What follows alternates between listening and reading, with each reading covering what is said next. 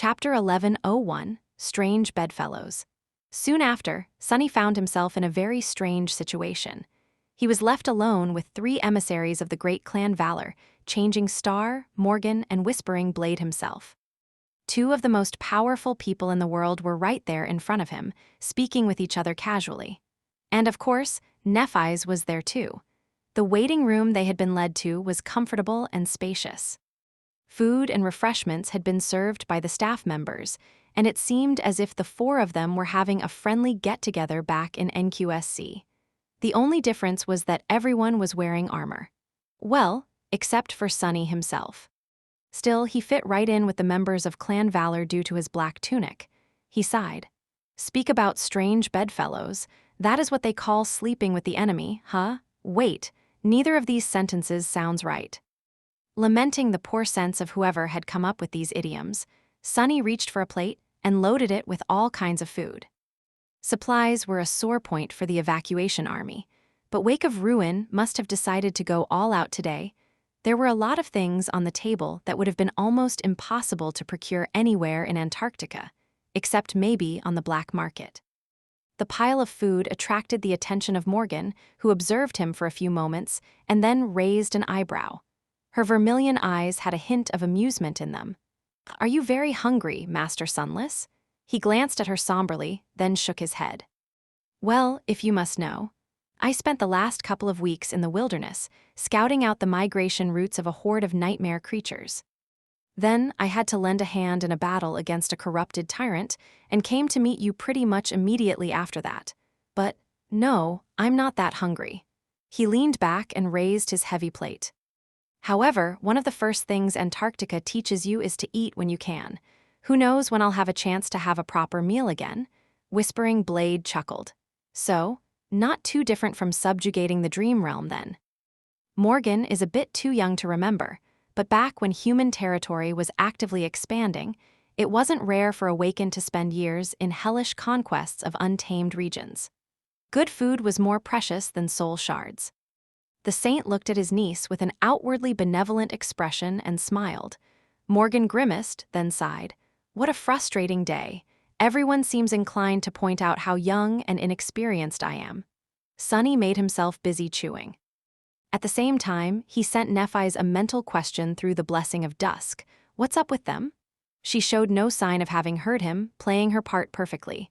However, a moment later, he received a response. "Don't mind their games. They're just playing." It only helps Morgan to be seen as an inexperienced beneficiary of nepotism, and for Maddox to be seen as an envious man who is full of bitter resentment toward his younger brother. In truth, she is probably the more formidable of the two, and Valor's unity is like a monolith. Sunny poured himself a cup of strong coffee. More formidable of the two? Really? Nephi's was looking in the window, not in terms of combat power, but she is young. Once Morgan becomes a saint, Maddox or any other saint, perhaps, won't stand a chance against her. That makes me feel a bit better, actually, so I'm not too much of a loser for being crushed by her in less than 40 seconds. Their short duel in the dreamscape was still fresh in his memory. The exchange of thoughts with Nephi's only took a couple seconds. It was just enough time for Morgan to turn to her and ask, "What about you, sister? Do you perhaps consider me unworthy of leading this expedition, as well?" "Well, it's true that I'm not quite as distinguished of a leader as my dear sister. Do you think you should have been in charge instead?" As Sunny shifted uncomfortably, Neph looked at Morgan, calmly held her gaze for a couple of moments, and then said in an even tone, "If I wanted to be in charge, I would have been." The heiress of Valor fell silent, then suddenly laughed. "Ah. That is why I like you, Changing Star. Am I not blessed to suddenly get such a wonderful little sister?" Although she was smiling, her eyes remained sharp as a cold blade. Morgan looked away from Nephi's and turned her attention to Sunny. "I hear that a lot has happened to you after we last met, Master Sunless, the devil of Antarctica. It has a nice ring to it. Who would have thought that such a pleasant young man would earn such a fearsome reputation? It does make me regret the fact that you had turned down the invitation to enter Clan Valor, though." Sunny glanced at her over his plate and smiled. "I am not going to lie. I did regret that decision myself, a couple of times." Then he shrugged and turned his attention back to the food. However, what's done is done. And hey, that's fate for you. Despite everything, we are still going to end up fighting side by side. And maybe even against each other. When that happens, your regret will only grow. Morgan nodded. When she spoke, her voice sounded a little cold. Indeed, life is truly unpredictable. The first time we met, it was because you had caused a certain person to escape his prison and played a role in the death of one of Valor's saints. And now, we might be seeing that person very soon, and you are enjoying a meal with me. What a funny turn of events. Sunny looked at her for a few moments, then shook his head. You're right, it's kind of funny. However, you are wrong if you think that we'll see that guy. Knowing him, you won't see him coming up until the moment he plunges a knife in your back. Whispering Blade's face slowly grew dark. Looking at Sunny, he said in a neutral tone. From your words, it's hard to understand whether you despise that abomination or admire him, ascended Sunless. Sunny laughed. No matter how I feel about that guy, the point is, I would prefer to do it from a distance. Saint Maddox studied him for a moment, then nodded. Wise. Hearing that, Morgan chuckled. Indeed, then, Master Sunless, let's wait and see how good your luck is. Chapter 1102, Opposing Forces. After that, all casualness drained from Morgan's voice. When she looked at Nephi's, her face was just like it had been the moment she tore Sunny's heart apart in the dreamscape, cold and sharp, emanating a sense of lethal danger without her even trying to. How much does he know? Hearing that question, Neph shrugged slightly. Her answer was simple. Enough. Morgan sighed, then smiled from the corner of her mouth. I see, that makes it easier. I'll speak comfortably then. Sunny studied the two of them for a few moments, then asked with a bit of curiosity in his voice. Really? Aren't you concerned that I'll report everything you say to Saint Cor? Whispering Blade chuckled. He was mostly keeping silent before, but it was impossible to mistake him for a passive observer. Just by sitting there, the elder of Clan Valor radiated a sense of overwhelming, domineering power. It was as though he owned this room, or every room he found himself in, rather. Saint Maddox glanced at Sunny with indifference. So what if you do? And that was it. That was all he had to say to make Sunny understand that Whispering Blade did not care if Wake of Ruin knew all about their conversations. Not because there was nothing to hide, but simply because the government was not anywhere near being in a position to act on such information. It was irrelevant. Sunny suddenly felt a compulsion to cut the indifference off the saint's face with the blade of the sin of solace. However, he did not let any of it show on his face. Instead, Sunny smiled pleasantly and nodded. Makes sense, sorry. It was a stupid question. Morgan leaned back, considering something. Eventually, she said, whether that person comes or not is unclear. However, the rest of the force the Queen of Worms has sent is all but confirmed by now. It's good to know who we are dealing with, but there were some last-minute changes. We must be ready to adjust our strategy accordingly. The Queen of Worms. Sunny wondered if that was Kai Song's true name, her title, or simply a derisive nickname Valor had given her. Morgan and Whispering Blade were seemingly ignoring his presence, speaking mostly for Neff's benefit. They were both looking at her, at least. Saint Maddox's voice was a bit listless. One of her vassal saints, Dire Fang, has been here in the southern quadrant for a while now. He is a ferocious fighter, but we don't need to be too concerned about him. Sky Tide alone will be enough to keep the brute in check. He lingered for a moment, then added, but the other two are Kai Song's daughters. They are worthy of our concern. We already knew that Silent Stalker is escorting their awakened across the ocean. She is a dangerous one. Stalker is a huntress, so she is both strong and cunning. Dealing with her will be hard, but we can manage that as well. Whispering Blade looked at Nephi's and Morgan heavily. However, it is the third one that we must be wary of, Beastmaster. That demoness is the true horror. In terms of personal power, I alone am her equal. Even then, that depends on the battlefield. Here in Antarctica, she will have a tremendous advantage. Sunny, who had been keeping his mouth shut, finally couldn't help himself and asked, how so?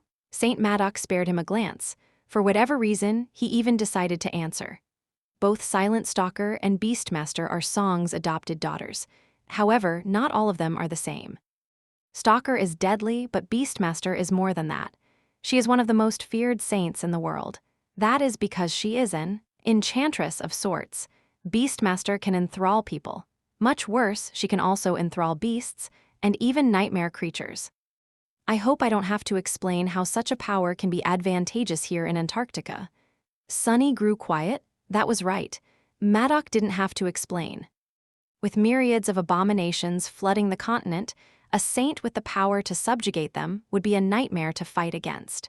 Who needs transcendent echoes when you can have corrupted creatures serving you?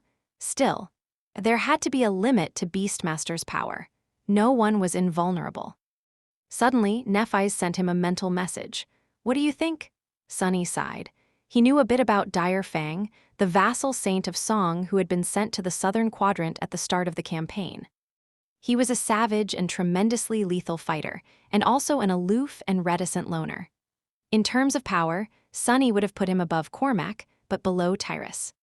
So then the opposing forces were like this. On one side, there were Dire Fang and two adopted daughters of Kai Song, Silent Stalker and Beastmaster. There was also Mordred, most likely. On the other side, there were Saint Tyrus, Whispering Blade, and one more transcendent of clan valor. Since Maddock did not mention the latecomer, that person must not have been on the same level as him, perhaps comparable to Silent Stalker. There were also Morgan and Nephis, and Cassie. People who underestimated the unassuming blind girl were doomed to end up in early graves. He lingered for a moment, then responded, "It seems like the odds are stacked slightly in Valor's favor." Nephis looked at him calmly. "I agree, and that is precisely why we should feel nervous." Sunny blinked. "Us? Since when do I care about what Song has in store for Valor?" Granted. He was a special envoy now. He would be accompanying the forces of Valor across East Antarctica and maybe even beyond.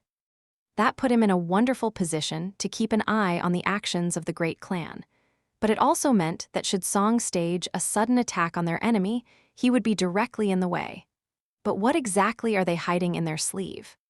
At that moment, Morgan suddenly looked at him and said, her voice tinged with a bit of curiosity, "Oh, there's also going to be a third daughter, an ascended, Song Sation. Little is known about her, considering that she had spent close to a decade lost in the dream realm. The two of you would know her better than me, since she also comes from the Forgotten Shore. So, what is she like?" Sunny and Nephis glanced at each other, feeling unease. After a few moments of silence, he answered, "Trouble. If I had to describe her with one word, it would be that she's trouble." Chapter 1103, Beautiful Monsters. Before too long, it was time to meet the emissaries of Song. Sunny found himself feeling a bit curious.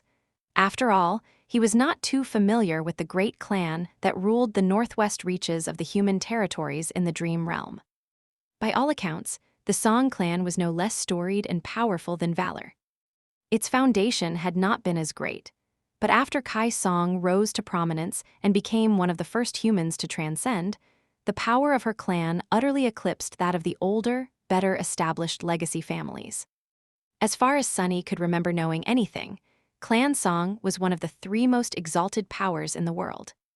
Their influence spread far and wide, and their home in the dream realm, Ravenheart, an ancient palace built between the snowy peaks and smoldering volcanoes of an impregnable mountain chain, was universally considered one of the great citadels of humanity. With a population rivaling that of Bastion, Ravenheart was a beautiful and severe place. From what Sunny knew, strangely enough, it was not nearly as popular and well-known as the colossal castle that Clan Valor ruled. In fact, the whole great clan Song was a little mysterious. The image of Bastion was etched into the minds of all humans by countless dramas and films, with countless stories of romance and valor taking place in its stone walls. The land of snow and ash where Clan Song ruled, however, was rarely depicted, and when it was always to show something distant and exotic. Whether it was because Kai Song did not care about mundane fame, or because Anvil put more effort into building the public image of his clan, Sunny did not know. He did, however, know that through pure coincidence, his own path had also mostly crossed with the representatives of Clan Valor.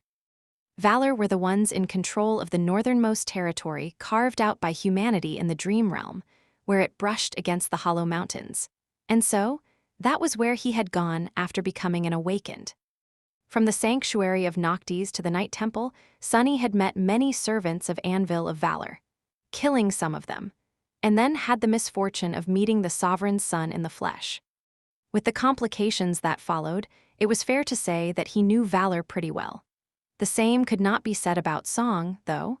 All his experience with that domain was limited to having met Sation in the Dark City. Even then, Sunny was not at all close with the former leader of the Handmaidens, so it was not like she had shared stories of her clan with him. So, naturally, Sunny was curious. His curiosity was mixed with a bit of dread, though. They entered the spacious reception hall once again. This time, it was Wake of Ruin who had been waiting there for some time, speaking quietly with Jet. The staff member who had escorted Sunny and the emissaries of Valor tactfully disappeared, and the gaunt saint greeted them with a curt nod. "You're here. I hope you rested well. There is a lot to discuss, so we probably won't be sleeping tonight." Whispering Blade smiled coldly. "I wouldn't dream of it." Sunny blinked a couple of times, startled. Was that a pun? By the dead gods, I hope it wasn't. The conversation died before receiving the chance to start, because right at that moment, something imperceptible seemed to change in the world. A cold breeze blew through the hall, and then 4 people were standing in the middle of it, just like the 4 emissaries of Valor had a few hours ago. Sunny involuntarily held his breath. He had seen Dire Fang from afar once, some time ago. The grim man had not changed much, except for the fact that there were ugly bruises and half-healed lacerations on his body this time.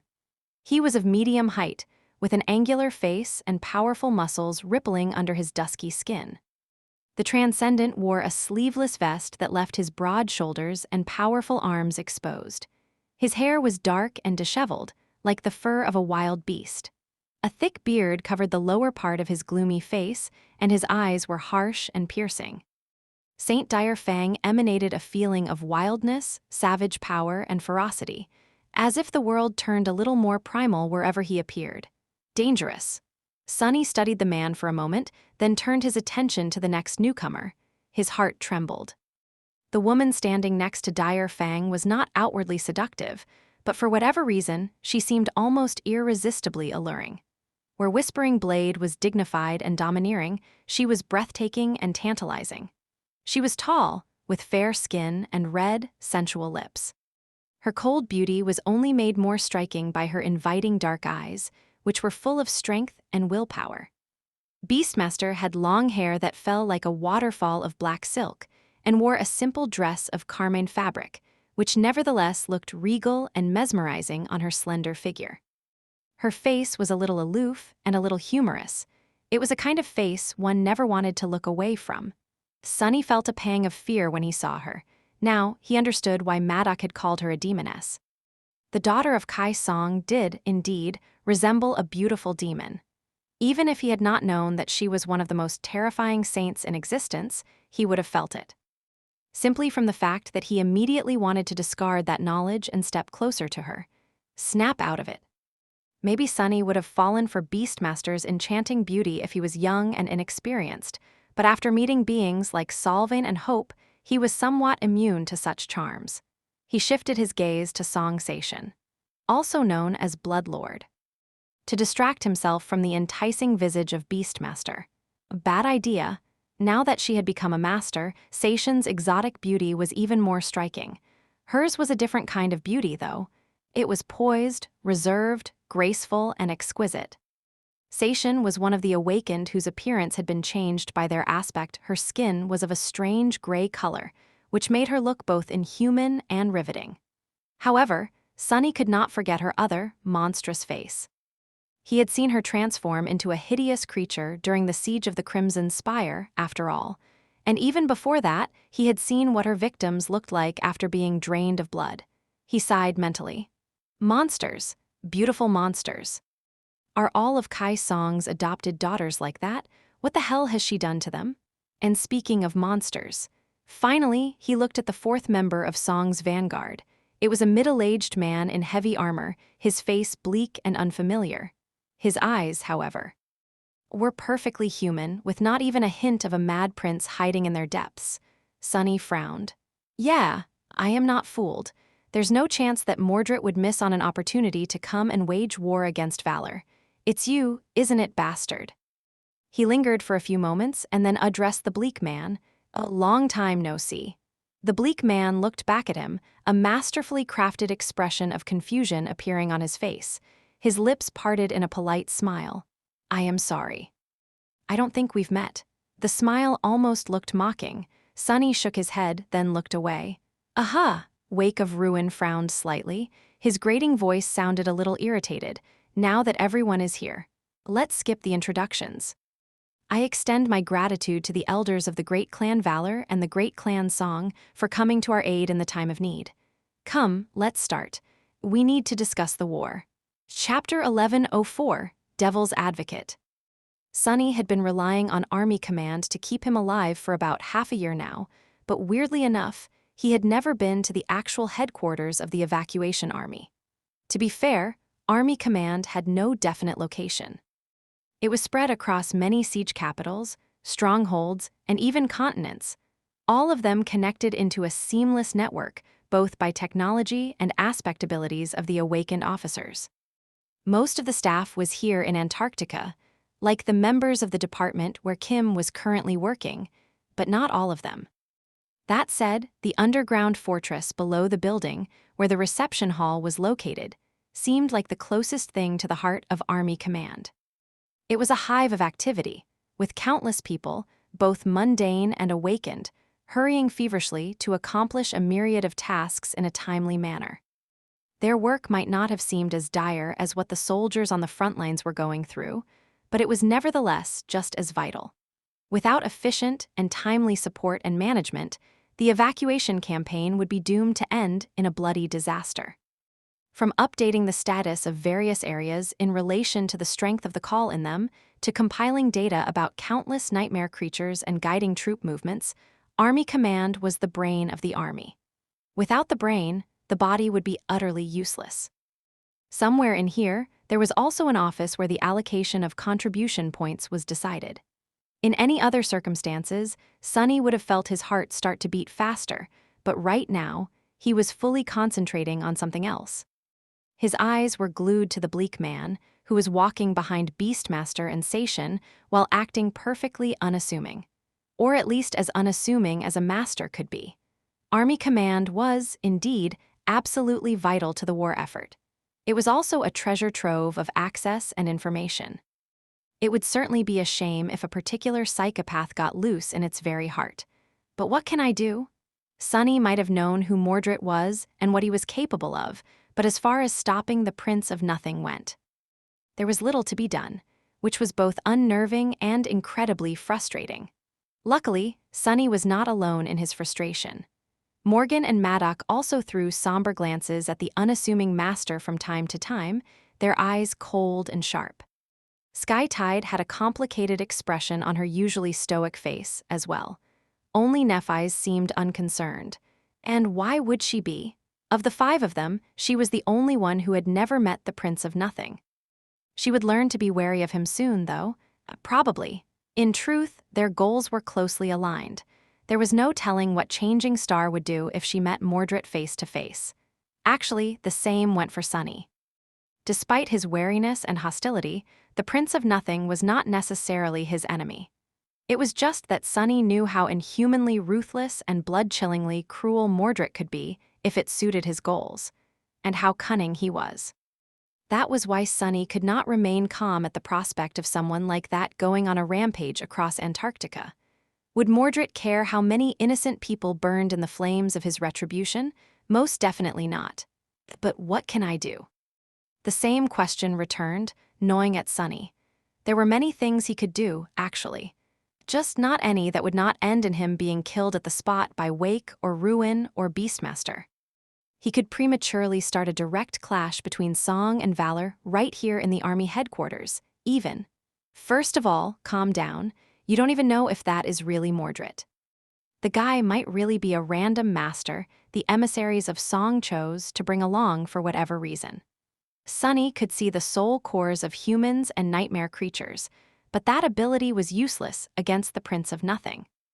When Mordred possessed a body, he also possessed the soul, or at least enough of it to mimic how it was supposed to look like. Right, I shouldn't rush to conclusions. Wait for now, observe, act later. Saint Cor led them to a large chamber that was filled with all kinds of equipment to display information, much of it being updated in real time. Sunny looked curiously at a large projected map of East Antarctica, with countless symbols denoting masses of nightmare creatures moving across it in a seemingly chaotic manner. There were also numerous static marks showcasing the location of nightmare gates. He paled slightly, suddenly faced with a stark reminder of how many of them there were. The marks littered the entire map like pustules, as if the continent was being slowly devoured from the inside by a lethal disease. There were a staggering amount of them in the wilderness, but the concentration grew exponentially in the vicinity of the siege capitals. The moving symbols were all congregating toward the human settlements, too. The paths of the hordes of nightmare creatures might have seemed aimless at first, but if one looked at the bigger picture, it was painfully clear that all of them were slowly drawing closer to the 27 cities. It looked like an inescapable avalanche of death and despair. A nightmarish chain of doom and destruction that was tied around Antarctica's neck, its cold embrace becoming tighter with each day. That was what the evacuation army was facing. Feeling a chill creep up his spine, Sunny lingered for a few moments and then glanced at the people walking in front of him. His eyes grew darker, and the shadows nestling in the corners of the strategy room grew deeper, too. Unforgivable. His hands would have turned into fists if he had not made a conscious effort to appear calm. His heart, however, was dark and heavy. Unforgivable. Even knowing what was happening in Antarctica, these mighty people had come here to make it all worse. Sunny thought back to what Wake of Ruin had said about the comparative benevolence of the great clans, trying to remember the crumbs of sense he had found in those words. But no matter how hard he tried, he couldn't. In a sense, it was no different from the outskirts. The whole world was like that. No one cared if you lived or died in the outskirts, and the people who had the power to help you all chose to do nothing, or at least as little as possible. In the same way, the people who held the true power were comfortable doing nothing to save the population of Antarctica. The chain of nightmares had happened in the southern quadrant, but the next time, it might happen somewhere else. Then, too, they would remain indifferent. To those who lived in the outskirts, citizens seemed like people who inhabited a distant paradise. But to the great clans, the citizens were no different from the outskirt rats. Of course, one could object and argue for the other side.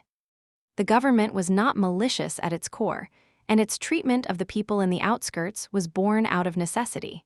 The outskirts existed because the planet could not sustain the whole human population. Someone had to be sacrificed to make sure that the rest survived. Otherwise, there would not be enough resources to save anyone.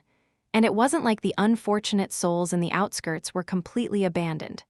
There was a constant supply of cheap synth paste, there were jobs, there was electricity, access to entertainment, and so much more.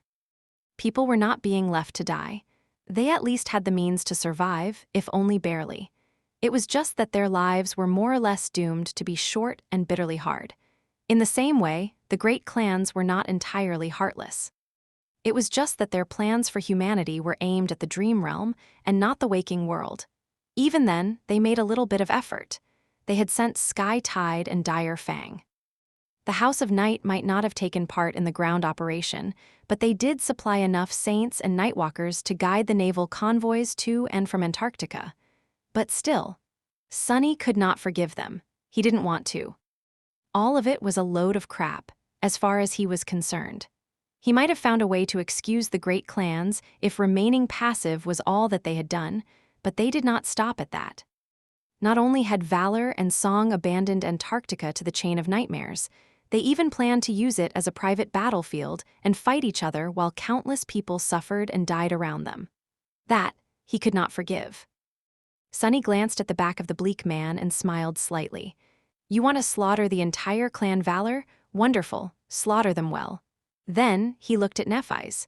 You want to destroy all of them? Even better, I'll cheer you on. Sunny was not a forgiving man. In fact, he was quite spiteful. Let's see how their little war goes. Chapter 11:05, step by step. The strategy meeting dragged on. The emissaries of the great clans seemed to be well aware of the situation on the infected continent. In fact, they seemed to have a clearer picture of what was going on than even Sunny did. But their understanding of the nuances of the Antarctica campaign was purely theoretical in nature. Only Sky Tide and Dire Fang possessed practical knowledge of what it meant to fight against the land that was slowly being devoured by a tide of nightmares. The others were going to have to catch up fast. Still, they were not inexperienced people. Whispering Blade especially was a veteran of many wars. He had led the Knights of Valor into plenty of untamed regions of the Dream Realm, spending years in lengthy and harrowing campaigns of subjugation to expand the borders of human territory in that inhospitable world. From that perspective, it was easy to understand why Anvil had chosen his brother to helm the conquest of the tomb of Ariel. Beastmaster was at least a decade younger than Saint Madoc, but she seemed no less of a seasoned tactician. Her exalted reputation had not appeared out of nowhere, after all. The lands controlled by the Song clan might not have expanded as dramatically as those ruled by Valor in the past 2 decades, but every region they did conquer had been a much more dire hell to surmount. The tantalizing saint was surprisingly soft-spoken and cordial. Sunny had expected her to be arrogant, aloof, and unapproachable, but she was actually quite easygoing. Her husky voice was pleasant on the ear, and her red lips were quick to twist into a small but bright smile. That smile was absolutely beguiling. Seishin was actually not that much younger than Beastmaster. Even though she was not a saint, she had spent more time braving the horrors of the Dream Realm than most transcendents. A decade of surviving on the Forgotten Shore made her more than qualified to participate in this meeting. The same went for Nephi's. She might not have remained there as long, but her singular achievement of surviving close to 2 years of solitude in one of the most dire regions of the Dream Realm, eventually escaping it through a nightmare seed, earned her some respect from everyone present in the strategy room. As for Morgan, no one except for Madoc knew much about her achievements and experiences, but they also did not really doubt her competence. Her mind was as sharp as her eyes, and her knowledge of warfare and strategy seemed almost supernatural. The blood of War God flowed through her veins, after all. Sunny wouldn't be surprised if the Princess of Valor ended up being the most talented strategist among them. So, each of them was more than capable of absorbing the new information about the perils and nuances of the chain of nightmares at a staggering speed. Except for the unassuming bleak man, who had been introduced as Ascended Bast. Even his name was dull and unmemorable. From what had been told about him, Ascended Bast was simply a retainer of the great clan song. He was a part of their advance party because of a rare and useful utility aspect. No one bought that explanation, though. Sunny and Jet had been relegated to the role of silent observers, but even they spoke up from time to time, answering questions or sharing their personal experiences of fighting on the front line. Bast, however, had not said a single word from the start of the meeting, remaining placidly in a corner and watching the proceedings with relaxed, aloof calmness. Like a cat playing with a mouse. Sunny had never seen a cat, but he had met a few rats in the outskirts. As far as vermin went, rats were pretty scary. So a creature that made a hobby out of hunting and torturing them must have been really terrifying. Still, there was a limit to how much he could stare at the bleak master. The discussion Wake of Ruin was having with the emissaries of the great clans was not that interesting either. Sure, many important things were being talked about, but Sunny knew most of them. The rest he could absorb by allocating a small part of his mind to the task, which was only made easier by the blessing of mind. Eventually, his eyes settled on Nephi's. Sunny lingered for a while, then asked her through the mental link, "What are you planning to do?" He knew what the great clans wanted. He knew what the government wanted. He definitely knew what the nightmare creatures wanted, and he even somewhat knew what he himself wanted. Changing Star, however, was a mystery. Her endgame was absolutely clear, but here and now. Sunny was not sure what Nephi's wanted to get out of Antarctica. She glanced at him briefly, then seemingly turned her attention back to the discussion of which force would be responsible for which area of East Antarctica. Her response came a few moments later, and was very simple. Survive? Sunny tilted his head a little. Quite a sober answer coming from you. Where is the real Nephi's and what have you done to her? The corner of her mouth twitched upward. That small change was so subtle that he doubted anyone except for him noticed it. Neph lingered for a while. Eventually, she spoke, or rather, thought in her usual even tone. Sunny, don't you think that life is pretty strange? Sunny blinked. What has gotten into her? He wasn't used to hearing such questions from Nephi's. Yeah, sure. Why?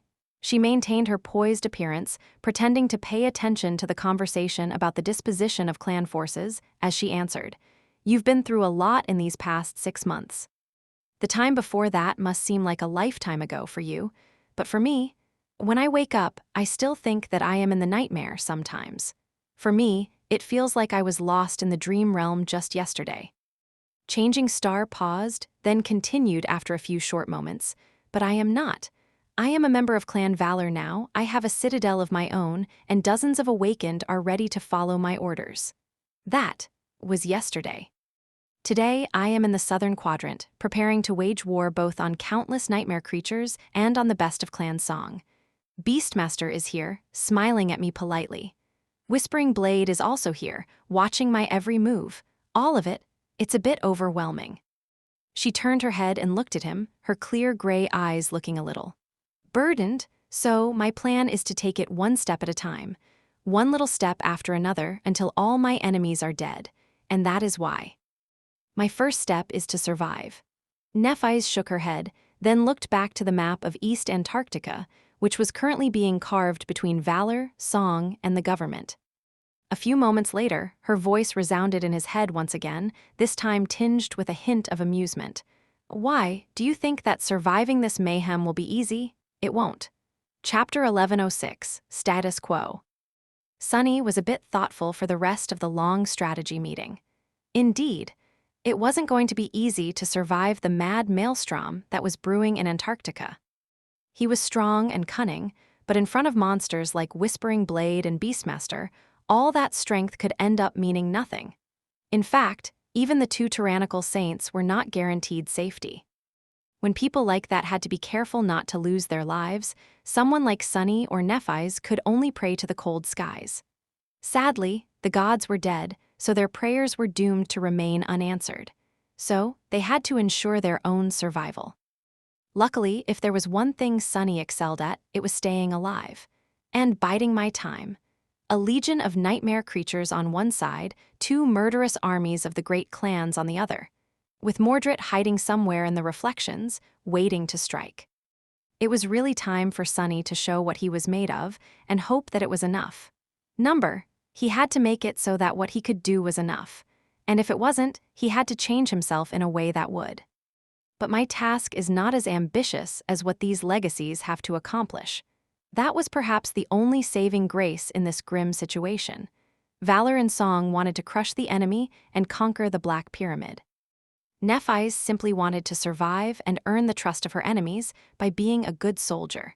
And maybe a little more than that.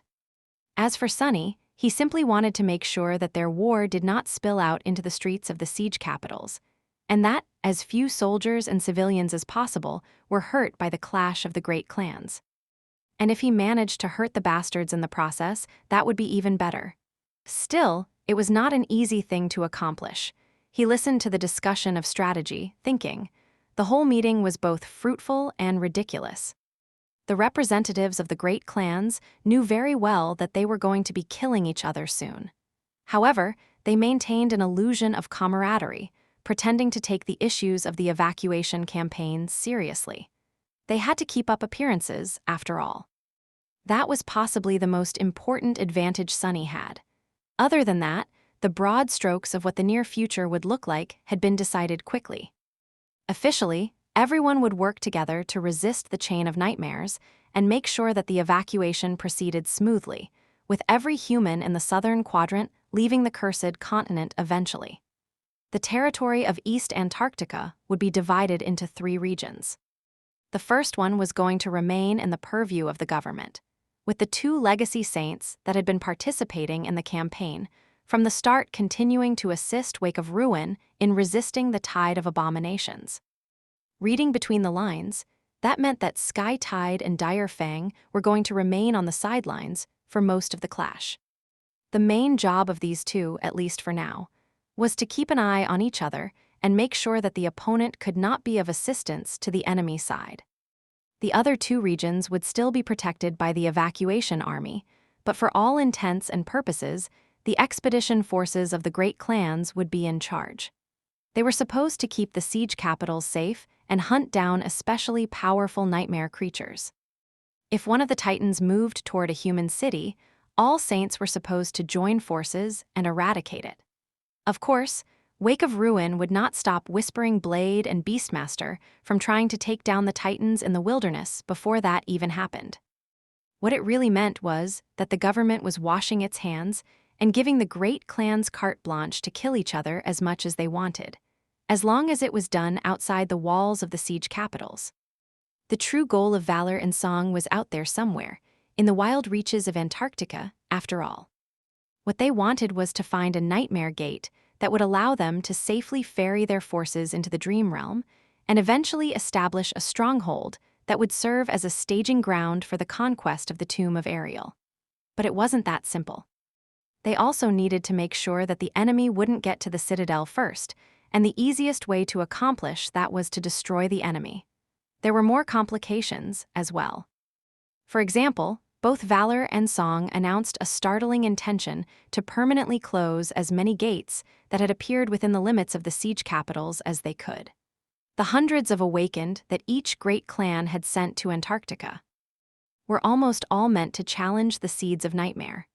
Certainly, their true purpose was to send as many soldiers into the hellish desert as possible, to scout it out and find a good entry point for the main force.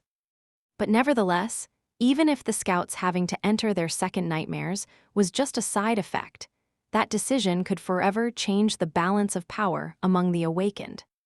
There were not that many masters in the world, and their number was already starting to swell because of the chain of nightmares. The awakened Song and Valor had sent were all absolute elites. If dozens, or maybe even 100 or 2 of them ascended, it would have an explosive effect on everything. But that was not what Sunny was concerned about. What worried him was the prospect of these scouts actually finding a great entry point behind one of the nightmare gates located inside the siege capitals and not in the wilderness. If that happened, all hell could break loose. And if they found not just an entry point, but a crossing to a spot that would serve as the key to reaching the Black Pyramid, nothing would stop the other party from making sure that the siege capital in question changed hands. They would much rather see it destroyed, even than remain under the control of the enemy. There will be 3 stages to this disaster. First, the clans will scout for a good entrance to the desert. Second, they will enter the dream realm through that entrance and launch an expedition toward the tomb of Ariel.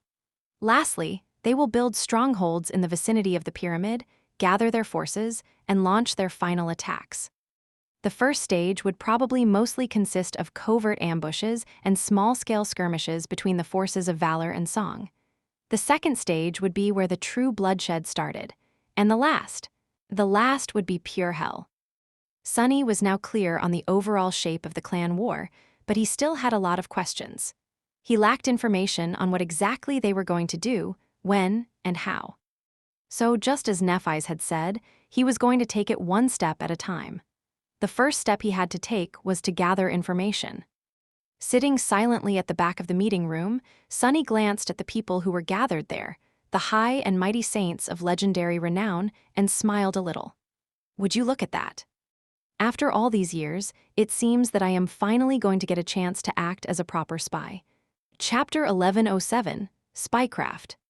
Spying on the saints of the great clans sounded like an interesting method of killing himself, but Sunny was willing to try.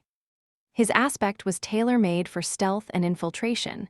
After all, it was just that he had not used that side of its powers as often as he would have wished to. Sunny could not say that he was truly a master of stealth, but he was also not an amateur.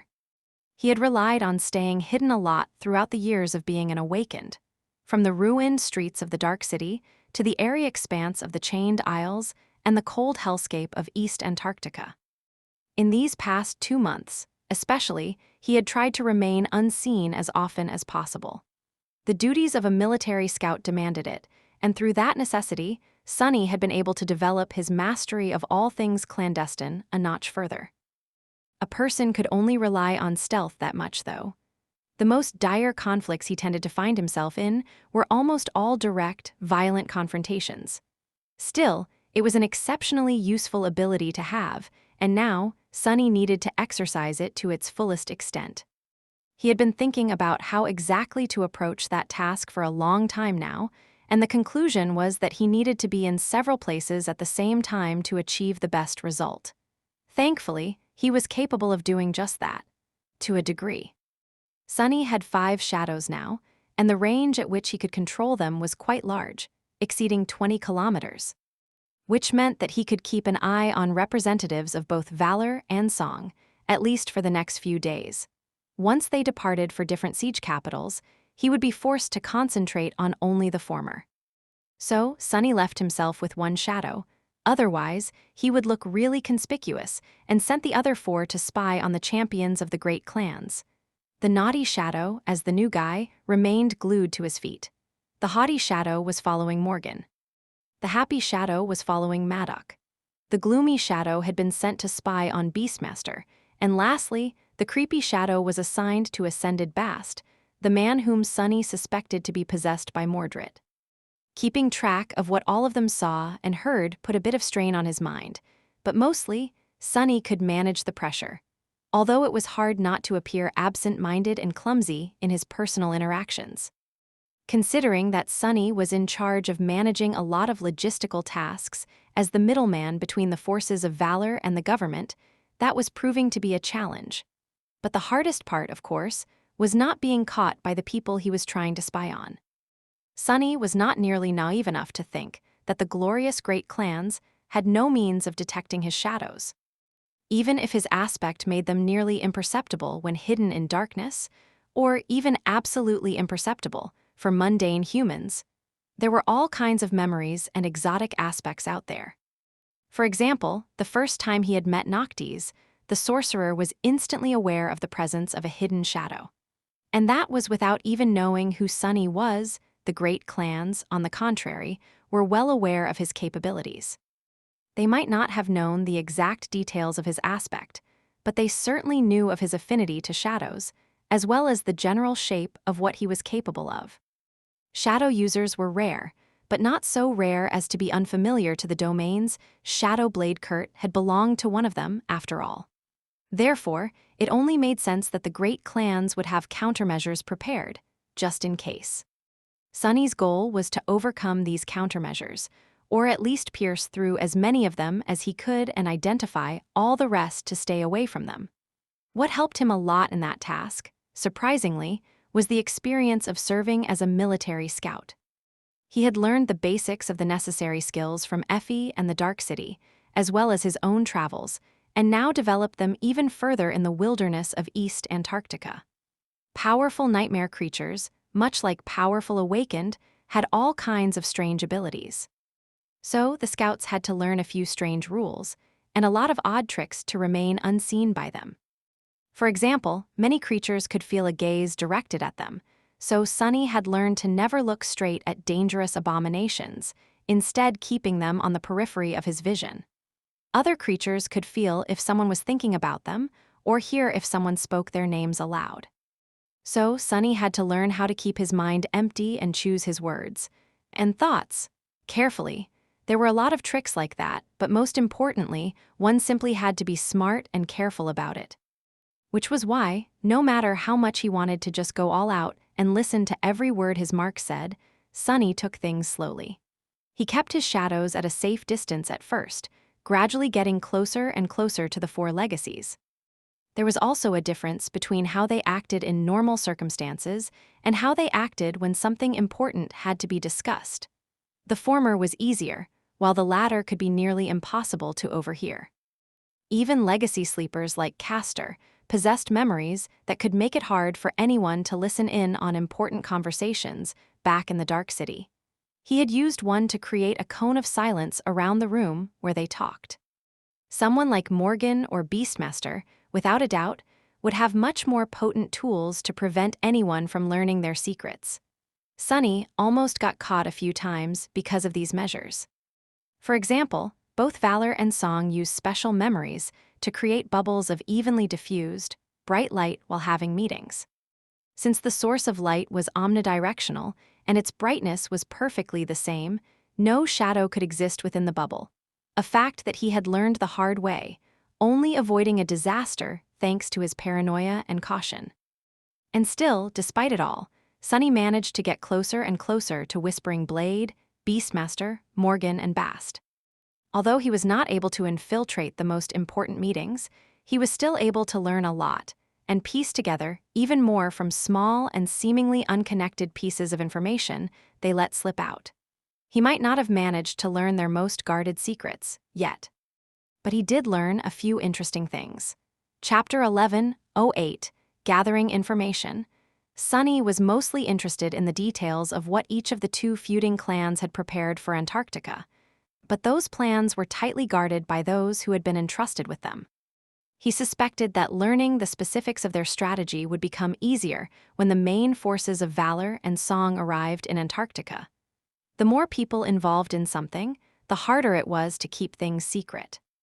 However, for now, only a handful of emissaries were here, all busy with rather transparent preparatory work. That did not mean that he had failed to learn anything of use, of course. Knowing the enemy's next move was immensely valuable, but knowing the enemy themselves was much more important. By observing his foremarks, Sunny was slowly becoming familiar with how they acted, felt, and even thought. When Beastmaster was standing on the city wall, observing a horde of nightmare creatures assaulting it with an eerily serene expression on her exquisitely beautiful face, Sunny's shadow was there, watching. When Whispering Blade stopped to look at the mundane soldiers, a hint of detached pity finding its way into his calm eyes, Sunny's shadow was there, watching. When Morgan practiced her swordsmanship, moving with grace and speed that would make the most famed warriors feel heavy in their hearts, Sunny's shadow was there, watching. And when the bleak, unassuming ascended Bast spent hours doing nothing, sitting like a corpse in a dark room, his shadow was there as well. Of course, the small nuances of their personalities were not everything that Sunny learned. He gained a much better understanding of their abilities as well. Beastmaster was, indeed, a frightening being. Her powers lay in mesmerism and manipulation. From what he could tell, simply looking her in the eyes could be a death sentence. She could make her enemies defenseless by luring them into a state of deep trance or bedevil them with insidious illusions. And above all else, she could completely dominate someone's mind, making them an eternal thrall. Whispering Blade was just as fearsome. Even though his powers were not as fiendish, they were just as deadly. His quintessential ability was to make all weapons he wielded invisible, and his saint transformation was to be unseen as well. Since Saint Maddock was not nearly as mysterious and secretive as his counterpart from the Song clan, it was widely known that when he fought, it was as though the world itself was slicing the bodies of his enemies apart. There was no escape. Morgan, on the other hand, had a rather strange aspect. If Whispering Blade possessed an ability that made the sword he wielded deadlier, then Morgan was the blade itself. The feeling of sharpness she emanated was not a coincidence. The Princess of War did not need any weapons, because her body was the absolute weapon. She could cut through armored alloy and the flesh of even the most powerful nightmare creatures with her hands and rend their bodies with her feet. It was both strange and terrifying, as though she was not a human, but a living sword. In retrospect, it made a lot of sense that she had easily cut through the adamantine breastplate of the mantle of the underworld with her bare hand. Wouldn't it mean that she cheated? She promised to only use a dormant weapon. That thought, strangely, led Sunny to discover a hint of what Morgan's flaw was. While observing her, he noticed that Morgan preferred clothes that revealed as little of her skin and body as possible. She even wore gloves, never appearing without them. Sometimes it was the gauntlets of her armor, and sometimes it was the slim, stylish leather gloves that went well with her tailored, mundane clothes. Because of that, Sunny started to suspect that the Princess of Valor was not in control of what her hands cut. Or rather, that everything she touched was doomed to be sliced and severed, as if carved by a sharp blade. Perhaps the Flaw was not as powerful as her ability, otherwise, her own armor would not be able to withstand it, but it was certainly a cruel extension of it. Sadly, Sunny had no such luck in deducing the flaws of Whispering Blade and Beastmaster. And then there was Bast. Actually, Sunny had not learned anything about him at all. The bleak man was like a corpse that someone was wearing as a suit. He was quiet, dull, and devoid of much emotion. He never did much of anything, but was nevertheless treated with strange courtesy. Deference even, by Sation, Beastmaster, and Dire Fang. Bast did nothing, just waiting and biding his time. But Sunny could swear that there was a menacing malevolence hiding behind the placid dullness of his eyes. "What are you doing, bastard? What are your reflections doing? When are you going to strike?" Sunny was not the only one who paid close attention to Bast. Even though they did not show it, Morgan and Maddock were tracking the movements of the Bleak Master as well. In fact, he learned a few things about Mordred from the fragments of their conversations about the man. For example, he learned that Anvil had personally crafted the enchanted talisman that protected Ascended Wealth from being possessed by her ward. He also learned Anvil's title, the King of Swords. Apparently, the King of Swords had prepared a few more tools to trap and destroy his eldest child. However, both Whispering Blade and Morgan were hesitant to use them yet. They were unnerved by Bast's inaction, too. Just like that, a few days passed. Sunny had been gathering information like a spider sitting in the middle of a vast web. He had not made any earth-shattering discoveries in that short time, but it was a good start. In truth, he was more concentrated on finding safe ways to get closer to his marks, for now, than on actually stealing their secrets. Once he truly learned how to slither through their defenses, the secrets would be revealed as a result, on the 4th day. It was time to say his goodbyes to Jet. Both Song and Valor were leaving the siege capitals to travel to the respective port fortresses and meet the arriving reinforcements. After that, they would proceed to other cities, and the clandestine war would start in earnest. Sunny was leaving with the emissaries of Valor, and Jet was leaving with the emissaries of Song. Chances were they would not meet face-to-face for a long time. He would have been worried if it was anyone else, but there was little doubt that Soul Reaper would be able to keep herself alive. He had already warned her to steer clear of the man who called himself Bast, just to be safe. Really, the person Sunny had to worry about was himself. "I'll survive, too." But that was the thing. Simply surviving was not enough. It had not been for a long time, and that was what could get him killed. With a sigh, Sunny called back the shadows that had been watching the emissaries of Song and went to find Nephi's. It was time for the two of them to travel side by side once again. Chapter 11:09, Titanic Battle. On a vast plain peppered with twisting streams and shallow lakes, a cataclysmic battle was taking place. Legions of nightmare creatures were flowing across it like a dark tide, with several titanic figures marching among them. The ground shook with each of their steps, and the skies above were obscured by a whirlwind of hungry crows. Humans fought against the abominations in the shadow of their wings. Today, the forces of humanity gathered from all across Antarctica to stop the march of the Titanic horde. 7 saints led them into battle. There was Wake of Ruin, the carrion crow, a legendary figure who had been protecting the waking world since the times of the first generation. Whispering Blade, the first blade of the great clan Valor, who had led countless awakened warriors in the conquest of the Dream Realm.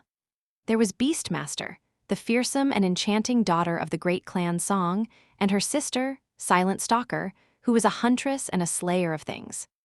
There was also Skytide of the White Feather clan and Dire Fang, a bestial warrior of incomparable savagery and strength.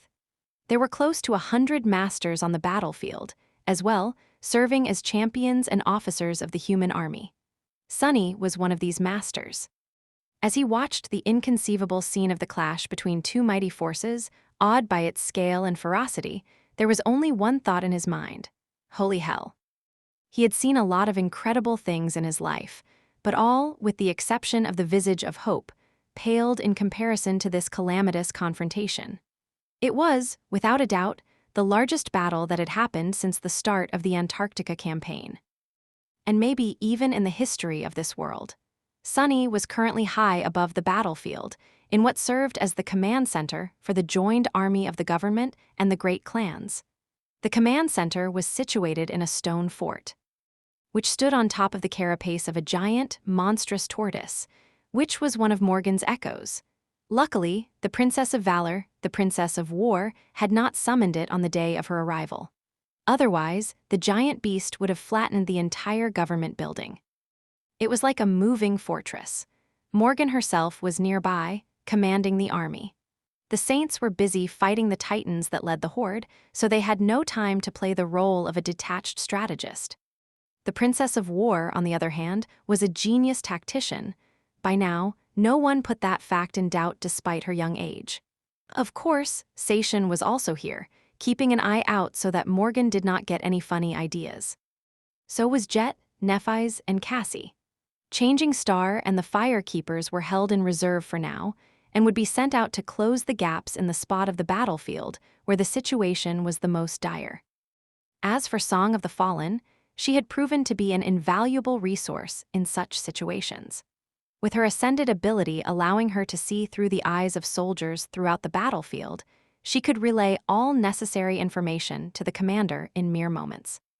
With her help, Morgan's grasp of the situation was much more fluid and immediate. Just at that moment, Cassie shifted a little, a subtle frown appearing on her delicate face. A corrupted devil is getting close to the 7th Company of the Ursus Brigade. Its abilities are mental manipulation, inducing fear, and augmenting itself through consumption. The 3rd Company of the Lyra Brigade is sustaining heavy casualties because of the change in terrain, caused by the burrower minions of the fallen tyrant, designation the Worm. The wolves have just reached the location of the worm. Morgan lingered for a moment, then glanced at the blind young woman.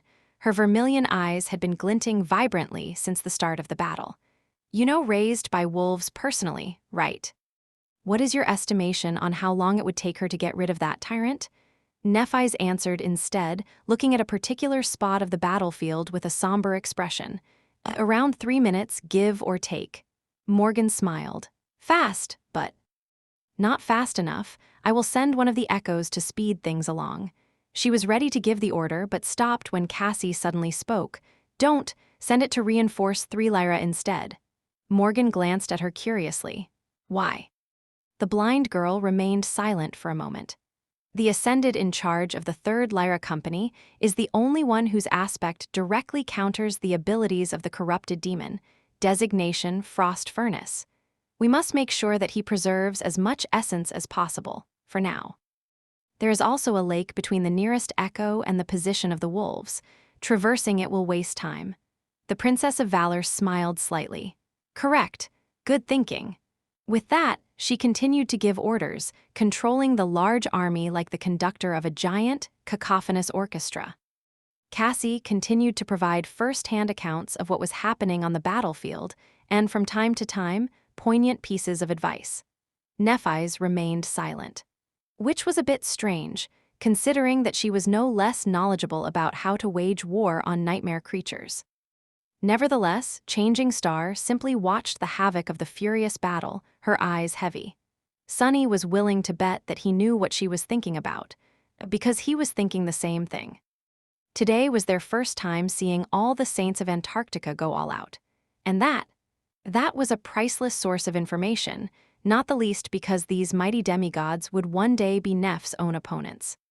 The powers they showcased today would be turned against her in the future, and maybe against Sunny, too. Damn it, how scary. Looking at the battlefield, he could feel a cold chill running down his spine. It was a rare privilege to get the chance to see exalted figures like Whispering Blade and Beastmaster fight. And yet, Sunny did not feel consoled by their awesome powers. Instead, he felt resigned. Nevertheless, he couldn't look away. Chapter 11:10, 7 Saints. About a month had passed since the day Sunny was assigned to act as a government envoy for the forces of Valor. In that time, they had reached a distant port fortress, met up with the main contingent of the Great Clan, including Cassie, the Fire Keepers, and the valiant Saint Summer Night, and traveled to the region that was supposed to be their zone of responsibility. However, almost as soon as they settled in one of the siege capitals there, Wake of Ruin requested the emissaries of both great clans to join forces against a tremendous horde of nightmare creatures that had formed around several titans. The emissaries had promised to join forces if the situation required it, after all, and it certainly did. If the horde was not stopped, their plans were bound to suffer as well. So, they reluctantly answered Saint Cor's summons and ventured into the wilderness to form a united army. Valor and Song were hellbent on destroying each other, but that did not mean that they couldn't cooperate. Once faced with a common enemy, the champions of the two warring domains at least had the decency to not strike their opponents in the back. Or at least they hadn't yet. Mordred was suspiciously absent from the battlefield, though. Who knew what Ascended Bast was doing right now? Actually, Sunny knew exactly what he was doing. Jet was doing him a favor by keeping an eye on the Bleak Man, so Sunny was well informed on Master Bast's movements. He was currently in a siege capital far to the west, establishing a supply chain for Song's expedition forces, which prowled the wilderness in search of suitable nightmare gates. Ascended Bast was also in charge of an industrial production facility. In that facility, he was making mirrors. Thousands of them for unknown reasons, or at least he had been a few days ago. Currently, Jet was right here by Sunny's side, watching the battlefield with a hungry expression. For all they knew, the Bleak Man might have slaughtered the entire siege capital by now. Jet suddenly raised her head. There, look!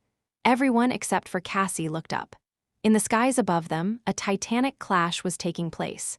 Myriads of crows were swirling like a black maelstrom, and in the middle of it, two giant shapes were entangled in a murderous dance.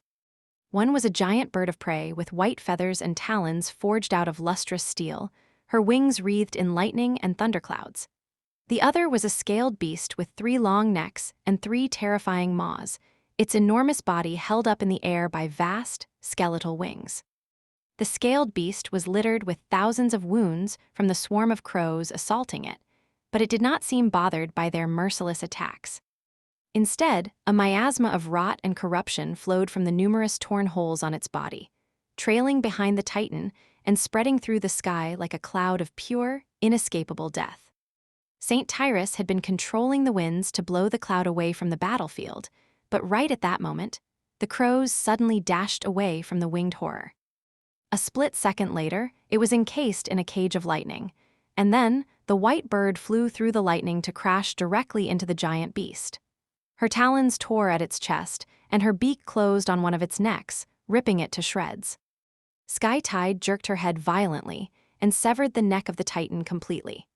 As vile miasma billowed from the terrible wound like a fountain, the head of the creature plummeted down and crashed into the ground, obliterating several hundreds of nightmare creatures. Sunny clenched his fists, then looked away from the aerial battle.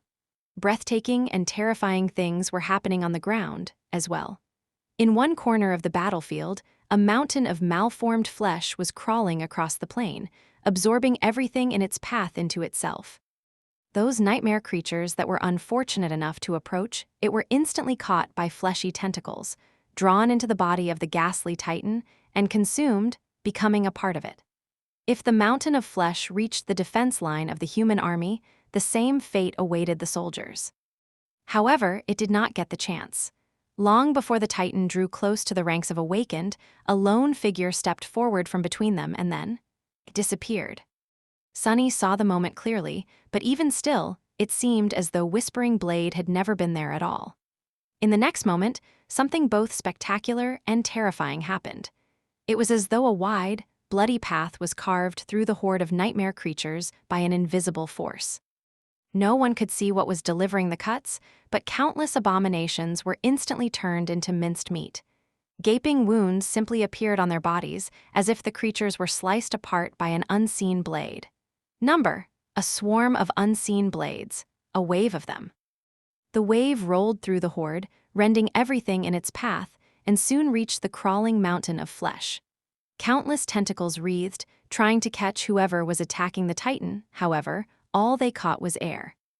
Meanwhile, bloody lacerations started to appear on the surface of the flesh mountain, sometimes several at a time, each dozens of meters in length and extremely deep. Tentacles were severed and sent flying away, only to crawl back like fleshy snakes. Despite suffering dire wounds, the Titan was not succumbing to the assault of invisible blades yet, but it had stopped completely, letting the soldiers sigh with relief. In another spot of the battlefield, a man in lustrous armor was wielding a lance that seemed to be made of clear water to cut through a sea of gray vines that grew from the ground with terrifying speed. The brooks, rivers, and lakes around him seemed to have turned into weapons as well. Streams of water rose from them and flew through the air like whips, cleanly slicing through the vines and washing them away. The summer night remained calm and composed as he faced the wrath of the unseen Titan. He welcomed its attention because it lessened the pressure on two different saints. Deep in the area completely consumed by the gray vines, a creature that resembled a towering, monstrous mix between a human and a wolf was clawing at the ground, digging into it with vicious purpose. With each movement, countless vines were torn apart and a great deal of soil was displaced. The giant fiend Saint Dire Fang was being assaulted by the vines from all sides. However, very few reached him.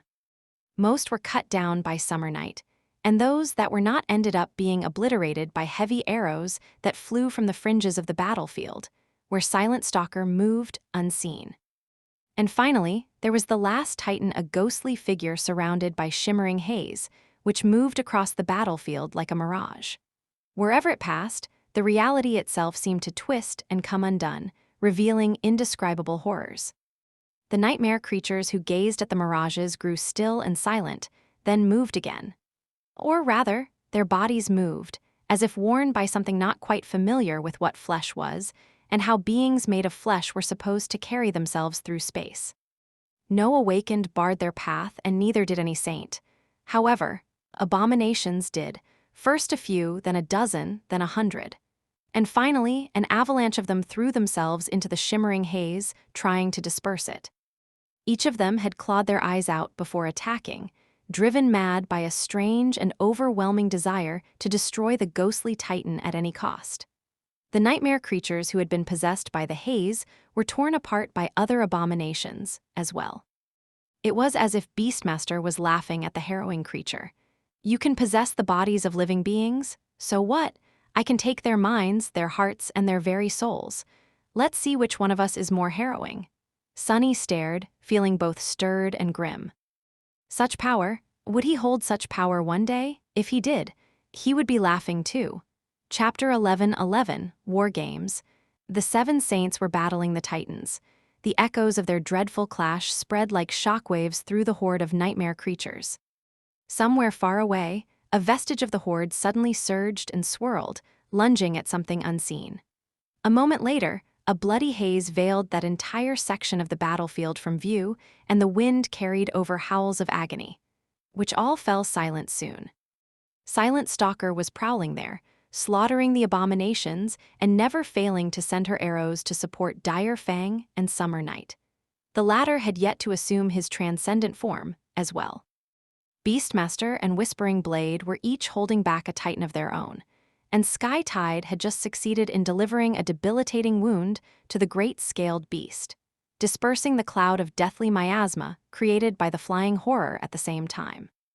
All in all, things weren't looking bad, which was not to say that the battle was going smoothly. Far from it, the titanic horde did not just consist of the four Titans, and it was the task of Awakened and ascended to face the vast legion of abominations. While not as spectacular, that task was just as important. Sunny watched the battle grow more and more fierce. All the while, Cassie continued to keep them informed of the more important changes happening on the battlefield. Her voice was calm and composed. The fallen tyrant, Designation Worm, has been slain. 3rd Company of the Lyra Brigade is advancing to support the 5th. The corrupted demon, Designation Frost Furnace, has been slain. Ascended Eugen of the 1st Company of the Cassiopeia Brigade has fallen. The corrupted devil, Designation Hexblade, has been slain by Ascended Nightingale. It would be prudent to temporarily withdraw the Nightsingers from the Flashpoint Delta. At first, the good news was mixed with the bad news in equal measure.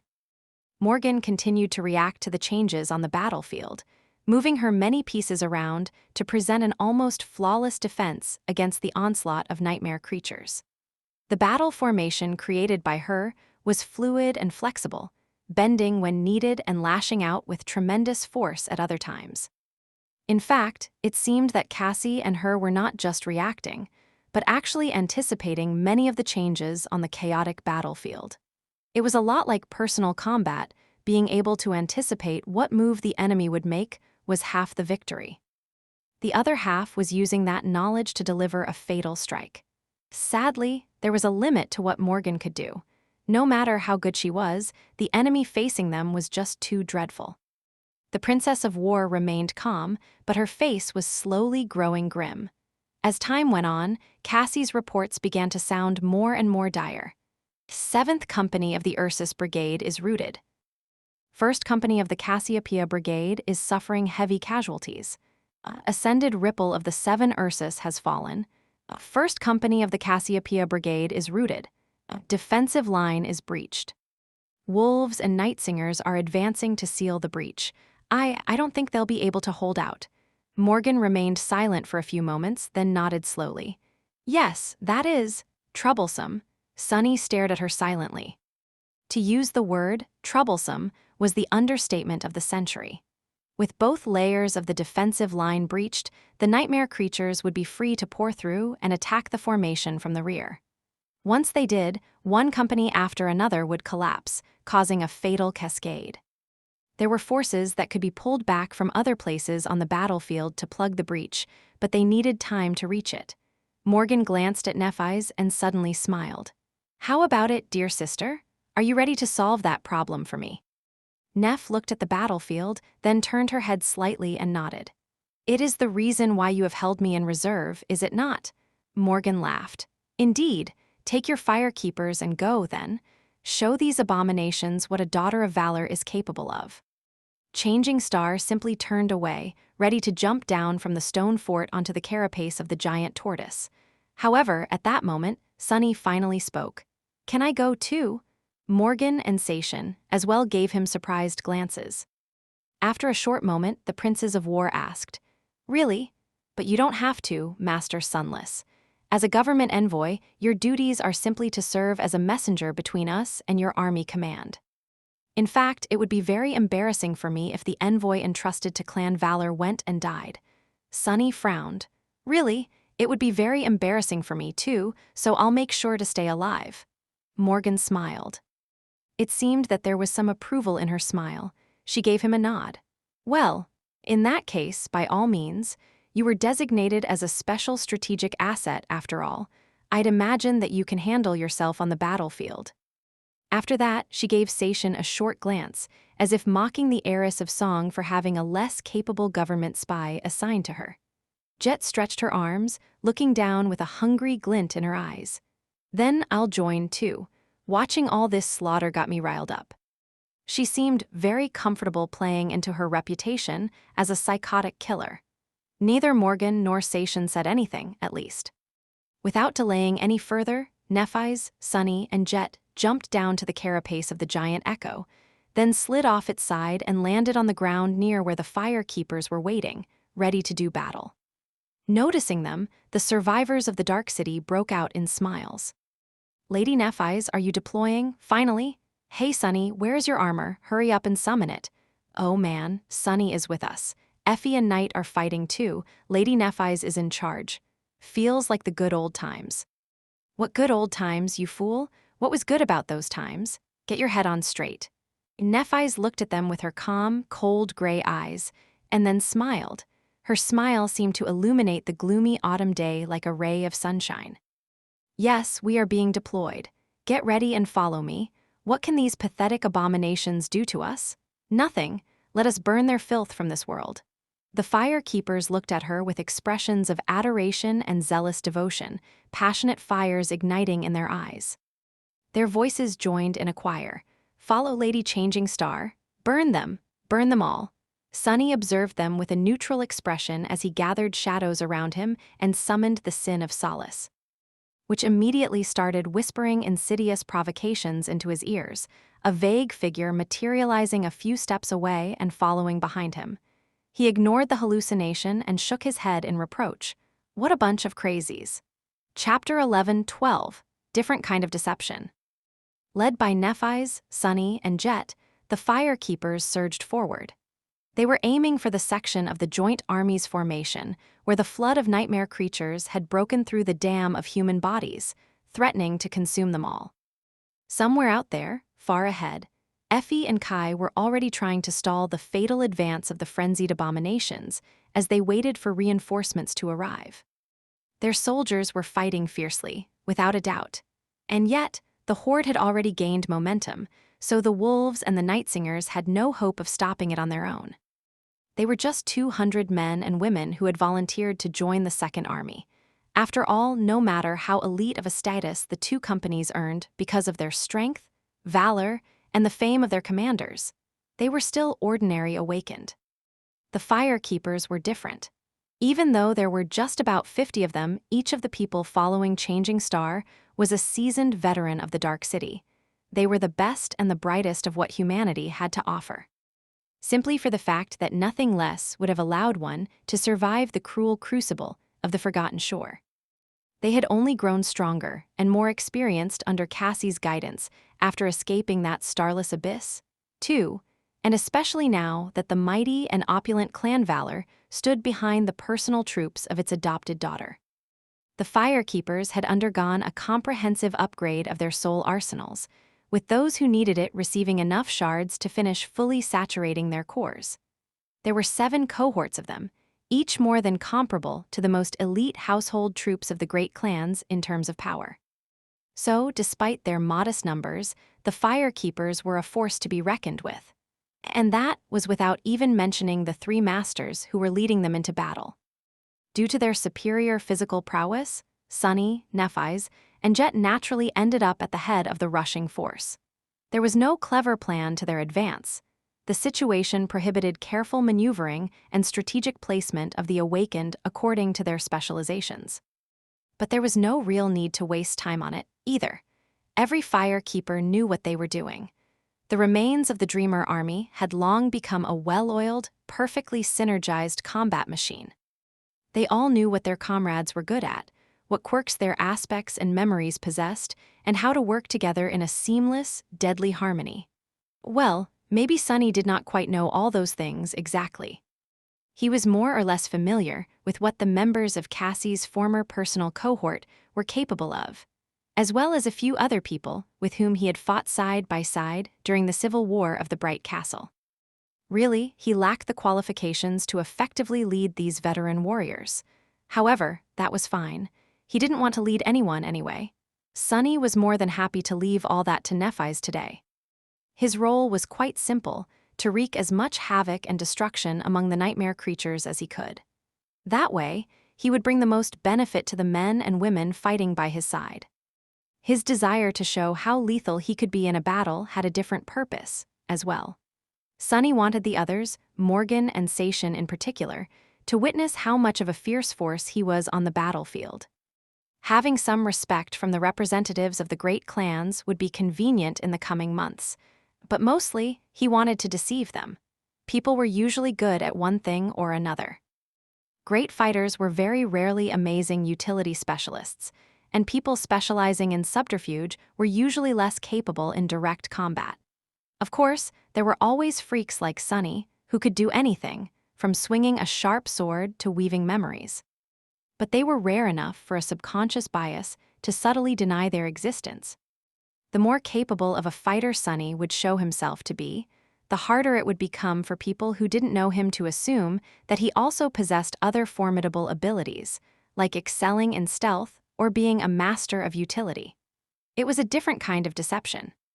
In the past, Sunny had tried extremely hard to remain under the radar, hiding his power to appear weak and insignificant. That ship, sadly, had long sailed. After coming to Antarctica, he was forced to reveal enough of his strength so that no sane person would ever think of him as a weakling. So now, he needed a new disguise. And today was the day he would start to create it. Come on, look at me. Look at the devil of Antarctica. Am I not strong? Am I not fearsome? Am I not a frenzied beast? just like what a lofty legacy would expect an uneducated brute from the outskirts to be. As Sunny ran, he gathered the shadows from the shadow lantern around his body, manifesting them into the shape of a towering, four-armed fiend. He wielded the sin of solace in one hand, the cruel sight in another. The other two remained free, to be used to tear the enemies apart with sharp claws or switch to a two-hand grip of the jade giant on the fly. A moment later, he circulated his essence and activated the mantle trait of the marble shell. A fearsome armor of black onyx suddenly encased the tenebrous shadow spawn into an impervious carapace, coming together with a dull clangor. Sunny was not going to use finesse and cunning tricks today. No, what he was going for was maximum carnage, maximum barbarity. The more feral he appeared, the better. God knew he had some pent-up anger to vent. They had already flashed through the ranks of the retreating soldiers that belonged to the crushed companies. He could already see the wolves and the night singers fighting ahead, stubbornly refusing to give ground to the onslaught of abomination. A glimpse of Effie's lustrous steel figure ignited his heart, flooding his body with strength and vigor. There were really a lot of nightmare creatures in front of him. Damn! Sunny summoned the dying wish, slotting it into the mantle and activating the underworld armament trait of the onyx armor. Now for the finishing touch. Finally, he summoned the extraordinary rock, placing it into the mouth of the shadow spawn and activating the sonorous enchantment to make the transferred voice sound as loud as possible. As the fire keepers closed in on the desperate melee, the towering four-armed fiend that moved at the head of Changing Star's force raised his horned head and let out an earth-shattering, chilling, bloodthirsty roar. For a moment, it seemed as though the whole battlefield around them was momentarily frozen. Even the nightmare creatures seemed a little taken aback. Cradled in the embrace of shadows, Sunny smiled with satisfaction. Yes, I think that will do the trick. Chapter 11-13, Rampaging Spawn of Shadows. Sunny's life had been pretty complicated as of late, but right now it was very simple. All he had to do was kill, kill, kill, kill. Even the sin of solace seemed to be enjoying the spectacle. There was no more hiding, no more caution, and no more trying to undersell his abilities. Well, at least the most obvious and visible of his abilities. Sunny had much more tricks up his sleeve, and in fact, this display of power was meant to misdirect his opponents and draw their attention away from his more insidious talents. However, even that did not matter right now. All that mattered was murder. Dashing through the formation of the wolves and night singers like a lightning made of darkness, Sunny tore into the tide of nightmare creatures. The echo of his deafening roar was still rolling across the battlefield when the sin of solace reaped its first life.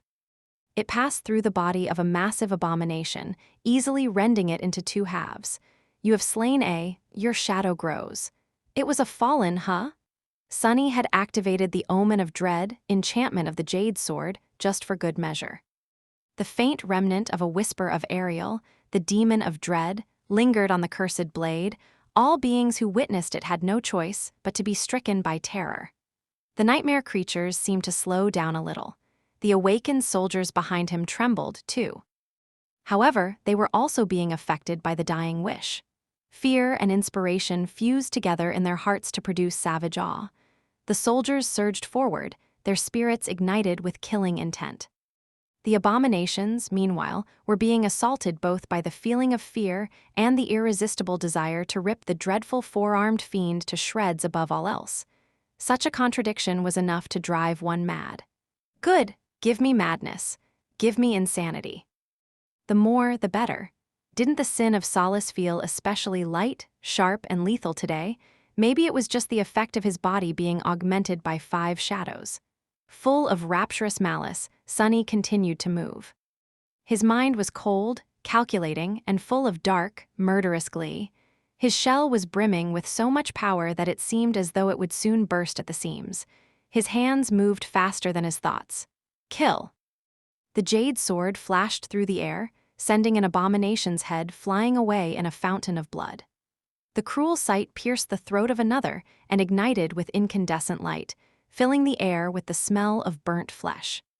His tail shot forward, the armored spike on its tip shattering a monstrous abomination's temple. Sunny whipped his tail, throwing the collapsing corpse into the mob of beasts. All of it took a split second. Kill! A monster lunged at him, its maw full of sharp fangs. Sunny caught it with his two lower hands, his armored gauntlets scraping against bone, and tore the creature's jaws apart. At the same time, he severed another abomination from top to bottom with the pristine blade of the Sin of Solace. At the same time, he gutted a third one with the silver shortsword that was burning with the immolating heat of divine flames. All of you die? At the same time, Nephi's entered the melee. Changing Star was wearing the black armor forged by the Smiths of Valor, wielding a sword that seemed to be made of pure white flame. Her silver hair flew in the wind like a radiant crown, and on her forehead was a simple band of metal adorned by a single gem. The Dawn Shard. All around them, the memories wielded by the awakened soldiers suddenly grew vastly more powerful. Neph's skin was suffused with a brilliant white glow. She looked like a spirit of pristine flame, and in front of her, the nightmare creatures seemed to melt and turn to ash. Her incandescent sword moved with such speed and precision that it was almost invisible. All that could be seen was the carnage left in its wake. Sunny had not seen Nephi's fight in a long, long time. He had almost forgotten how beautiful her skill was, but she was an ascended now, and so, swordsmanship was not her only tool. As the corpses of the nightmare creatures she had slain caught fire, that fire swelled and moved, as if being controlled by an invisible will. The air rippled from the unbearable heat, and the flames surged forward in an immolating wave. A deafening explosion rang, ripping a dozen abominations apart. As Changing Star moved through the mass of them, the fires moved with her like a whirlwind, burning and incinerating the nightmare creatures in her path. Tearing an APC-sized monster limb from limb, Sunny frowned. That won't do. She's stealing my spotlight. At that moment, Jet finally joined them, followed by the Fire Keepers. The tide of abominations was momentarily pushed back. Neph's voice drowned out the cacophony of battle, spread out, hold the line, ascended, step forward. The 7 cohorts of the Fire Keepers separated, reinforcing the faltering line of the wolves and the Fire Keepers. At the same time, 5 figures stepped forward to become the wavebreakers against the flood of abominations. Nephi's, Sunny, Effie, Kai, and Jet. What a fearsome quintet. Sunny spared a split second to appreciate the image of them standing against the tide of nightmare creatures, and then threw all unnecessary thoughts out of his mind. His task had only grown harder. Now, he had to outdo all these monstrous talents. Commanding the extraordinary rock to let out a harrowing growl, one stolen from the demented corrupted devil, Myriad Eater, no less, he launched himself forward. The Sin of Solace whispered as it severed flesh and bone. The cruel sight sang. Claws, fangs, and spikes rang against the onyx surface of the mantle. The nightmare creatures shrieked, howled, and wailed as they died.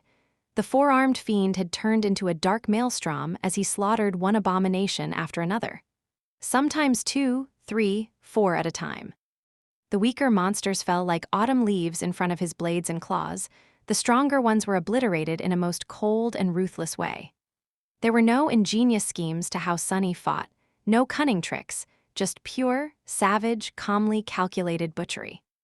The soldiers behind him were looking at the rampaging spawn of shadows with awe in their eyes. Sunny did not pay their gazes a lot of attention. However, he did regret not leaving a shadow to keep an eye on Morgan and Sation. He was a bit curious about their reactions, but only a bit. Killing as many abominations as he could, as fast as he could, was much more important. The radiant Changing Star, the steel-bodied raised by wolves, the swift and deadly Nightingale, the death incarnate, Soul Reaper Jet. And the Devil of Antarctica, the most fiendish of them all. The 5 of them brought the horde of nightmare creatures to a halt, for a while. Chapter 11:14, Bloody Brilliant. It was a strange thing to see. The remnants of the Dreamer army were fighting against an overwhelming horde of nightmare creatures, with the members of Changing Star's cohort leading them. It was almost as if they had gathered to reenact the ruinous siege of the Crimson Spire. Of course, not everyone who had participated in that battle was here, but most were. Out of the 100 or so sleepers that had returned from the Forgotten Shore, More than a half chose to follow Cassie and were now fighting for Nephi's. A few decided to stay independent, like Sunny or Aiko. A few joined lesser legacy clans, while the second largest group, the surviving handmaidens, followed Seishin into the embrace of the great clan song. The former handmaidens were here on the battlefield, too, although not in this exact spot. It's like a morbid reunion. The fire keepers were fighting like the expert slayers they were. No abomination, no matter how terrifying, could shake their fighting spirit and resolve. Not because they were fearless, but simply because the survivors of the Forgotten Shore had been inoculated against the fear of nightmare creatures by being exposed to too much of it, too early, and with too harrowing results. It was especially clear how out of the norm they were in contrast with the ordinary, awakened that comprised the two elite companies, the Wolves and Night Singers. No matter how brave and capable the awakened under the command of Effie and Kai were, they simply could not compare to the unflinching lethality of the eerily calm fire keepers. And, of course, the members of Changing Stars cohort were the deadliest of them. Effie was like a wall of steel. Nothing could move her and nothing could move past her. All the abominations could do was die, either pierced by her spear or broken by her shield. Kai was swift, elusive, and unpredictable. The months of fighting a bitter war against Solving's zealots in the nightmare had forged him into a more capable warrior than he was giving himself credit for. The enchanting young man moved like wind among the abominations, cutting them down with his sharp saber. His ivory armor seemed to shine as it reflected Changing Stars' light. Nephi's herself was like a radiant omen of death. Her ruthless sword seemed inescapable, and where it could not reach, incinerating flames reached instead. Shining like a beacon of light in the dark sea of nightmare creatures, she was without a doubt the heart of the battle, and the guiding star that kept hope alive in the hearts of the struggling soldiers. As long as the immortal flame burned, humanity would not be extinguished. Even those who were indifferent to such sentimental proclamations were compelled to believe it now, watching the beautiful white radiance of Changing Stars' light devour the dark tide of nightmare creatures. There was Jet, as well. Although not a part of the former Dreamer army, she was no less deadly than the rest of them. Maybe even more so. There was nothing particularly flashy about how she fought, but nonetheless, the number of dead abominations surrounding her was staggering. The more of them died, the more alive she looked. It was a sight both disturbing and beautiful. And lastly, there was Sunny. In the past, he had perhaps been the most unassuming member of Changing Stars' cohort. Every impossible feat he had performed, every improbable victory he had achieved, all of it had happened where no one could bear witness. Very much so by design. Today, however, Sunny was at the center of everyone's attention. Because he was just too savage, brutal, and domineering. The slaughter he was perpetrating could only be described as barbarous. Towering at 3 meters of height, crowned by twisting horns, and clad in fearsome onyx armor, the frenzied four-armed fiend tore through the nightmare creatures like a man possessed by a devil. Or was he a devil possessed by a man? All 4 of his hands were sleek with blood. His armor was slick with blood. Even his face was covered in blood, because Sunny had used his sharp teeth to bite through an abomination's throat at some point, finding it more convenient than bringing his sword around. He did not know if he was the deadliest of the 5 masters today, but he was definitely the most eye-catching. And frightening, the Sin of Solace laughed. Sunny laughed as well. His laughter escaped from between the fangs of the shadow spawn shell as a ragged breath. Ah, it's really funny. We are all going to die. Indeed, despite how excellent the fire keepers were and how deadly their leaders were, the situation did not look good.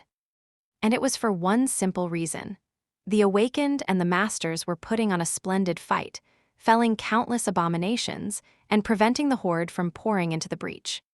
The Titans were tied up by the Saints, and without them, there was nothing on the battlefield that the 5 of them could not face. If it were any other group of Ascended, perhaps things would have been different. But they were not just any masters. They were perhaps the 5 most powerful masters alive. Not counting monsters like Mordred and Morgan, but there was one big problem with that. The problem was that their essence, as well as the essence of their soldiers, was being slowly depleted, while the tide of abominations was seemingly endless. Only Jet could fight indefinitely, but she alone was not enough to change the scales of this massive battle. Sunny wondered if he should summon Nightmare and Saint. He felt really tempted to, but something was holding him back. Slicing through a corrupted demon and emerging from the severed carcass to thrust the blade of the cruel sight into the chest of a howling abomination, he briefly glanced in the direction where a revolting mountain of flesh was being slowly carved apart by invisible swords.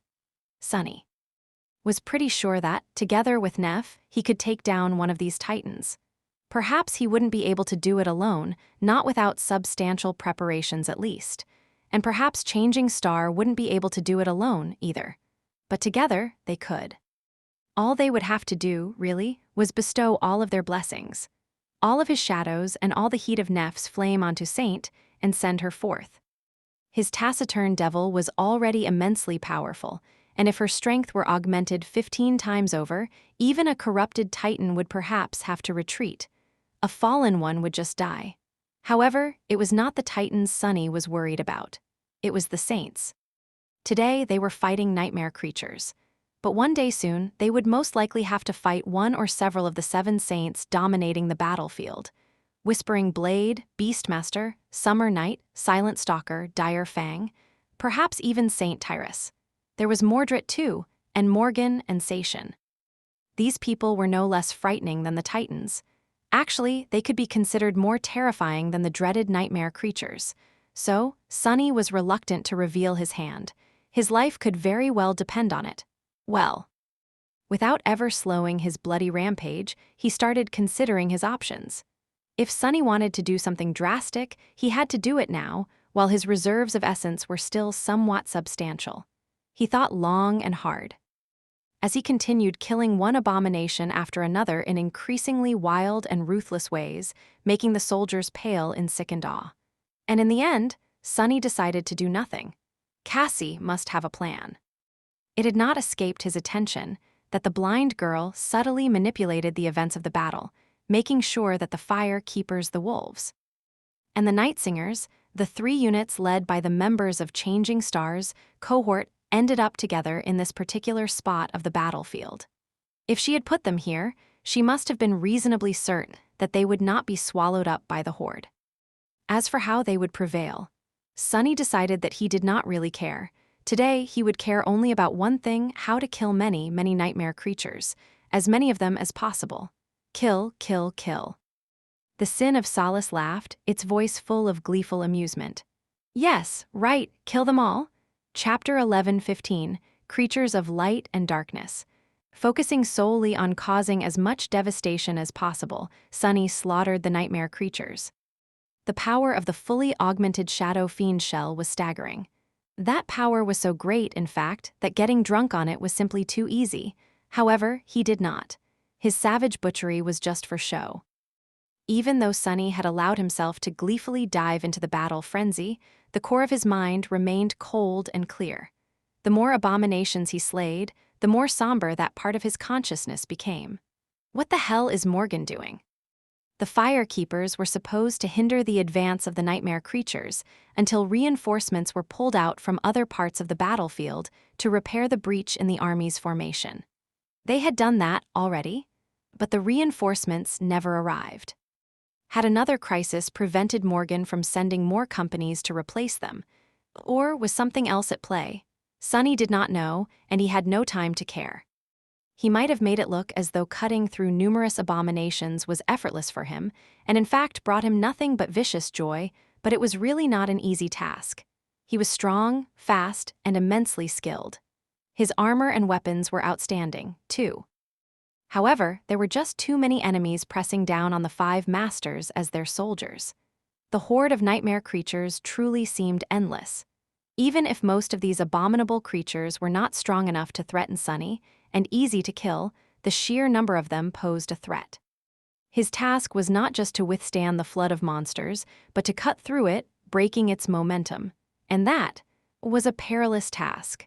Sunny had to watch his every step and keep the next dozen steps in mind.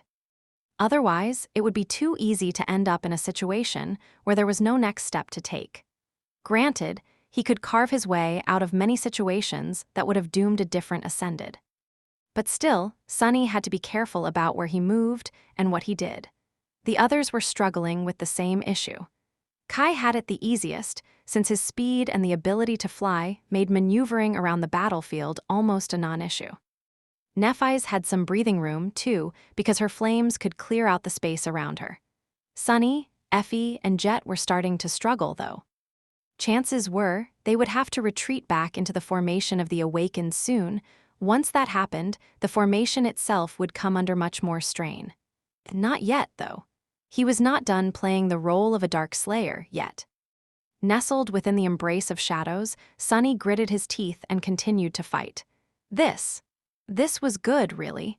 He had missed that feeling, the feeling of giving it your all and fighting with your very life on the line. Back in the Antarctic Center, he had always been like a detached observer. He had played the role of a person who was just as desperate and frightened as everyone else around him, but that was a lie. He wasn't. Sunny had just allowed himself to lose himself in the role. In truth, he had rarely been in true danger in the past few months. It had always been the lives of others that he desperately wanted to preserve, not his own. The times when Sunny found himself in mortal danger in Antarctica had been few, and the forces aligned against him back then were too insurmountable to fight. All he could do was escape, even the winter beast. His own life had not been at risk until the very end. It was the same now. However, Sunny had tricked himself into feeling that it wasn't, and so he killed the nightmare creatures. He killed as many as there were. He slayed the weaker abominations with ease, almost in passing. His towering figure seemed to move with the vicious, blood-chilling grace of a natural killer. Red mist and howls of agony surrounded him like a dark mantle. The stronger abominations took some time to bring down, but they inevitably fell as well. There were too few beings in Antarctica that could withstand his strength, his skill, and the perfect sharpness of the Sin of Solace. The only creatures here that could give Sunny pause were the devils, simply because their powers were varied and unpredictable. But by now, there were enough tools in his toolbox to handle most of these threats. It was just a matter of identifying the strengths of the enemy and finding a way to turn that strength into a weakness. Everyone and everything fell under his blade. Slowly, a mound of corpses grew in front of Sunny, forming a natural barrier against the advancing horde. At first, he was pleased by the additional protection the morbid palisade presented, but once the mound grew tall enough, the nightmare creatures started lunging at Sunny from above. That was not ideal. However, Sunny continued to fight. Even when the immovable Effie was pushed back and forced to rejoin the formation, he still remained just where he was, performing his brutal dance of death. Even when relentless Soul Reaper cursed through gritted teeth and retreated, he continued to kill. Even when Nimble Kai soared high into the sky, dismissing his sword to summon a bow, he still refused to take a step back. In the end, there were just the two of them left in front of the formation, Sunny and Nephi's. One was like an angel surrounded by white radiance and light, the other like a demon shrouded in darkness and shadows. Both fought with cold, ruthless, unflinching resolve to obliterate the enemy at any cost. It was almost as if they were competing to see who could slay more. Sunny did his damnedest to be the one to win that competition. At some point, fighting an especially powerful abomination, he felt the shadow shell start to come undone. Without hesitation, Sunny dismissed the mantle and summoned back the graceless dusk. Then, he allowed the form of the shadow spawn to dissipate and lunged from its crumbling carapace at the enemy. The Sin of Solace flashed, and at the same time, the scorpion tail of the nightmare creature shot forward. It pierced the impervious silk of his tunic, and his stone-like skin, as well, plunging deep into his flesh. Grimacing, Sunny beheaded the manticora, then pushed himself off its harrowing sting and used the fully charged dying wish to heal his wounds. Then, as if nothing had happened, he continued to kill. He had grown weaker without the support of the Shadow Fiend's shell, but also nimbler and much harder to pin down. His jade sword never stopped reaping lives. Now that Sunny was wearing the graceless dusk again, though, there were a few more things he could do. Glancing in the direction where nightmare creature seemed to disappear into white radiance one after another, without a trace, Sunny hesitated for a moment and then activated the blessing of dusk. And then said in relaxed, leisurely tone, "Hey, Neff, how's it going?" Chapter 11:16, Placid Whisper. There were a few moments of silence.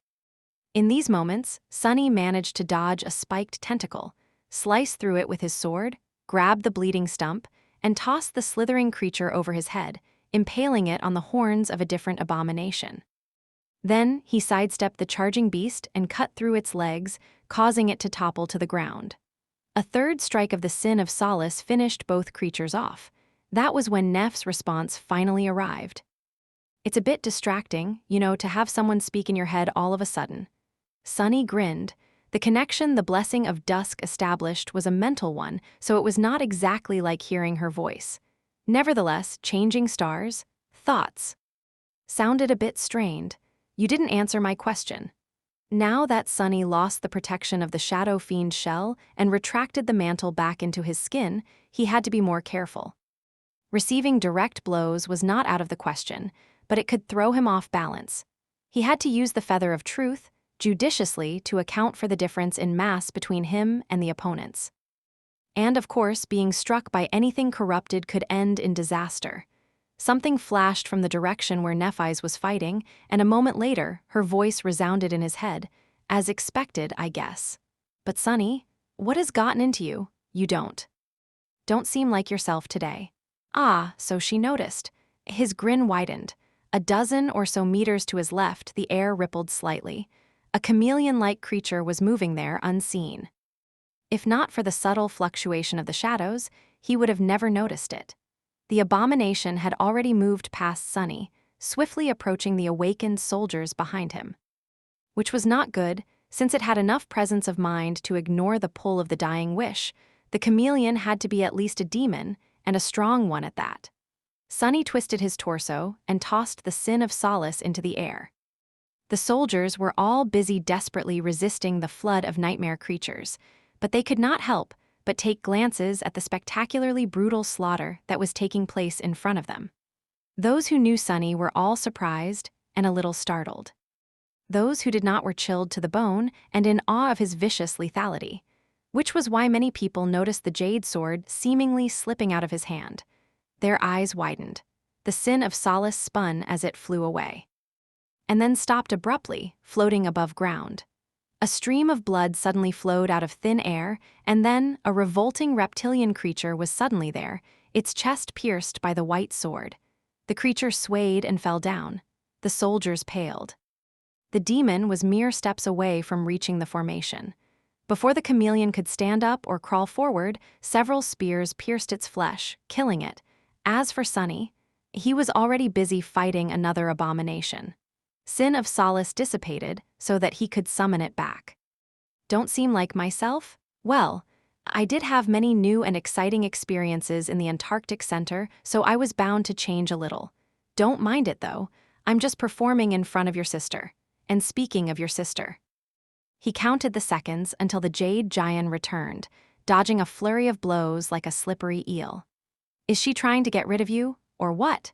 Surely, you've noticed that the reinforcements that were supposed to replace us are nowhere to be seen. If this continues, we will have to retreat, or die. Wait, it's not some sort of stupid test, is it? A true daughter of valor will never surrender to the nightmare creatures, or some such crap? Nephi's lingered for a moment. No. I don't know what she is doing. There must be a reason, but it is hard to say. Perhaps it has to do with putting pressure on Sation to reveal some of what her handmaidens are capable of. Perhaps there's something else. Sunny grimaced. You're awfully calm, considering the situation. He saw her through the gaps between the rushing nightmare creatures. Neff had summoned her helmet, brilliant white radiance shining through the slit of its visor and the seams of the graceful armor. It was as though there was nothing beneath its black steel but pure light. Sunny could not see her face, but he knew how much pain fighting like this for that long was causing her. Nephi's was most likely approaching her limits, too. Do I seem calm? He finally felt the slight weight of the Sin of Solace in his hand. Shifting his stance, Sunny immediately switched from being evasive to being ruthlessly lethal. Don't you know? You always seem calm. He killed the abomination that was trying to crush him with a stone hammer by severing both of its arms and its head, then added, "Should we go all out?" Each of them was holding something back. They could reveal their full power to save their lives. But it would only save them once. Nephi's answered after a long second of silence. "No, trust in Cassie. If she chose to put us here, there must be a reason." Sunny smiled. Her thinking was very similar to his own. But trusting someone was not easy for him. Trusting Cassie and trusting in Cassie. Those were different things, and neither of them was simple. Well, what the hell is her reason? He would have loved to ponder that question more, but at that moment, a deafening shriek suddenly shook the world. Sunny was rather proud of the battle roar he had produced earlier with the help of the extraordinary rock, but compared to this sky-splitting wail, it seemed like a placid whisper. Looking up, he saw an enormous scaled beast plummeting from a whirlwind of crows, its body wreathed in arcs of searing lightning. One of the rotting wings of the flying horror had been completely torn off, a river of vile miasma flowing from the terrible wound like a waterfall of corruption. It seemed that sky tide and wake of ruin were the first to overcome their opponent. The problem was, Sunny's eyes widened, that the wounded titan looked like he was falling, directly on his head. Chapter 11:17, Fell Titan. Well, that's new. Sunny had lived through many unthinkable disasters, managing to survive in the most dire and seemingly inescapable situations. The improbable tales of his close brushes with death could probably fill a book. However, he had definitely never had a titan fall on his head. What the hell is this? The great scaled beast was plummeting to the ground, its body riddled with terrible wounds. One of its 3 long necks was severed, the other hung lifelessly, held by only a few threads of flesh. Of its wings, only one remained. A cloud of vile miasma trailed behind it like a harrowing cloak. The creature was maybe 24 seconds away from crashing into the ground. Sunny froze for a moment, stunned by the frightening visage of the titan that had been cast down from the skies. He wasn't the only one Nephi's was looking up to, and so were the soldiers. Even the nightmare creatures halted, raising their bestial heads to witness the fall of one of their lords. Not good. Neph was the first to react. Her voice rolled across the battlefield, pulling the awakened out of their shocked inaction. "Pull back, fighting retreat, move if you want to live." At the same time, she sent Sunny a mental message. "Sunny, I am going to stall the horde to cover the retreat. You do as you wish." The meaning of her words was clear. What Neph meant to say was, "Help me," but due to the nature of their bond, she couldn't, because that would be an order. Sunny hesitated. Behind him, every second awakened turned around and dashed back. Those who remained doubled their efforts to resist the flood of abominations, who had already recovered from their momentary passivity. Once the soldiers who fell back ran for a few seconds, they turned around and assembled into a loose line. Then it was the turn of those who had stayed behind to retreat. Like that, alternating between running and fighting, the fire keepers, the wolves, and the night singers started to move away from the perceived impact zone. Of course, such a maneuver was perilous and had the potential to result in many casualties. Every time you turned your back on the enemy in a battle, you were risking your life, after all.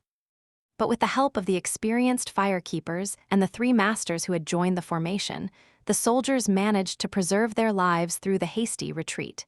Changing Star, meanwhile, moved forward. The ring of flame that raged around her changed, growing narrower.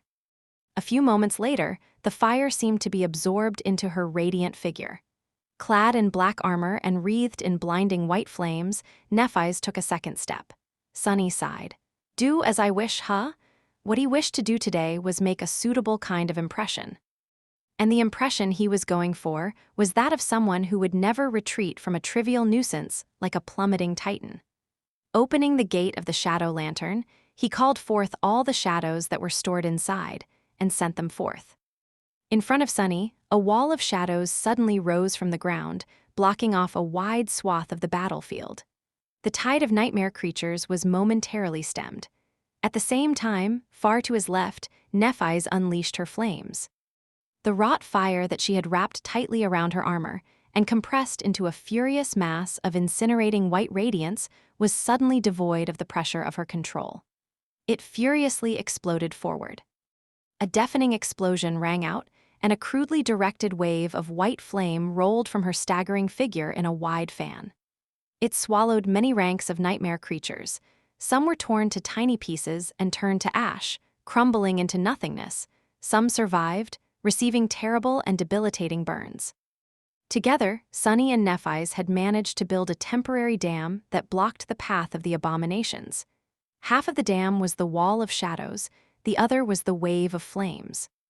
Of course, that dam would not last long, and both of them had spent the lion's share of their remaining essence to produce this wide-scale effect. The wall was already cracking, and the wave was already dying down, but it was enough to buy the soldiers time to retreat. And before their dam fully collapsed, the shadow of the falling colossus covered the ground. Crap! Sunny felt the impact of the massive body before his vision registered it. That was because he suddenly found himself flying, the ground disappearing from beneath his feet. As a violent tremor traveled through the battlefield, splitting the ground apart, he hit the dirt and rolled, sensing his skin burn. Sunny could feel a powerful gale assault him with furious force, but he was blinded by the cloud of the vile miasma that had covered everything around. He realized that it was sky tide pushing the noxious cloud away from the army's formation. However, Sunny was too deep into the miasma. Even though he had stopped breathing and closed his eyes, he could still feel the deadly poison seep into his skin. Marble shell and blood weave were preventing his flesh from rotting and dissolving. For now, he did not know how long his defenses would last, though. The miasma flowing from within the body of the scaled beast was much more virulent and powerful than any toxin he had encountered before. That's just great. Sunny summoned the essence pearl. As soon as the memory manifested itself, he placed it in his mouth, regaining the ability to breathe without inhaling deadly poison. He still hesitated to open his eyes, though, perceiving the world through the shapes and movements of shadows. The shadows were a mess. It was hard to tell what exactly was going on around him. All he could feel was a sea of nightmare creatures wailing in agony as their bodies were being dissolved by the miasma. Chapter 11:18, Pure Chance. It was sort of ingenious, actually. By controlling the wind to blow the cloud away from the human formation, Saint Tyrus was pushing it into the horde of abominations. It did not matter that the Titan had been on their side. The nightmare creatures plunged into the miasma were doomed to be destroyed, just like humans would. The devastation was so thorough that, in this section of the battlefield, the pressure on the defensive line of Awakened had drastically lessened. Nothing would be able to pass through the breach now, so that problem was solved. The problem that remained was that Sunny and Nephi's had found themselves within the cloud of miasma. Changing Star could probably burn the poison away with her flames, but he was having a very unpleasant time. Arg, damn it, escape. I need to escape back to where the Fire Keepers had retreated. But Sunny was all turned around because of the earthquake from the Titan's fall. Where to go? He gritted his teeth, then ordered two of the shadows to slip off his body and dash away in two different directions. With some luck, one of them would leave the noxious cloud and show him the way. Before that happened, however, crap. Sunny felt a massive shadow lunging at him from somewhere unseen. He blindly slashed with the sin of solace, feeling the jade blade bite into something extremely tough, then sink into something soft. Then something hard crashed into him, and he was sent flying for a second time in the last minute. This time, Sunny fell on a pile of abomination corpses. He felt sharp spikes and scales scrape against the silk of the graceless dusk and rolled down, tracking the movements of the massive shadow. What the hell was it? It didn't seem to have legs or arms, simply floating above the ground. One thing was certain, though. The thing, whatever it was not feeling swell. Its movements were chaotic and resembled convulsions. Even without the deathly miasma and the strike delivered by Sunny, the creature was in a sorry state. He still refused to open his eyes, though.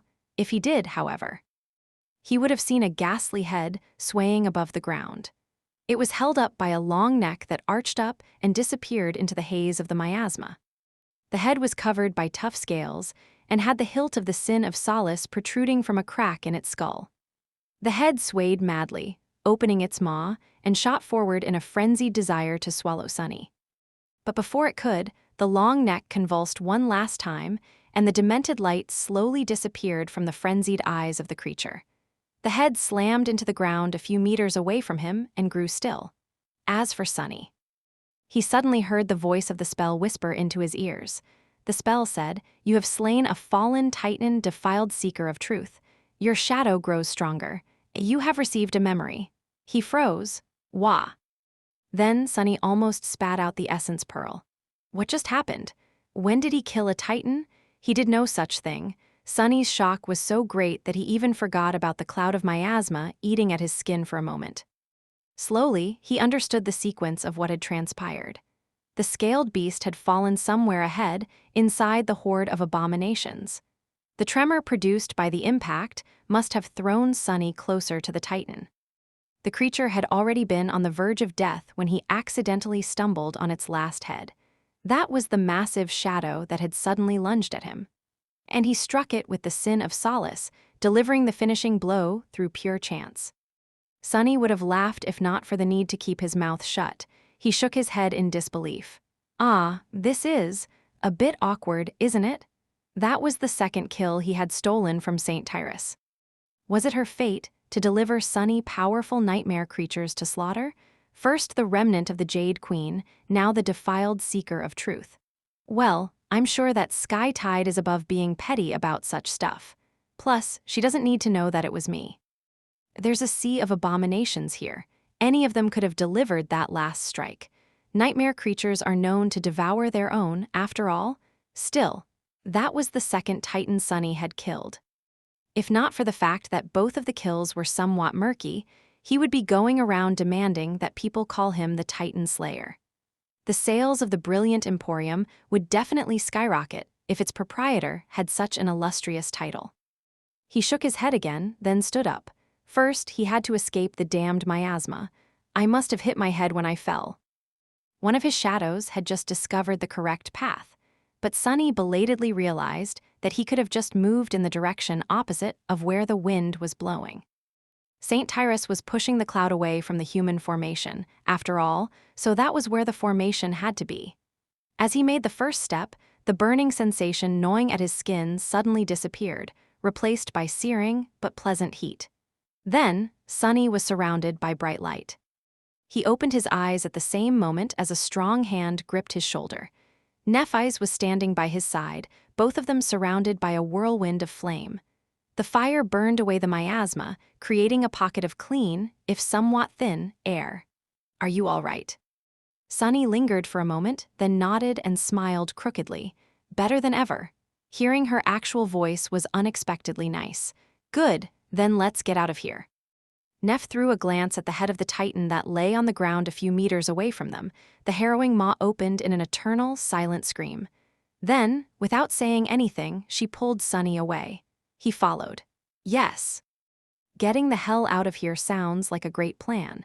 Chapter 11:19, Chain Reaction. By the time Sunny and Nephi's escaped from the noxious cloud, the situation on the battlefield had changed. The wolves, the night singers, and the fire keepers were cut off from the nightmare creatures by the deathly miasma, so they received a few moments of respite. The poison itself, meanwhile, was blown into the depths of the horde by Sky Tide's winds, wreaking havoc among the abominations. Suddenly, the pressure on the center of the army formation lessened. The fighting on the flanks, however, only grew more furious. Sunny reached the line of soldiers, passed between the forward fighters, and plopped down on the ground, breathing heavily. Nephi's was in no better state than him, worse, actually. The pain of having to use her abilities for so long had taken a toll on her. She lowered herself to the ground near him, staring at the mud with distant eyes. The awakened met their return with wide smiles, faces shining with relief and triumph. Seeing that the two masters were exhausted and needed to catch their breaths, they closed ranks around them and prepared their weapons, watching the hazy wall of swirling miasma with cold focus. If something suddenly lunged at the formation from the poisonous haze, the soldiers were prepared to meet it with sharp blades. Sunny slowly exhaled, returning from the rampant state of battle frenzy. Then he looked up. The The fall of one of the Titans was a great victory in and of itself. However, it had meaning far beyond the death of a powerful abomination. Much more important was the fact that the death of the winged horror would inevitably cause a cascade of meaningful consequences. In fact, the chain reaction was already beginning. Now that Wake of Ruin and Sky Tide were free, each of them moved to provide support in other spots on the battlefield. The steel-winged bird of prey fell like a sword of heavens, obliterating a vast swath of crawling vines that Summer Night, Dire Fang, and Silent Stalker were fighting against. The vast murder of crows, meanwhile, descended on the horde itself. Saint Cor's strongest suit had never been facing a single, overwhelmingly powerful adversary. In the battle against the winged titan, he could only provide support to Tyrus. Now that he was unleashed on a large number of weaker targets, however, Wake of Ruin was finally able to showcase his full, dreadful might. A myriad of crows lunged at the abominations from the dark skies, tearing into them with sharp talons and even sharper beaks. If those were ordinary carrion birds, they would not have been able to do much damage to the monstrous creatures. However, they were not. Each of the crows was a manifestation of a transcendent, and so they easily slaughtered awakened and fallen monstrosities. They assaulted the corrupted abominations, too. If one crow was not enough, 10 would gather to riddle the creature with ghastly wounds. If 10 was not enough, 100 would descend on the monster like a hungry cloud. The furious massacre that had taken place was grisly and spectacular. And just like that, the scales of the battle started to shift. With Wake of Ruin helping lessen the burden of the awakened soldiers, the army formation regained its vigor and even started pushing the horde back. Soon after, a second titan was slain, the forest of vines growing still and brittle. Once the vine creature died, the fate of the remaining 2 titans was sealed. The appalling mountain of flesh and the ghostly apparition were felled in short succession, letting every saint turn their attention to the horde. Even then, the outcome of the battle was not yet decided. The advantage was on the side of the humans, but even with the Transcendents joining the fight against the sea of nightmare creatures. The saints were all tired and spent after their clash with the Titans, and the number of abominations was simply too great. There remained truly powerful creatures among them as well. Tyrants, devils, and demons of all kinds. Additionally, nightmare creatures were not humans, or even sane in any definition of the word. An ordinary enemy would have had their morale broken and fled after sustaining terrible losses and watching 4 mighty titans, the driving force of the horde, fall. But abominations knew no retreat. Even while dying, they only wanted to rip the humans apart. Only total annihilation would lead to their defeat. And so, that was what humans did. Guided by Morgan, the army stood its ground and slaughtered the nightmare creatures until there were none left. A sea of abominations turned into a sea of corpses. The ghastly carpet of monstrous bodies covered the plain, stretching far into the distance. Countless crows filled the sky, and the ground had turned into wet sludge after absorbing rivers of blood. The stench of it all was almost unbearable. And yet, it was the most glorious thing Sunny had ever seen. Staring at the grand battlefield, he couldn't quite believe what he saw. The scale of the battle they had just won was simply too unbelievable. Even after witnessing massive sieges in the Antarctica Center, Sunny was unprepared to witness something like this. This time, the humans were not defending, stalling for time while the civilians evacuated. This time, they had gone on the offensive, venturing into the wilderness to slay the Titans and the horde the 4 creatures had caused to assemble. They even succeeded. Despite the fact that the evacuation army had achieved many of its goals in the southern quadrant and continued following the plan. This felt like the first true victory Sunny had witnessed since the start of the chain of nightmares. And he played a substantial role in achieving it. Sunny studied the changed landscape of the plain with a slightly startled expression. Then, a frown slowly appeared on his face. What happens next, then? Right now, all 7 saints were gathered in one spot. Soon, they would depart for their siege capitals. Wouldn't that be a perfect opportunity for the great clans to show their fangs? Suddenly grim, Sunny shook his head and turned around, throwing a glance at the tired soldiers around him. One step at a time. Chapter 11:20. performance review. The divergence from the norm continued after the fighting was over, as well. Usually, the human forces would be hastily retreating from the site of the battle to escape the converging abominations that had been attracted by the noise and the smell of blood. However, the joint army defiantly stayed in place. A field camp was established, surrounded by hastily constructed fortifications. Teams of salvagers prowled the vast battlefield, retrieving soul shards and dismantling the bodies of the most powerful nightmare creatures for precious materials. It was as if the leaders of the expedition force were not at all concerned by the threat of the migrating hordes. On the contrary, they seemed to welcome the danger. The joint army had been assembled to destroy the Titans and reduce the accumulation of nightmare creatures in the area before the siege capitals could be compromised. Both of these objectives had been achieved, but the Saints decided to cull more abominations while they had a chance. No one knew when valor, song, and the government would join forces again. The fighting on the fringes of the camp would most likely continue through the rest of the day and the entire night, with several smaller hordes being ground against the bulwark of the Seven Saints and their soldiers. None of that concerned Sunny, though. For now, he could just rest. The Fire Keepers, the Wolves, and the Night Singers had ended the battle together, so they were assigned the same spot inside the camp. Despite how fierce the fighting had been, casualties were few, none among the survivors of the Forgotten Shore, and a mere handful in the two companies led by Effie and Kai. That was mostly thanks to the 5 masters who had shielded the awakened soldiers from the worst of what the Titanic horde had to offer. So, the mood inside their section of the camp was more festive than grave. As Sunny walked through the rows of tents toward a supply vehicle where food was being prepared, he received many reactions. "Look, it's him, God's Almighty. When Master Sunless lured that tyrant to the river, I knew that he was good. But I thought that he was just an extremely competent scout, you know? Who knew that we had such a monster with us this whole time? A monster? More like a devil. Damn, now I know where that nickname comes from. He has to be one of the scariest ascended in the quadrant, right? No, in the whole world.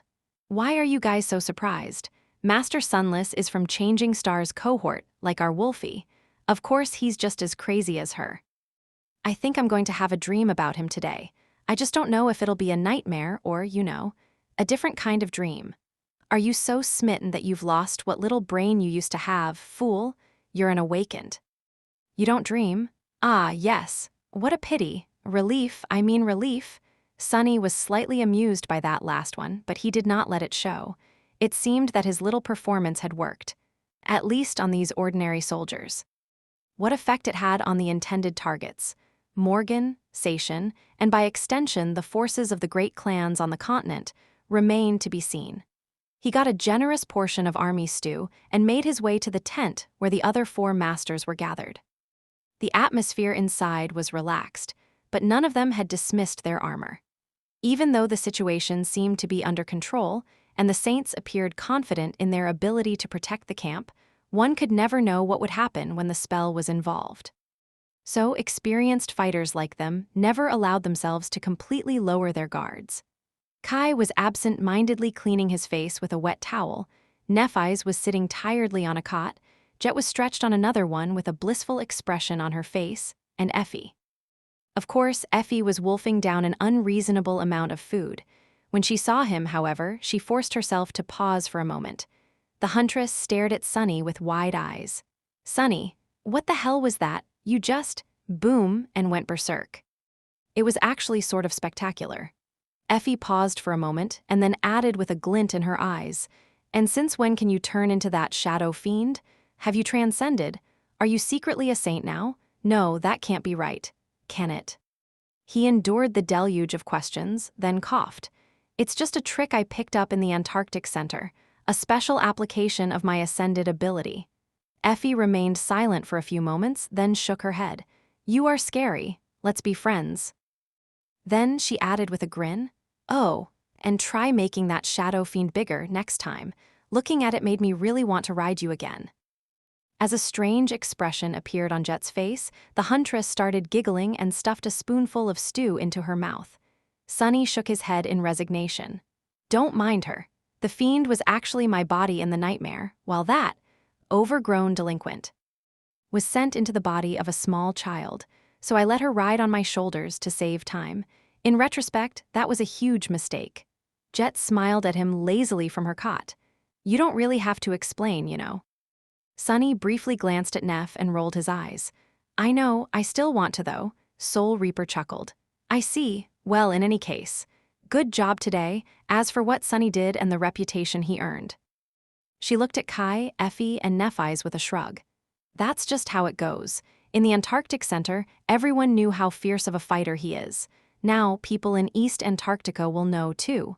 Kai lingered for a bit, then said, we all know it as well, of course, more than anyone. It's just that. Sunny, you usually shy away from the spotlight. Seeing you acting out of character is a little strange. Is everything all right? Sunny sent his friend a reassuring smile and nodded. Sure. I shied away from the spotlight because it was convenient, and now I don't. Because it's more convenient, so don't worry. Then, he looked at Nephis and raised an eyebrow. And what about you? No comment. She turned her head and studied him for a few moments. Eventually, Nephis looked away and said simply, your swordsmanship has improved. And that was it. Sunny opened his mouth to respond, but then grew silent. A slight frown appeared on his face. With a sigh, he found himself a seat and concentrated on the food. That was because the shadow he had left outside the tent noticed someone heading their way. Black armor, red cape, vermilion eyes that were sharp enough to cut steel. Morgan was coming to pay them a visit. Chapter 11:21, Deluge of Compliments. Sunny settled in a corner and stuffed his mouth with stew. A few moments later, the flap of the tent opened and Morgan walked in, followed closely by Cassie. The Princess of Valor seemed to be in a good mood. Her strange vermilion eyes were lively and vivid, shining with barely contained excitement. It was as though the calamitous battle had invigorated the usually restrained young woman, revealing a glimpse of her true self. Without the habitual mask of composed decorum, Morgan looked younger. Her words echoed Sunny's thoughts. A pleasant and disturbingly familiar smile appeared on her beautiful face, and with a melodious laugh, Morgan said, that was spectacular. Dear sister, venerable masters, you did not disappoint. With that, her lips twisted a little in an expression of wistful regret.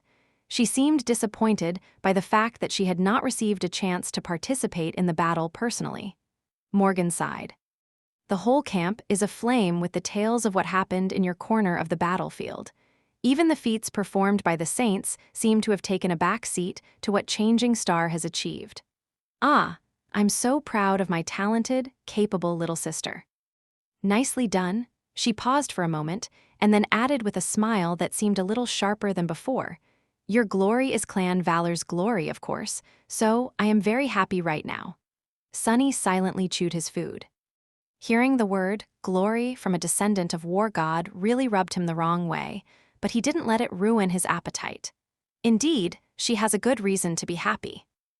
If the War of the Great Clans was a popularity contest, which it was, in a sense, then Valor was currently winning. Not only had Sky Tide been the first of the Saints to slay her foe, but the potentially catastrophic breach in the defensive formation had also been repaired by Nephis. Was that why Morgan failed to send us reinforcements? To earn her damned clan some glory? Sunny frowned. That was a possibility, but a small one. Anvil's daughter was not someone who would sacrifice strategic benefits to earn a little bit of fame.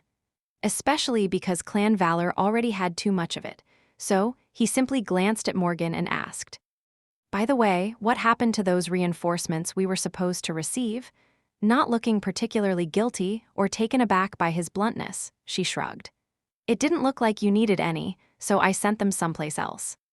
Sunny wanted to rebuke her, but then changed his mind and turned his attention back to the stew. They had indeed managed to hold out by themselves in the end. The perspective of the people directly participating in the bloodshed was, naturally, limited. Morgan, on the other hand, had enjoyed the broad view of the whole battlefield, especially because of Cassie. She must have known that Saint Tyrus had been close to defeating the defiled seeker of truth.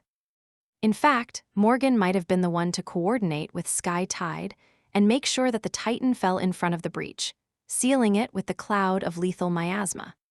So, while it seemed as though the fire keepers had been left for dead from Sunny's perspective, she really could have had no reason to send reinforcements their way. I'm not sure that I'm buying it. But on the other hand, I'm also not sure that I'm not buying it. His thoughts were interrupted by the fact that Morgan was staring at him intently. Sunny shifted. What? Her smile grew wider. My dear sister fought admirably. But I expected nothing less from a daughter of valor. You, however, Master Sunless, you gave me a very, very pleasant surprise. It seems that the reports I've read about you were not nearly detailed enough. She took a step closer and leaned forward, staring at him with something that almost resembled hunger. To be honest, I never understood what my little sister saw in you. But now, I take it all back. She has a good eye. You fought beautifully, Master Sunless. We really should spar sometime. I have not had a good sparring partner in a long, long time. My dear sister indulged me at first, but now she is always busy. Neff's mouth twitched a little. Sunny, meanwhile, shivered under Morgan's burning gaze. Right, I forgot. She's a complete battle maniac. He coughed awkwardly. Sure, why not? A friendly spar sounds like a good idea. Oh, but I mostly fight nightmare creatures, so my habits are a bit rough, so do tell me if I get carried away. Morgan's eyes gleamed with a dangerous light. That won't be a problem. I tend to get carried away myself sometimes. That's why it's hard to find suitable sparring partners. Most people are so brittle, you know? Sunny shrugged. Can't say that I do. He was definitely not brittle, so there was no reason to be concerned. A spar was just a spar, after all. So why was he suddenly feeling cold? As if he had just gotten himself into a really, really sticky situation. Morgan lingered for a few moments, staring at him with gleaming eyes, then shook her head. Sadly, our spar will have to wait until we return to the siege capital, and about that. Sister, might I have a word? There are things we must discuss. Nephise nodded, then rose from her seat and followed Morgan out of the tent. Soon, there were only 5 people inside once again. Cassie stayed behind, sitting quietly in a corner. Sunny finished his stew and asked her in a low tone, "What is that about?" The blind girl hesitated for a moment. They need to plan a route to the siege capital. The way back is shaping up to be perilous for a few reasons. He nodded, understanding the underlying message. Then, Sunny gave Cassie a complicated look. When things seemed especially dark during the battle, Neff had told him to trust in the blind girl. So, what had been Cassie's intent in placing them there? Had she simply known that the fire keepers would not end up stranded in the sea of nightmare creatures? Or had she known more? For example, that Sunny would deliver the fatal blow to the wounded Titan if put in that particular spot of the battlefield. And speaking of the dead Titan, there was a memory that Sunny had yet to take a look at. An ascended memory of the 7th tier. Putting his plate away, Sunny found a cot, stretched his tired body on it, and closed his eyes. Then, he dove into the soul sea. Chapter 11:22, Mirror of Truth. Walking past the legion of silent shadows to stand between the 5 dark suns of his lightless soul, Sunny summoned the memory forth. Soon, a round hand mirror of dark silver appeared in the air in front of him. Its front looked like a pool of still mercury, while its back was decorated with beautiful engravings. Sunny saw his pale reflection in the silver mirror and suddenly felt an eerie chill creep up his spine. That memory gave him a very ominous feeling. When he took the mirror, it felt strangely heavy in his hand. Not a weapon and not an armor, a tool then, or a charm. He hesitated for a moment and summoned the runes. Strings of shimmering symbols appeared in the air, surrounding the hand mirror. He read them, frowning slightly. Memory, Mirror of Truth. Memory rank ascended. Memory tier 7. Memory type tool. The first 4 strings held no surprises. The next few, however, Sunny's eyes widened slightly. What? Why is that name here? The first word in the description of the Mirror of Truth was not one that he had expected to see today, but one that he knew all too well. That word was Weaver. Sunny glanced at the hand mirror with a tense expression, a deep scowl appearing on his face. Then, he slowly turned back to the runes and continued to study them. Since the start of the Antarctica campaign, he had often encountered hints and mentions of Ariel, the demon of dread. So why did Weaver's name suddenly show up in the runes of a memory? There was only one way to find out. The description read, Memory Description. Weaver was known as the Master of Lies, while Ariel was known as the Keeper of Truths. The two were not close and rarely met, which was why Ariel was surprised to find Weaver staring at his pyramid one day. "Isn't it beautiful, this tomb of mine? Have you come to admire it?" Ariel said. After a moment of silence, Weaver responded, "I have not known that you've built a tomb, nor have I ever seen it. How would I know to admire it? I just happened to be here by chance. Now that I've seen it, my heart is untouched. I feel nothing." Then Weaver asked, "But you seem to feel too much, demon of dread. Your face is unsightly. You are smiling, but there are tears streaming from your eyes. Why?" Ariel laughed, "I'm not sure." He laughed and cried as he looked at the tomb, saying, "I built it to bury the truth. Truth is the most hideous thing in the world, Weaver, and knowing it is a cruel torment. I mean to bury the truths that I cannot endure at the heart of this tomb and be free of them forever." Weaver remained silent. After a while, Weaver spoke. "It seems to me that you already did, and you already are." With that, the demon of fate turned and walked away without looking back. Walking away, Weaver whispered, "You wanted to be free of the truth, so you didn't deserve it." Just like Weaver in the description, Sunny remained silent for a long time. Wait. The tomb of Ariel is not the burial place of Ariel, the demon of dread. Instead, it's the tomb that he built. That information alone was worth a lot. However, there was so much more in that strangely verbose description. Like the fact that Ariel had apparently constructed the Black Pyramid to hide ugly truths from existence. Or rather, those truths that he could not bear to know. Wouldn't that mean that the clan, or person, to conquer the pyramid would learn all those secrets? But even more than that, Weaver's appearance in the description of the Mirror of Truth was itself very interesting. Sunny remembered the exact words, "I have not known that you've built a tomb, nor have I ever seen it. How would I know to admire it? I just happened to be here by chance. Now that I've seen it, my heart is untouched. I feel nothing." Since Weaver had just been called the Master of Lies in the previous string of runes, wouldn't it mean that Sunny should take these words with a grain of salt? So the demon of fate had actually known of the existence of the tomb, had seen it before, had come to look at it again on purpose, and felt a great deal of things as a result. Maybe. Sunny thought about it for a while, then shook his head. "I'll probably only know if I actually look at it myself."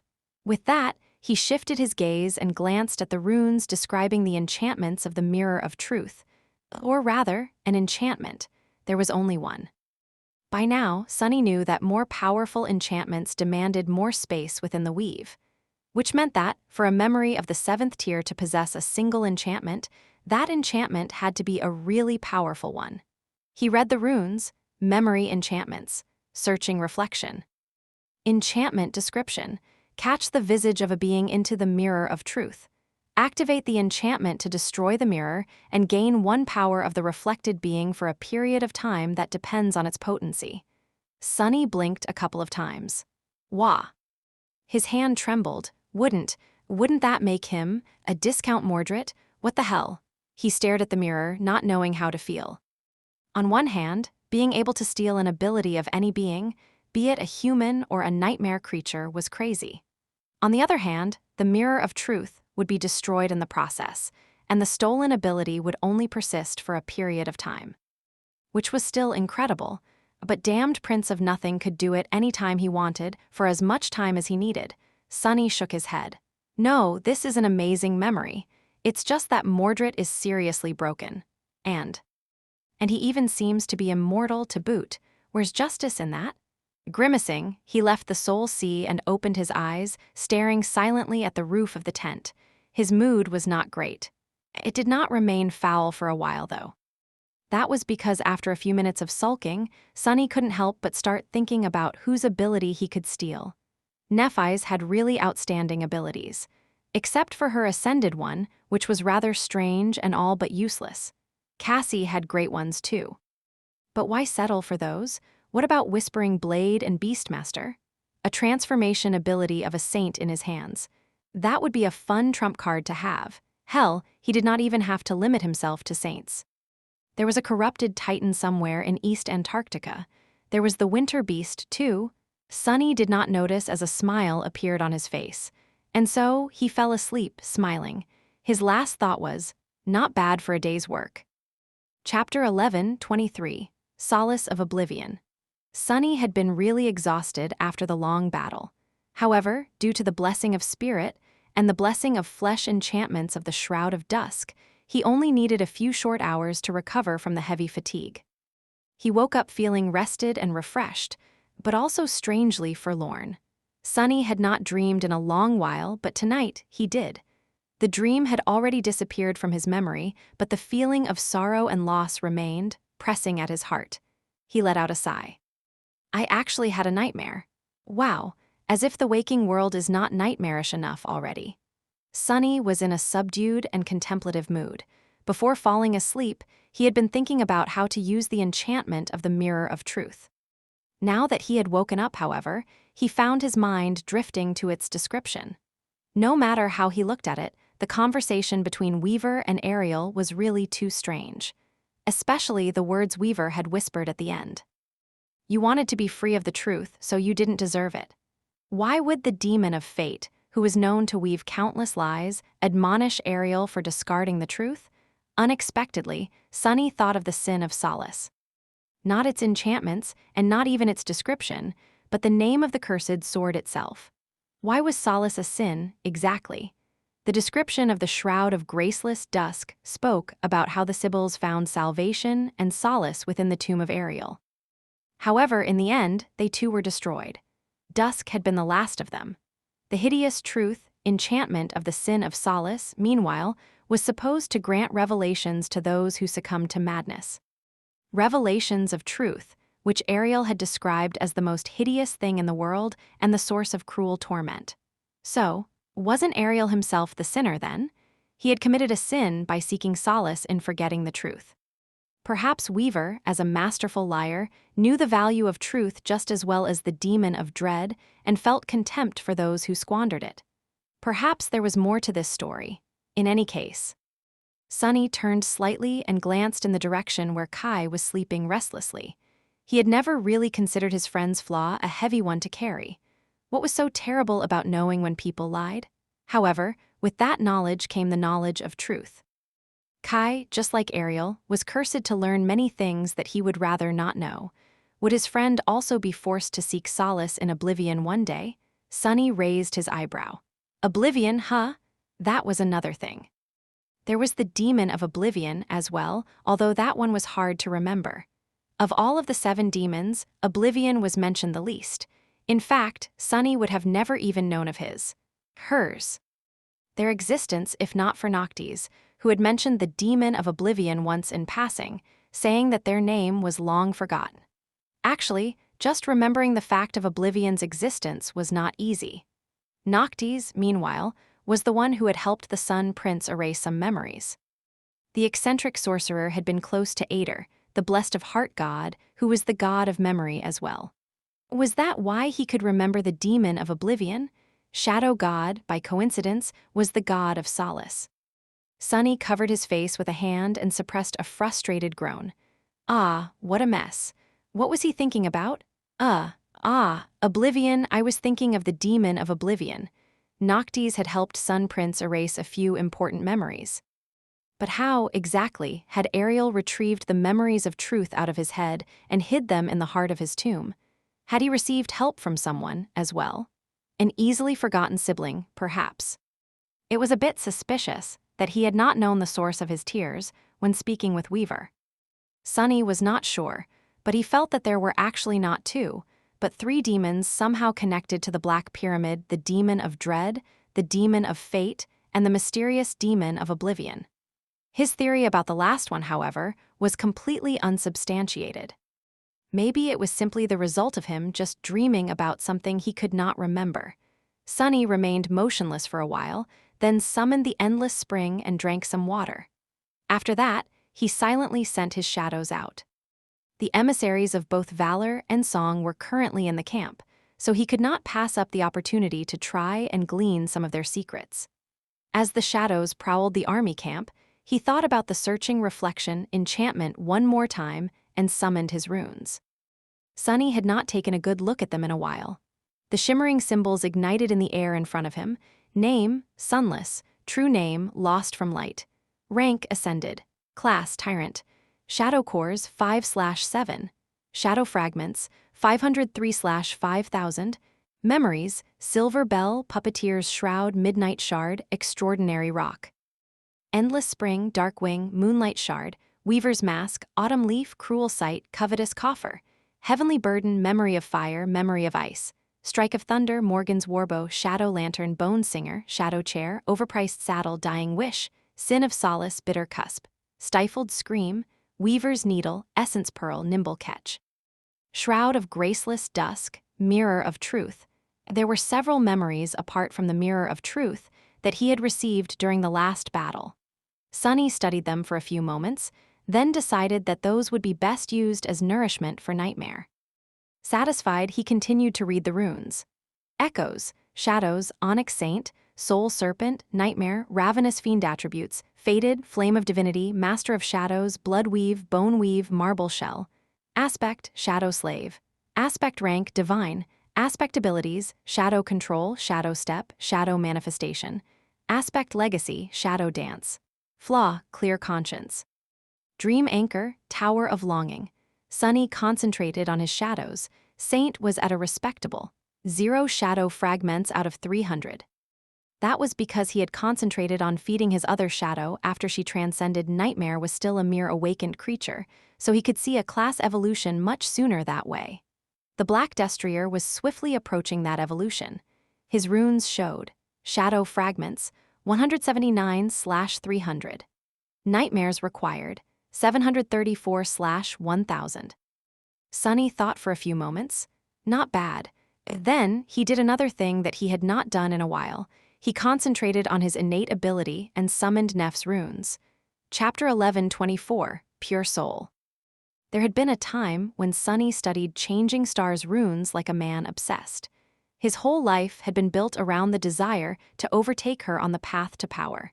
He might have even done a few careless things in that pursuit. At some point, however, Sunny had lost the desire to compare himself to Nephi's, at least in this way. The first change had happened because of her return from the dream realm. The second, sometime in the Antarctic Center, he had lost the habit of summoning her runes every day. Shadow fragments, soul fragments, those were not a true measure of strength anyway. Sunny had seen countless mundane soldiers stand and fight against the nightmare creatures, never surrendering despite the dire disparity of power between them. If those people were weak, then he did not know whom to call strong. And so, at some point, he had stopped paying constant attention to Nef's runes without even noticing it. Now, however, Sunny had the mirror of truth, so he decided that it was worth taking another look. The familiar symbols shimmered, forming into strings.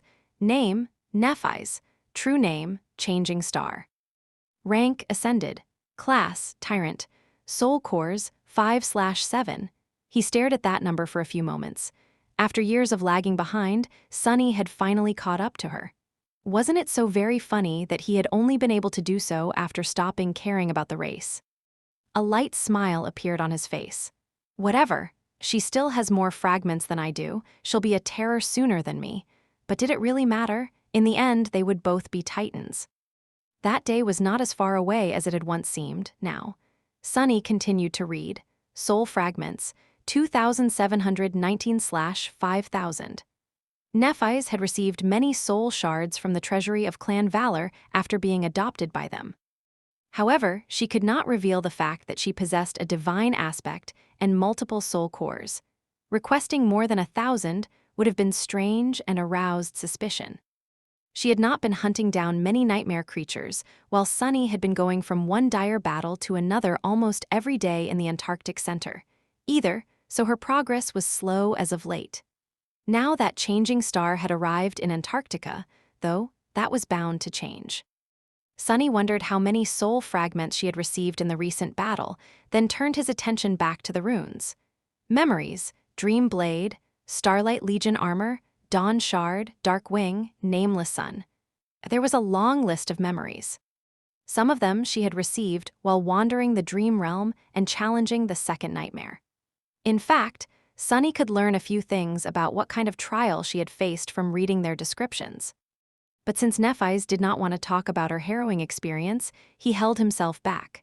Perhaps it was stupid, but he did not want to invade her privacy. He also wanted her to tell him herself. Sunny knew what a precious and fragile thing trust was. It had taken a lot for him to extend his own trust toward Effie and Kai. Before that, his friends had respected his desire to remain silent and did not push him to reveal his secrets. He was very thankful for that. Sunny was not a saint, though. He felt no qualms about studying the memories that Clan Valor had provided to Neff. They were incredible memories, indeed, no less outstanding than Morgan's warbow, each crafted for the specific purpose of slaughtering nightmare creatures and tailored to the user. In fact, he really wanted to borrow a few to study their weaves. He just did not know how to phrase that request. "Hey, Neff, could you please take off your armor? I need it for a couple of weeks." No, I won't wear it." "Shut up, Effie." Just thinking about it made him wince. Chasing away the dreadful image, Sunny continued to study the runes. Attributes: Dreamspawn, Nephilim, Flame of Divinity, the Fire. Dreamspawn, attribute description. You are born of two worlds, belonging to both but welcomed in neither. Your soul exists on the edge between nightmare and reality. Nephilim, attribute description. There once were terrible creatures born of an unholy union between the divine and the profane. Nephilim were the most beautiful and the most harrowing of them all. Flame of Divinity, attribute description. Your soul is a flame with the light of divinity. The Fire, attribute description. You have inherited the lineage of Sun God. Those had not changed. Sunny himself had received a couple new attributes in the past years, but Nephi's had not. Neither had she unlocked her aspect legacy, which was not very surprising. Each aspect was unique, after all, and possessed unique requirements for acquiring the legacy. Awakened who received their legacies were rare, and most only accomplished that feat after becoming saints, with an even smaller number doing so as masters. Otherwise, there would have been countless legacy clans in the world. So, it was Sunny who was an anomaly. He sighed wistfully, thinking of Serpent, and turned back to the shimmering symbols. Aspect, Lightbringer. Aspect rank, Divine. Aspect description. You are a creature of light that was banished and doomed to exist in the darkness. You bring radiance and warmth to wherever you go, but with it comes indescribable longing. Innate ability, Half-breed. Half-breed, ability description. You can directly absorb a portion of the soul essence of any nightmare creature destroyed by your flames, as well as of any human. Aspect abilities, Soul Flame, Flame Manipulation, Longing. Soul Flame ability description. Your soul burns with the purest of flames. That flame can both restore and destroy, and is both a blessing and a curse. He was perfectly familiar with the first of Neff's 3 aspect abilities. It had grown slightly more versatile since the Forgotten Shore, now augmenting the soul as well, but otherwise remained the same. The other 2 abilities, her awakened and ascended ones, respectively, were new. The awakened ability was rather straightforward. Flame Manipulation, ability description. You can bend all fire to your will. That was how Nephi's was able to control fire, turning it into her weapon. That fire did not have to be her own, although she could produce flames if there were none around at the cost of feeling terrible pain. The ascended ability, on the other hand, was a bit strange. Longing, ability description. Your soul is incorruptible. And that was all. Not only was it a passive ability, which was incredibly rare for ascended abilities, it also did not do anything. It did not even raise Neff's protection against soul attacks or improve the rate of her essence regeneration. For all intents and purposes, longing was useless. Of course, Sunny knew a thing or two about the type of corruption the runes spoke of, so he understood how incredibly special that ability was. In theory. In practice, they had never even faced corruption. Sunny did not even know of anyone who knew how corruption happened. All humans were familiar with was the result of it. The nightmare creatures. Against those, having a pure soul was of no help. A pure soul. Sunny sighed and looked at the last string of runes. Flaw, pristine soul. Flaw description, you must suffer to use your power. He lingered for a while, staring at them, and then dismissed the symbols. I don't think I'll be using the mirror of truth on Nephi's. Unless I'm about to kill a truly powerful nightmare creature or human and want to absorb an incredible amount of shadow fragments. But then again, would it even work? The description of the half-breed, innate ability spoke of soul essence, not shadow essence. No, he would have to find better targets. And speaking of better targets, his shadows were already getting close to the emissaries of song and valor. Chapter 11:25, Private Conversations. Today, luck was on Sunny's side. Usually, he would not have been able to listen in on the really important conversations between the emissaries of the great clans. They were too cautious. And he was very cautious as well. Perhaps he could overcome the defensive measures his targets had in place, but the cost of failure was too great. So, he had been reluctant to try. But today, maybe because of the clamor and pressure of the ongoing clash with the nightmare creatures that had been drawn to the battlefield, the representatives of both song and valor had been slightly neglectful.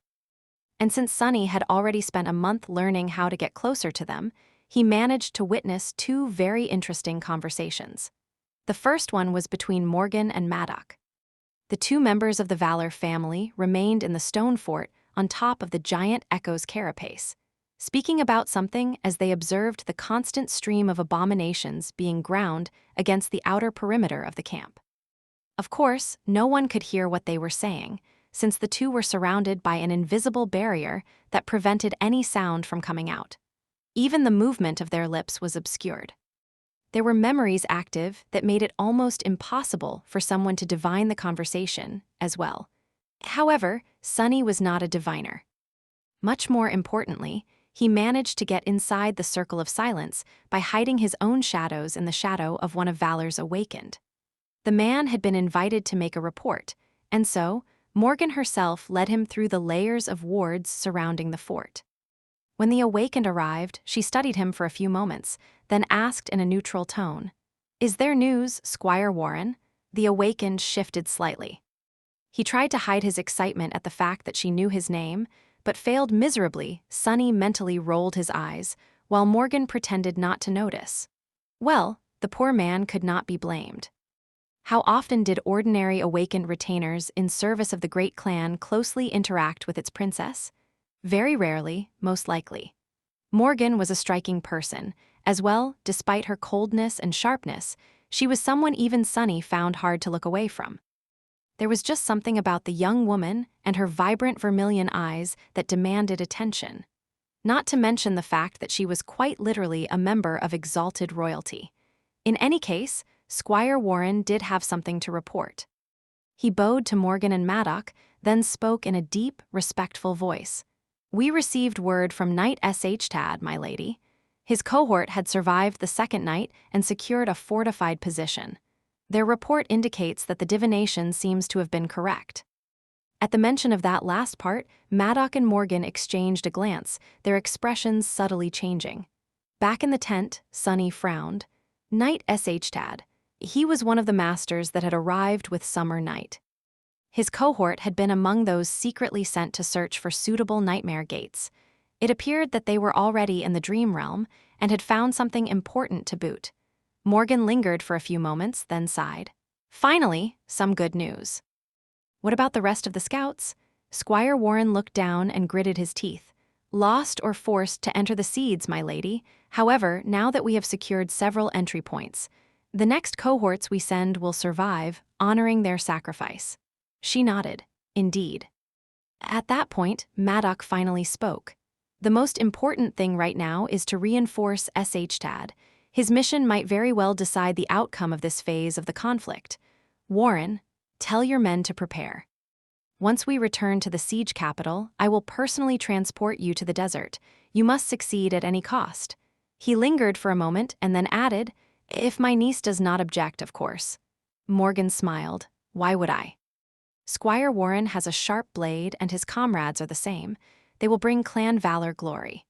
The awakened man lowered his head, his eyes igniting with exhilaration and zeal.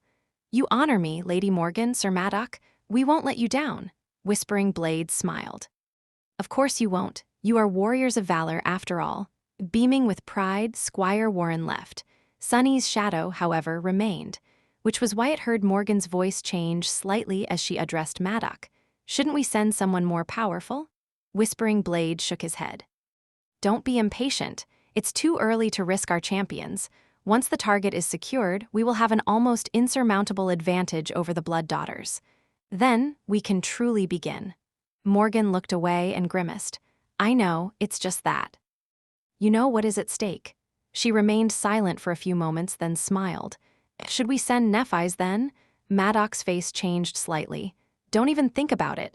You know how your father feels about her. Morgan sighed, then looked in the direction of the battlefield. Fickle man. Far away, hidden safely in the tent, Sunny was frowning. What exactly had the scouts found in the desert?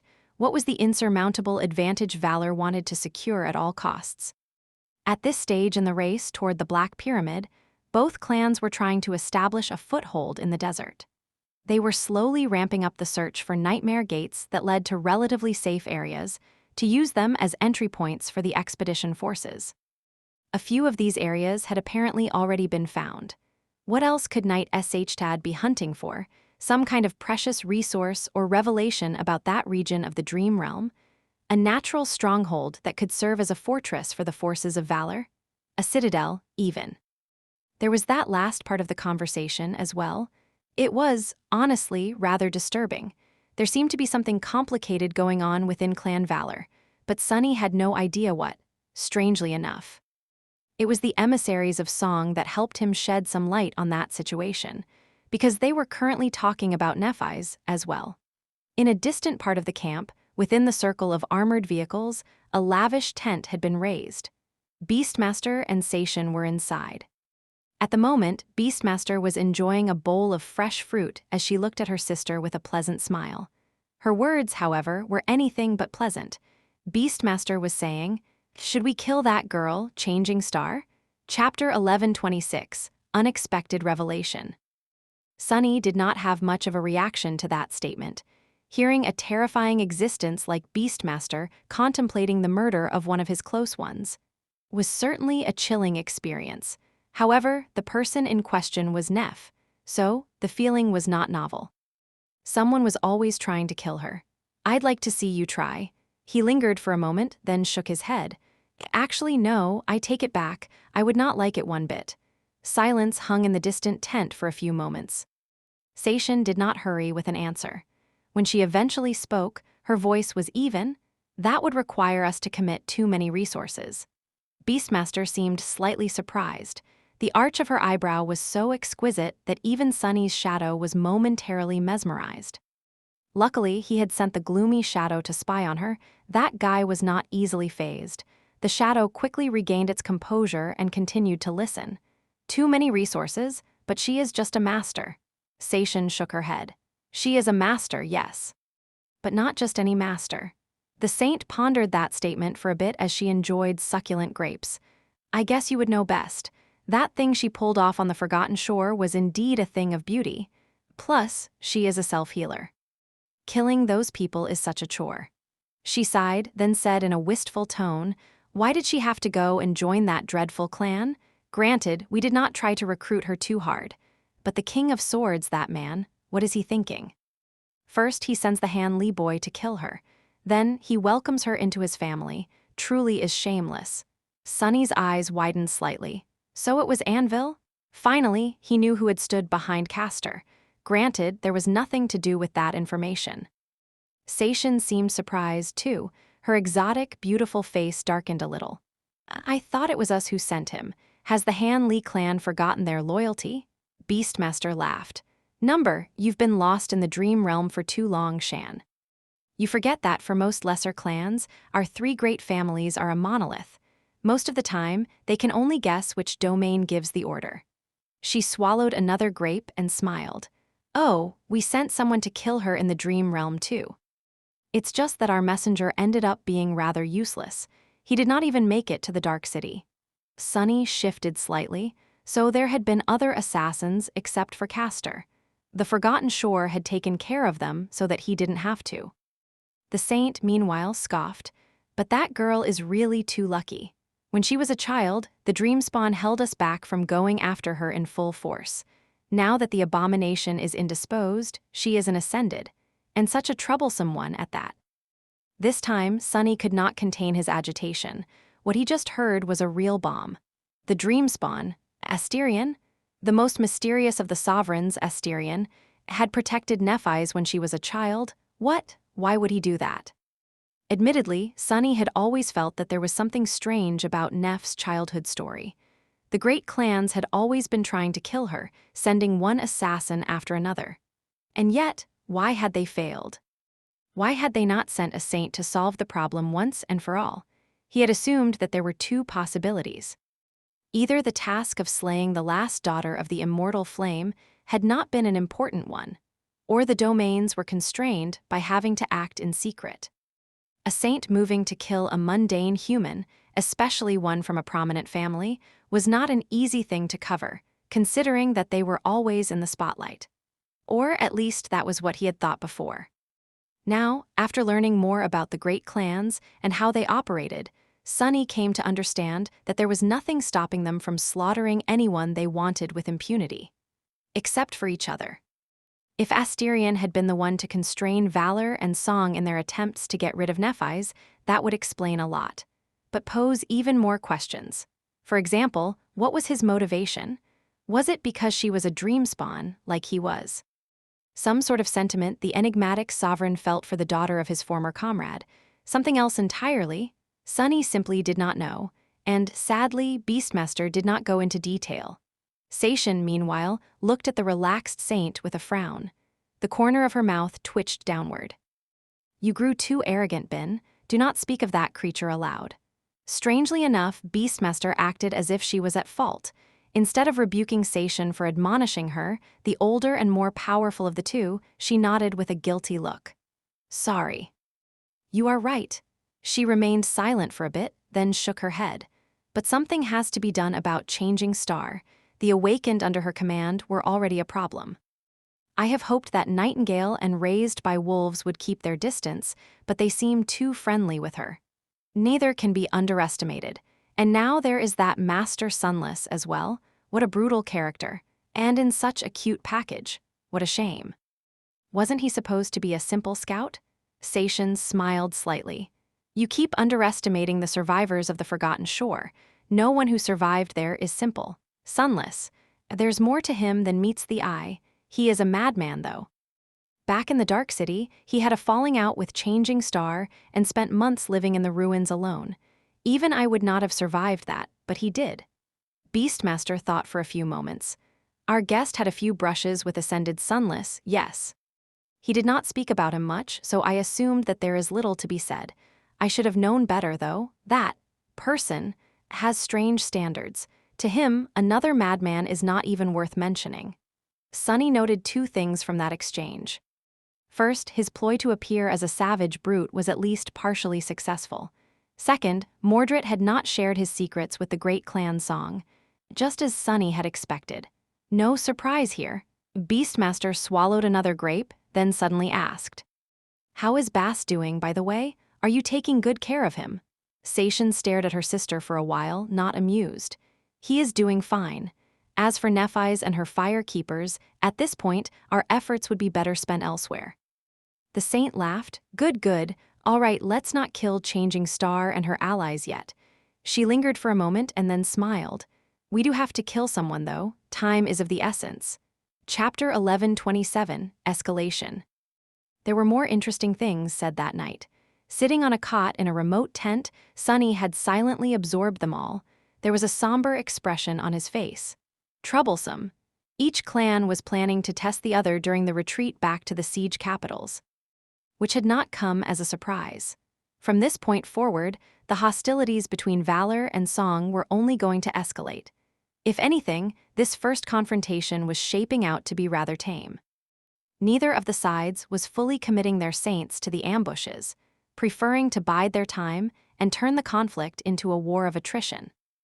There were valuable assets that both clans kept under layers of protection in terms of the ruthless economy of war. Trying to take these assets off the board was not cost-effective at this point in time. Luckily, Nephi's seemed to be one such asset as well.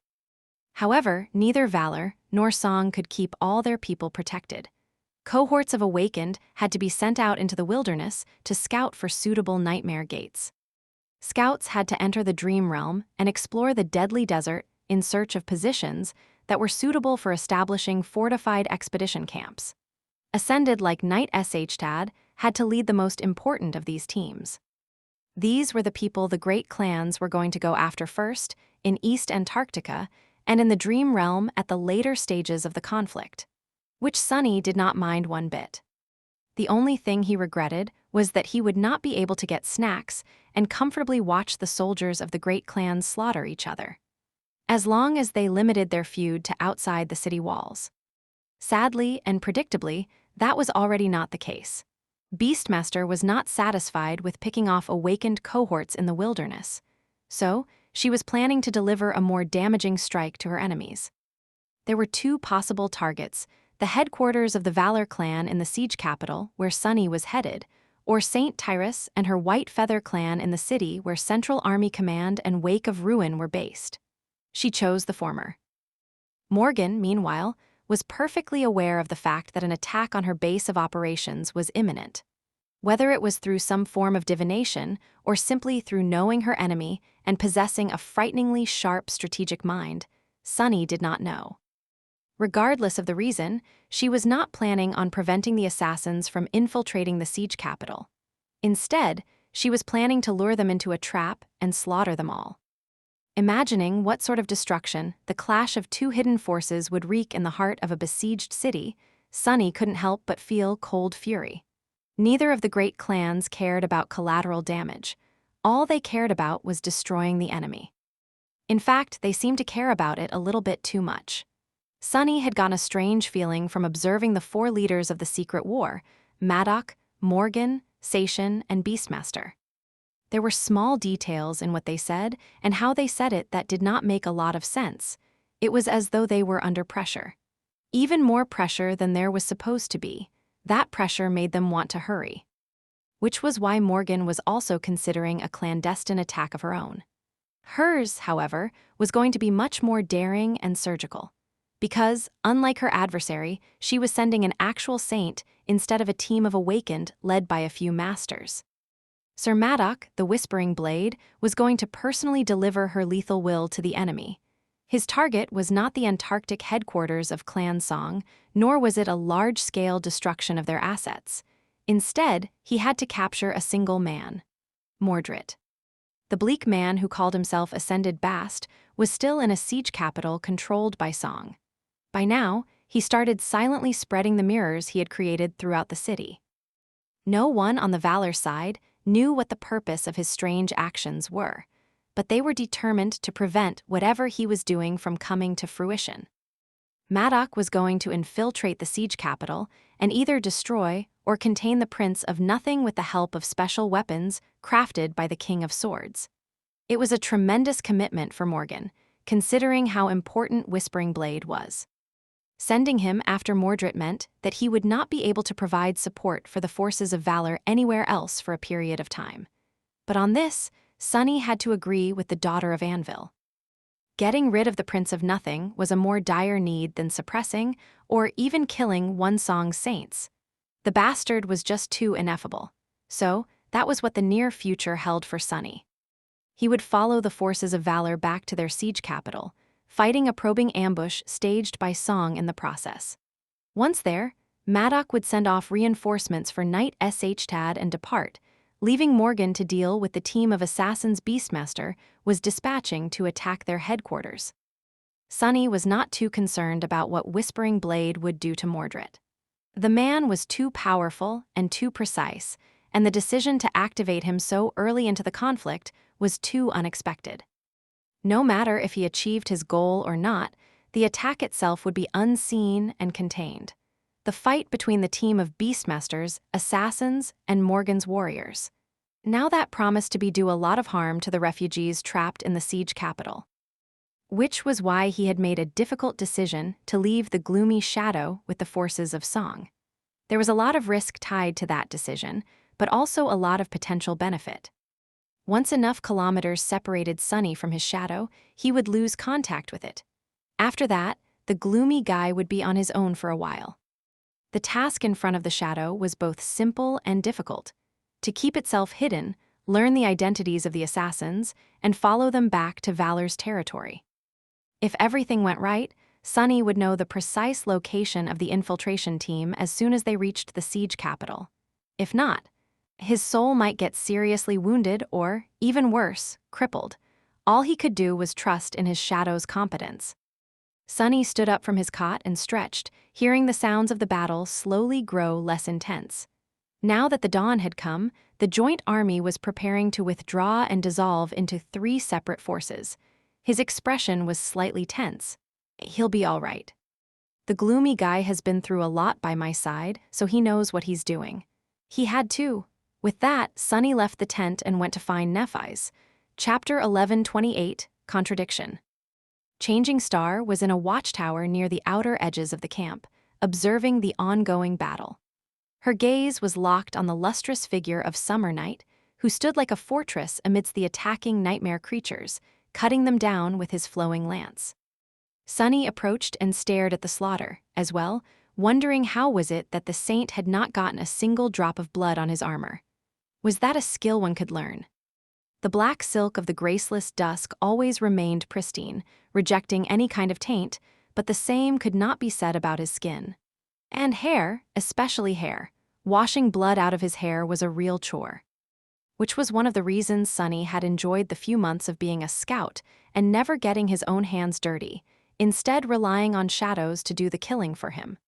That guy, Summer Night, is both deadly on the battlefield and nice in person.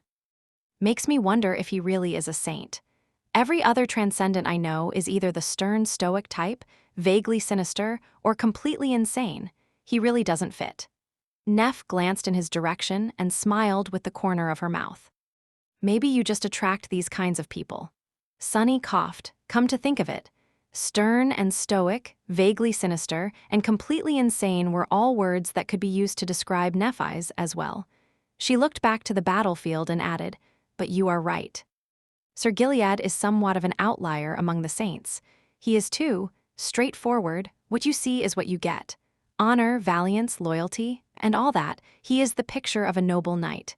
Sunny remained silent for a moment. Is that a bad thing? He certainly thought that it was.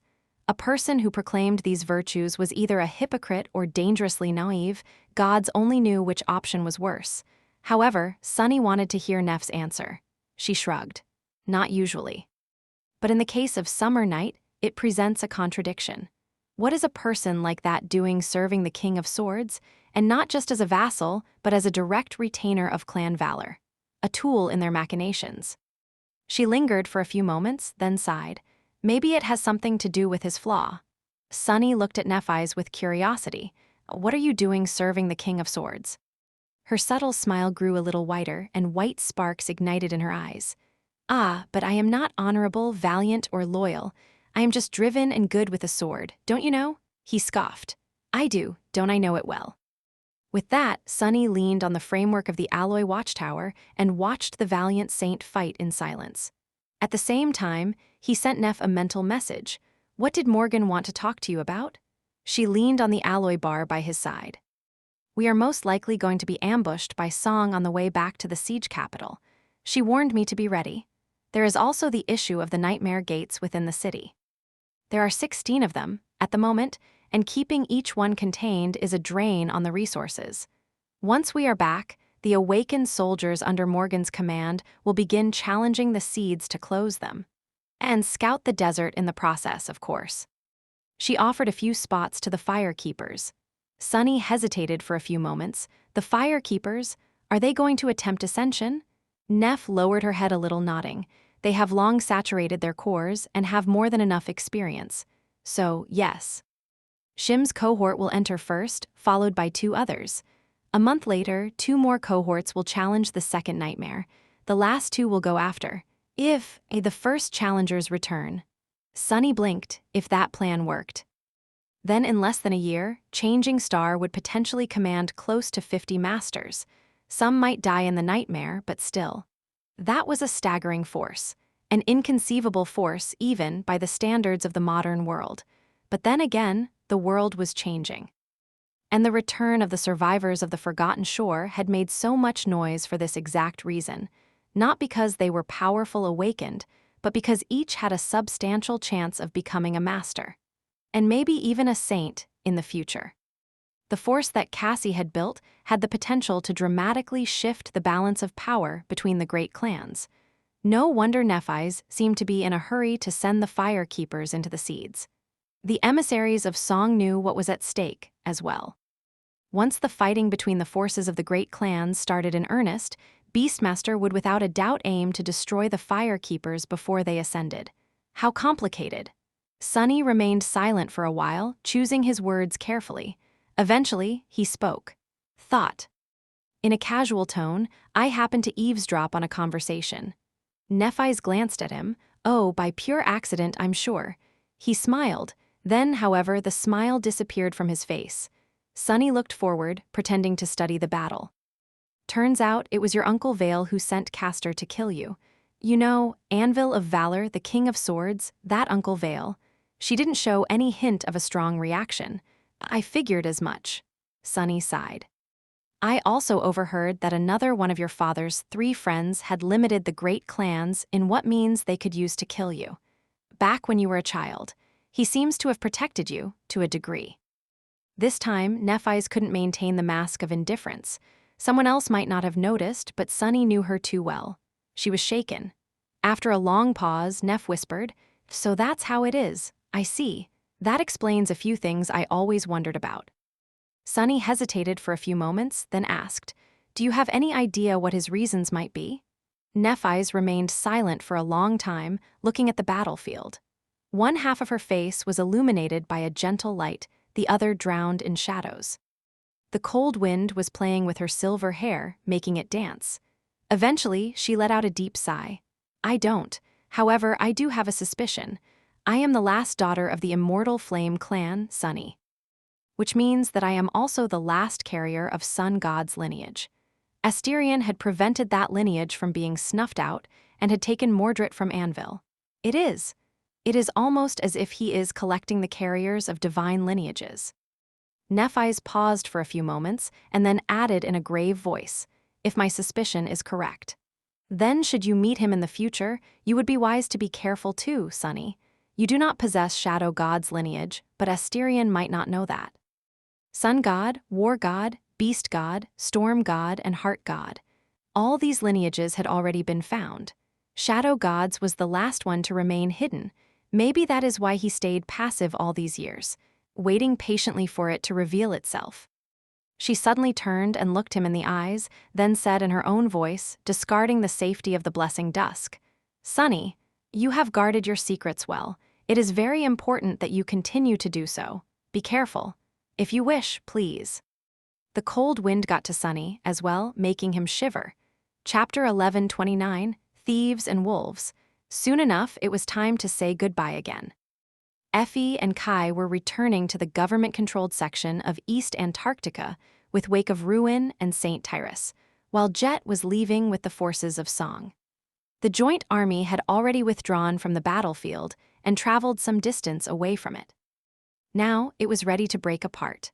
Before it did, however, Sunny managed to find an opportunity to talk with Soul Reaper in private.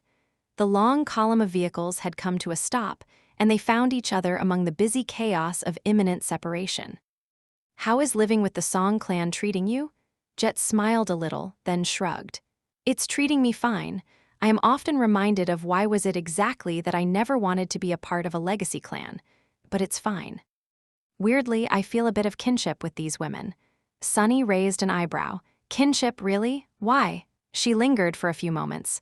A thief knows a thief as a wolf knows a wolf. It's just a vague feeling, but I think that their flaws are similar to mine. Not exactly the same, but similar. I have no solid proof, of course, but there are ways to tell. A thing like that influences you in many subtle ways. Jet looked away and let out a wistful sigh. All of Kai Song's daughters are adopted, you know? Many of them were taken from the outskirts when they were very young. Who knows, in another life, I might have been a princess of a great clan as well. Wouldn't that be a sight? Sunny looked at her gloomily, trying to imagine Soul Reaper in the traditional wine-red attire of the Song clan. However, his imagination failed him. No matter how hard Sunny tried, he just couldn't imagine Jet wearing a dress. He scoffed. I do know, and yes, that would be a sight. However, I like the current you much more. Soul Reaper laughed. Me too, Sunny, me too.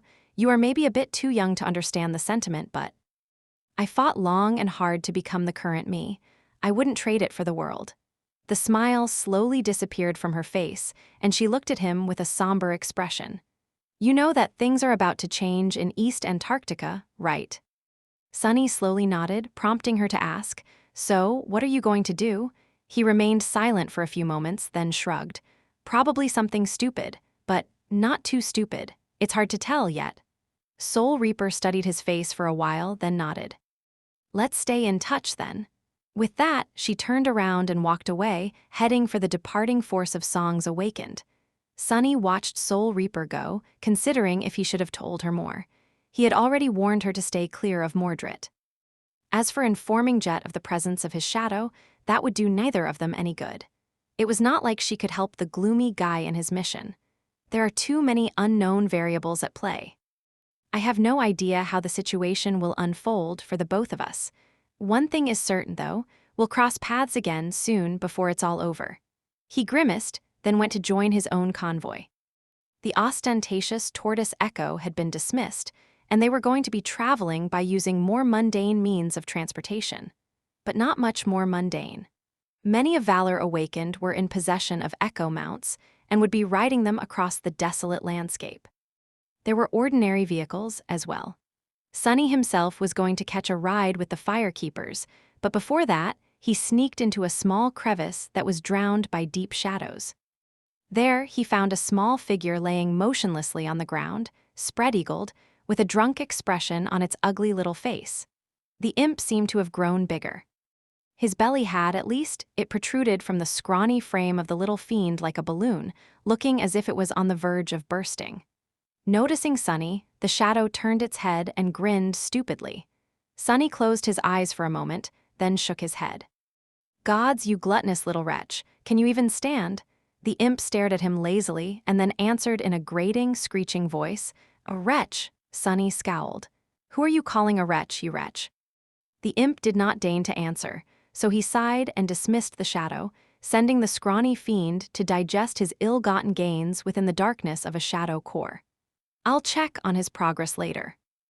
That bastard better have listened to me and only eaten those nightmare creatures that had to do something with steel and metal. Otherwise, he'll be on a vegetarian diet for a very, very long time. Sunny left the crevice and walked over to one of the armored vehicles. There were already a few familiar faces inside, the members of Cassie's former cohort, the healer, Shim, Kaor, and Shakti, and others. Noticing Sunny, they all became lively. Sunny, man. You were a real terror on the battlefield yesterday. When the hell did you become that scary? Now I really want to ascend too. Maybe I'll get a pseudo-transformation ability like you. You're an artisan, Kaor. What kind of transformation are you going to get? Turn into a block of wood? Better be a block of wood than a blockhead like you. Sunny greeted them with a few smiles and a few elusive answers, then walked over to where Cassie was sitting and looked around. Hey, Cass, where's Nephi's? The blind girl pointed forward, where another vehicle, this one larger and better armored, was visible through the windshield of the APC. Morgan invited her for a last-minute discussion. He smiled darkly. Oh, yeah, discussion of what? Cassie lingered with the answer. Probably the ambush. He really did not know what to say. What kind of stupid ambush is this when everyone knows that it's happening? Damn, I'm sure that even the ambushers know that we know, the sheer stupidity of it all. Sunny sighed, then sat near Cassie and grew quiet. Soon, the column of vehicles started to move, surrounded by a moving shield of mounted awakened. The human forces were returning victorious from a dire battle with a harrowing horde of nightmare creatures, having slayed 4 powerful titans. But what awaited them was not the warm welcome of the citizens, but the swords and bullets of fellow humans. He shook his head dejectedly. Actually, there might be nightmare creatures in the ambush as well. That's Beastmaster we are talking about after all. Chapter 11:30, Closeness. The journey back to the Valor Enclave in East Antarctica was going to take several days. On the first day, the awakened riders charged forward many times, slaughtering any band of nightmare creatures that was unfortunate enough to wander into the convoy's path. Awakened and fallen abominations were ruthlessly cut down long before they could pose a threat to the vehicles. When a corrupted one appeared, the Knights of Valor attacked personally. Watching these exalted masters fight was both an inspiration and a grim reminder of what Sunny contended against. Each of them was no less deadly than Pierce and Welth, Mordred's jailers, had been, maybe even more so. With the knights slaying the more dangerous nightmare creatures, none of the saints had to personally intervene yet. There were also Morgan's echoes. Strangely enough, there were only a few of them in view. The princes of war must have dismissed some of them, for now. Of course, there was also another possibility. Morgan could have sent several echoes to stage an ambush of her own. In fact, Sunny was more or less certain that she had. He had spent the last month carefully studying the expedition force of the Great Clan. By now, he knew the faces of pretty much every awakened, ascended, and mundane specialist that Valor had sent to the southern quadrant, as well as the rough outline of their abilities. Which was why it had not escaped Sunny's attention that several cohorts of awakened that had participated in the battle against the Titanic horde were mysteriously missing from the convoy. They were, most likely, en route to lay a trap for the returning force of Song warriors. He did not envy them one bit. Sunny himself spent the first day silently observing how the warriors of Valor fought through the shadows. He thought about striking up a conversation with Cassie, but found it hard to find a topic to discuss. At least one that did not have to do with nightmare creatures, machinations of the great clans, or the tumultuous future facing them all. Work, basically. It was a bit strange. He had thought that they were close. Despite everything, there were very few people in this world, if any, who were closer to him than her. And yet, Sunny realized that he did not know much about Cassie outside the dire reality of being an awakened. He never met her family, which she mentioned so much on the Forgotten Shore. He had never visited her home or learned of her hobbies, things she enjoyed, things she found frustrating. He didn't even know what her official position in Clan Valor was and how her life had changed because of it. That realization was disheartening. Granted, Cassie herself was part of the reason for the distance between them. After awakening, she seemed to have closed herself off from the outside world, somewhat. After the ascension, her isolation had only grown more pronounced. It was as though the blind girl was making a conscious effort to blend into the background, becoming as obscure and forgettable as possible. But still, Sunny glanced at her with a complicated expression. A sudden thought crossed his mind. I don't think I ever wished her a happy birthday. That had been how they met all those years ago. Well, actually, it was only around 4 years ago. On the day of the winter solstice, in the academy cafeteria, Cassie had suddenly wished him a happy birthday. She was more or less the only sleeper who had spoken to him there. Sunny knew that Cassie was the youngest of the cohort, and that her birthday was somewhere in late June or early July. Close to Rains. This year, he had been busy fighting his way to Falcon Scott during that time, so there was a solid excuse. However, there were the years before that. Sunny remained silent for a while, thinking. Then he shifted slightly and asked, "By the way, Cassie, how is your family doing?" She did not react for a moment, then turned her head slightly and frowned in confusion. "What?" Sunny leaned back. "I said, how is your family doing?" The blind girl hesitated. Then a subtle smile illuminated her delicate face. "Oh, they are doing well. I applied to have their citizenship rank raised, so my mom can't stop bragging to the neighbors." Dad had to have a talk to her. Right after taking driving lessons and purchasing a PTV license. He parks the PTV where everyone can see it too, so I think I'll be the one who has to have a talk with him now. Sunny chuckled. "Ah, I understand. You might not know it, but I took driving lessons as well from an actual ace pilot, by the way. My ride sort of blew up, but when we get back to NQSC, I'll definitely buy a new one. And when I do, you can count on it being parked in the most visible places often." Cassie remained silent for a few moments, then asked with strange curiosity, What else do you want to do when you get back? He scratched the back of his head. I actually have not given it much thought. Well, first things first, my shop is in desperate need of new exclusive merchandise. I've been practicing a lot here in Antarctica, so I might be able to bring the brilliant emporium to an entirely new level. Maybe I'll even branch out and open a memory boutique in Bastion. Oh, also, I've been thinking about opening a restaurant. Feeding people and making money at the same time, isn't that a dream?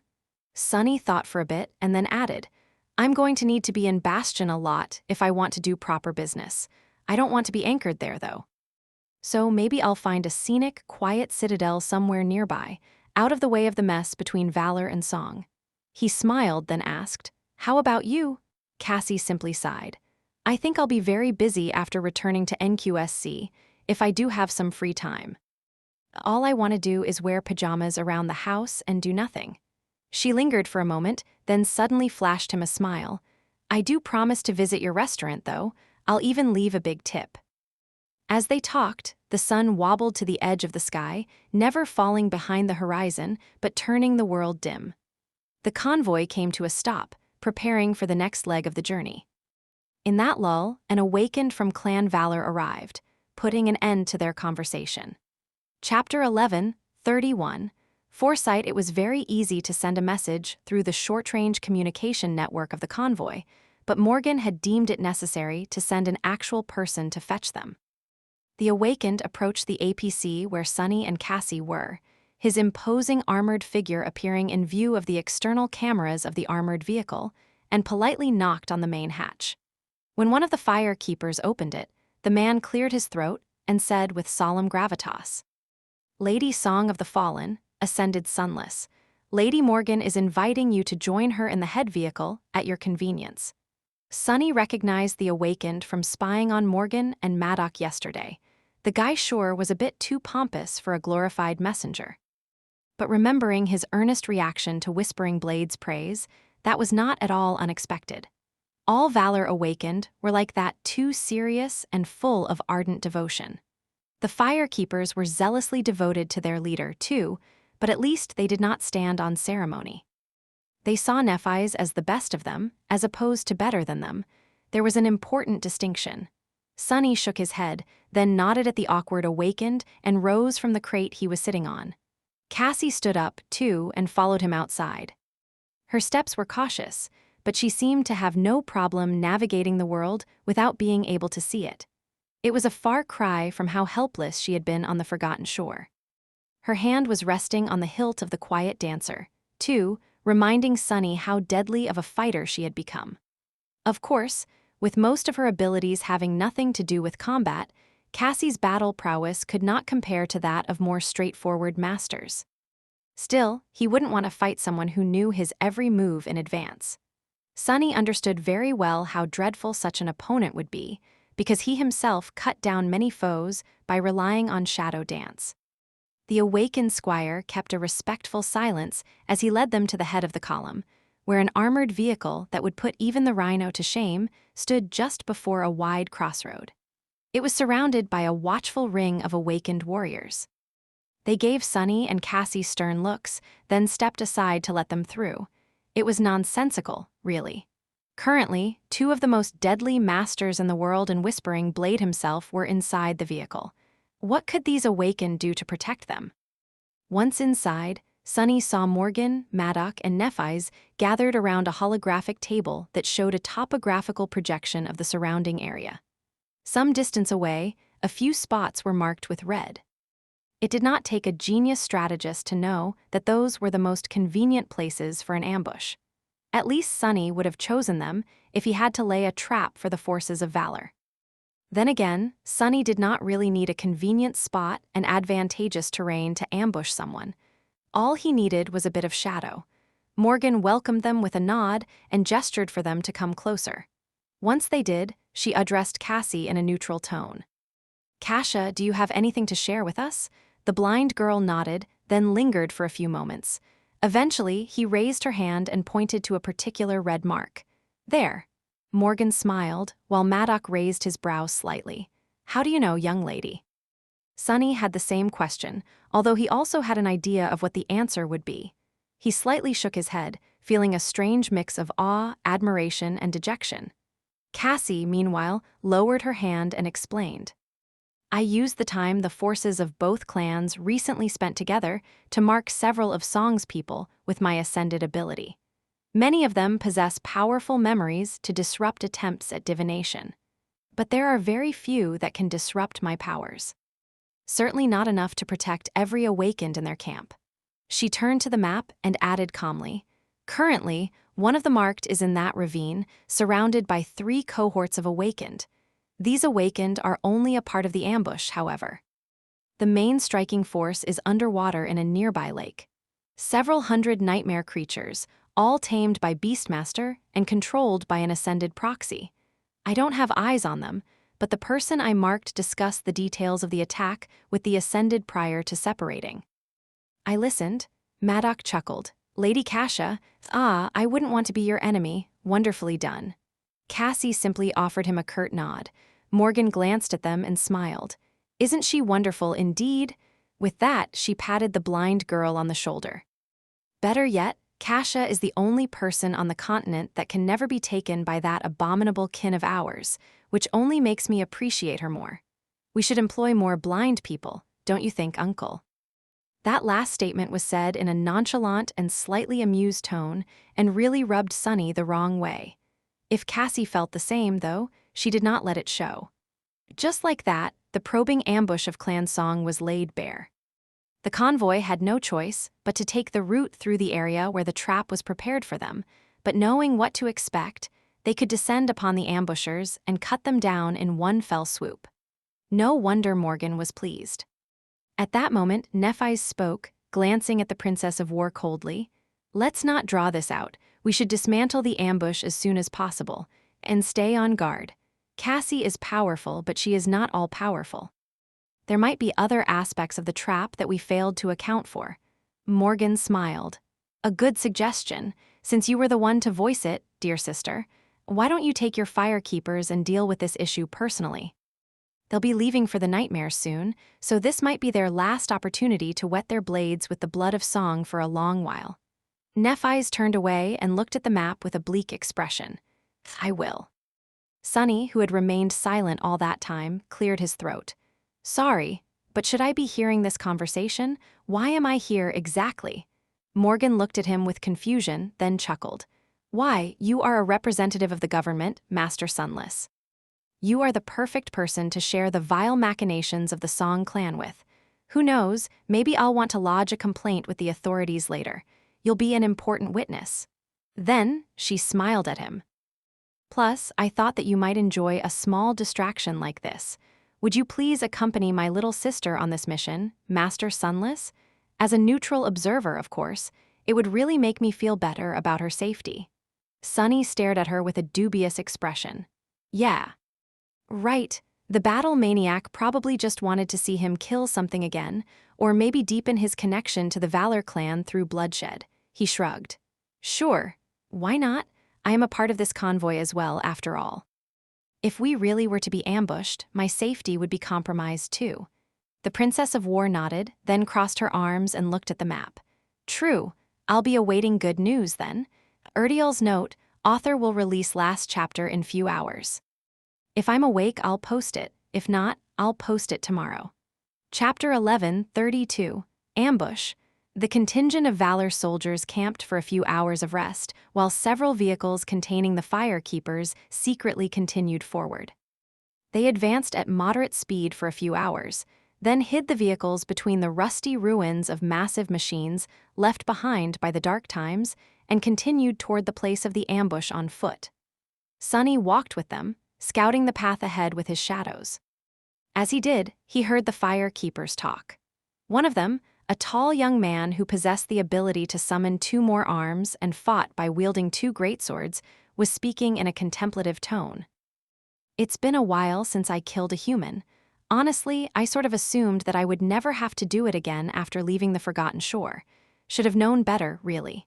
He sighed, then glanced at the leader of his cohort. What about you, Shim? Shim, the healer who usually fought where the battle was direst, wielding a shield and a spear, shrugged. I don't think I've ever killed a human. The others looked at him with surprise. What are you talking about, you maniac? I personally saw you gut at least half a dozen guards in the throne room of the Bright Castle, and that was just day one of that mess. The healer glanced at them evenly. Those weren't humans, they didn't qualify. Even Sunny was given pause by that cold logic. Shim was right about something, though. Some humans were worse than nightmare creatures. In any case, the Fire Keepers did not seem too opposed to the idea of fighting against one of the great clans.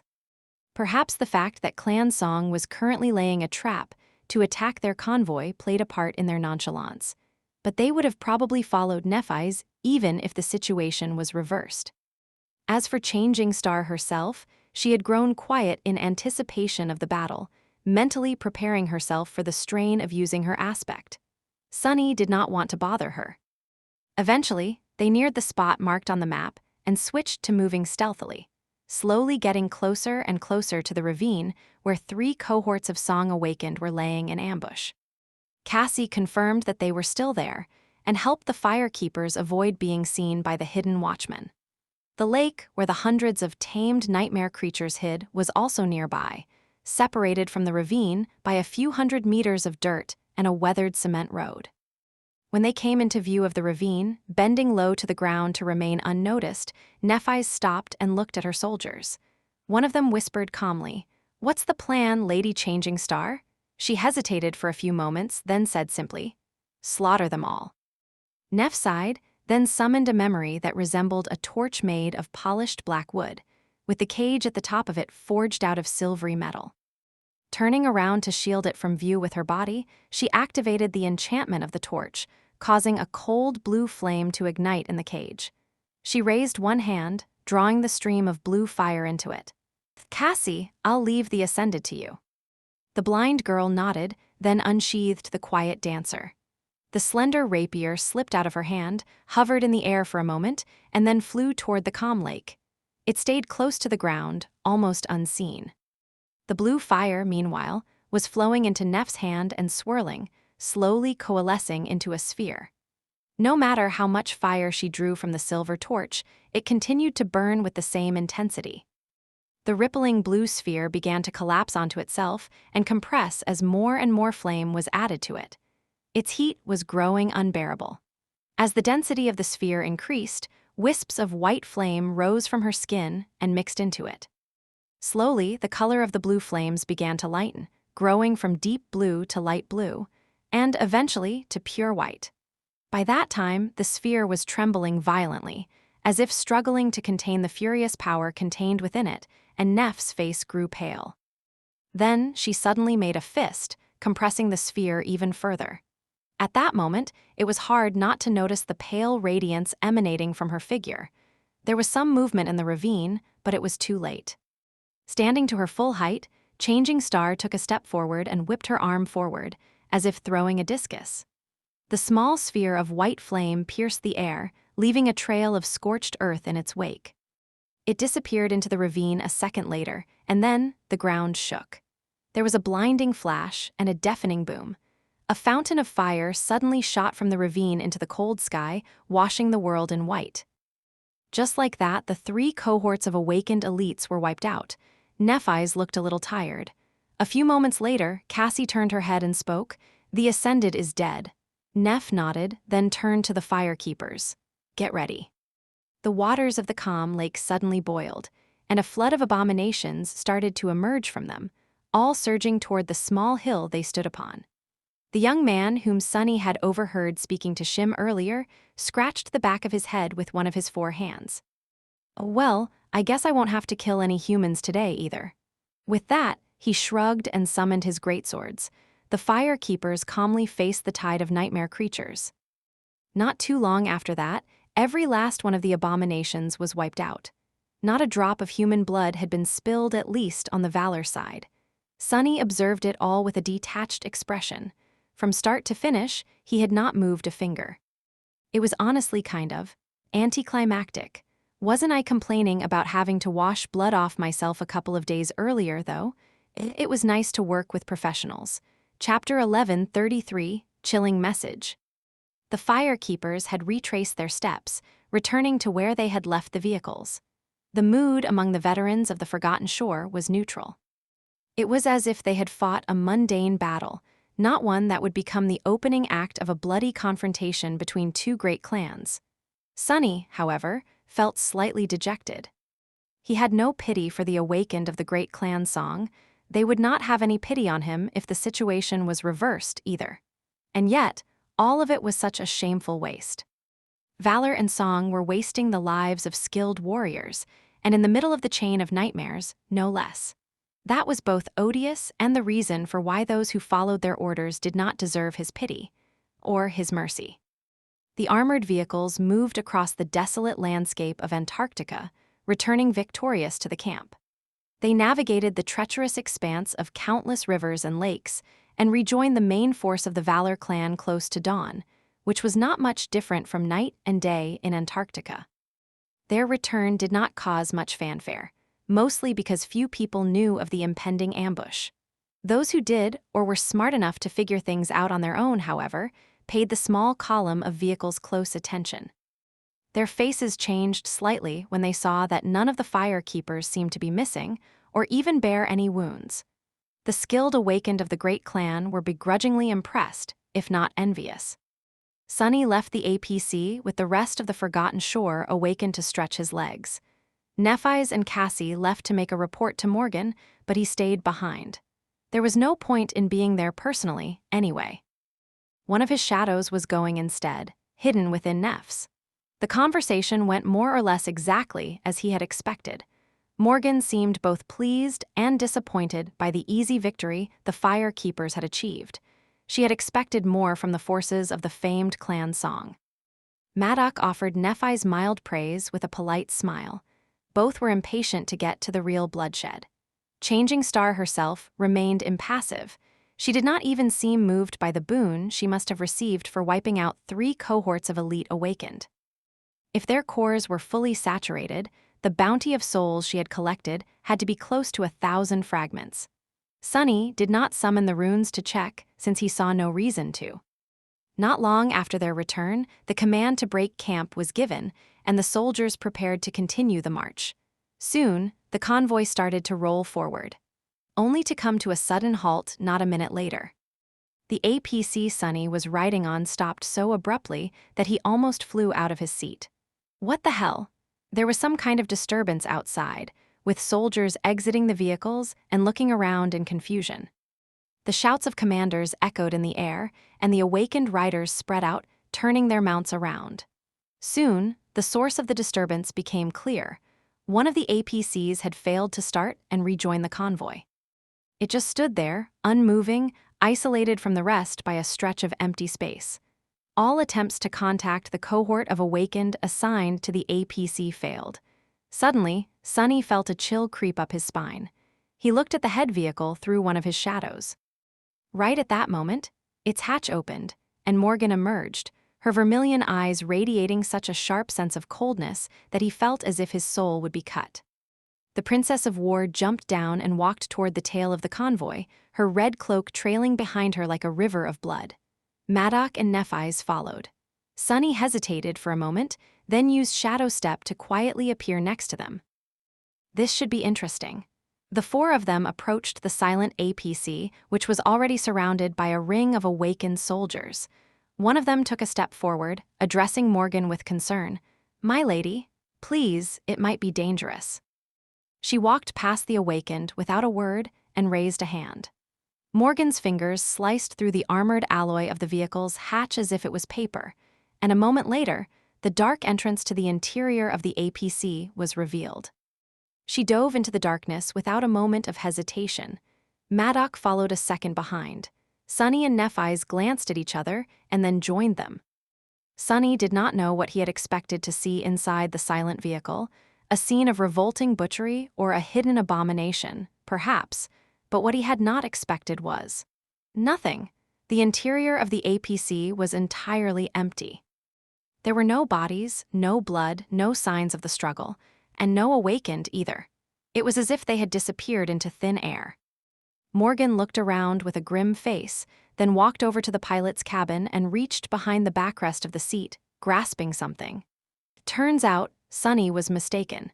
There was something left inside the APC, and she was currently holding it in her hand. A single, unassuming arrow with dull-colored fletching and an arrowhead cast out of mundane alloy. Morgan gritted her teeth, her eyes burning with fury. Her voice sounded like the hiss of a sword leaving its scabbard.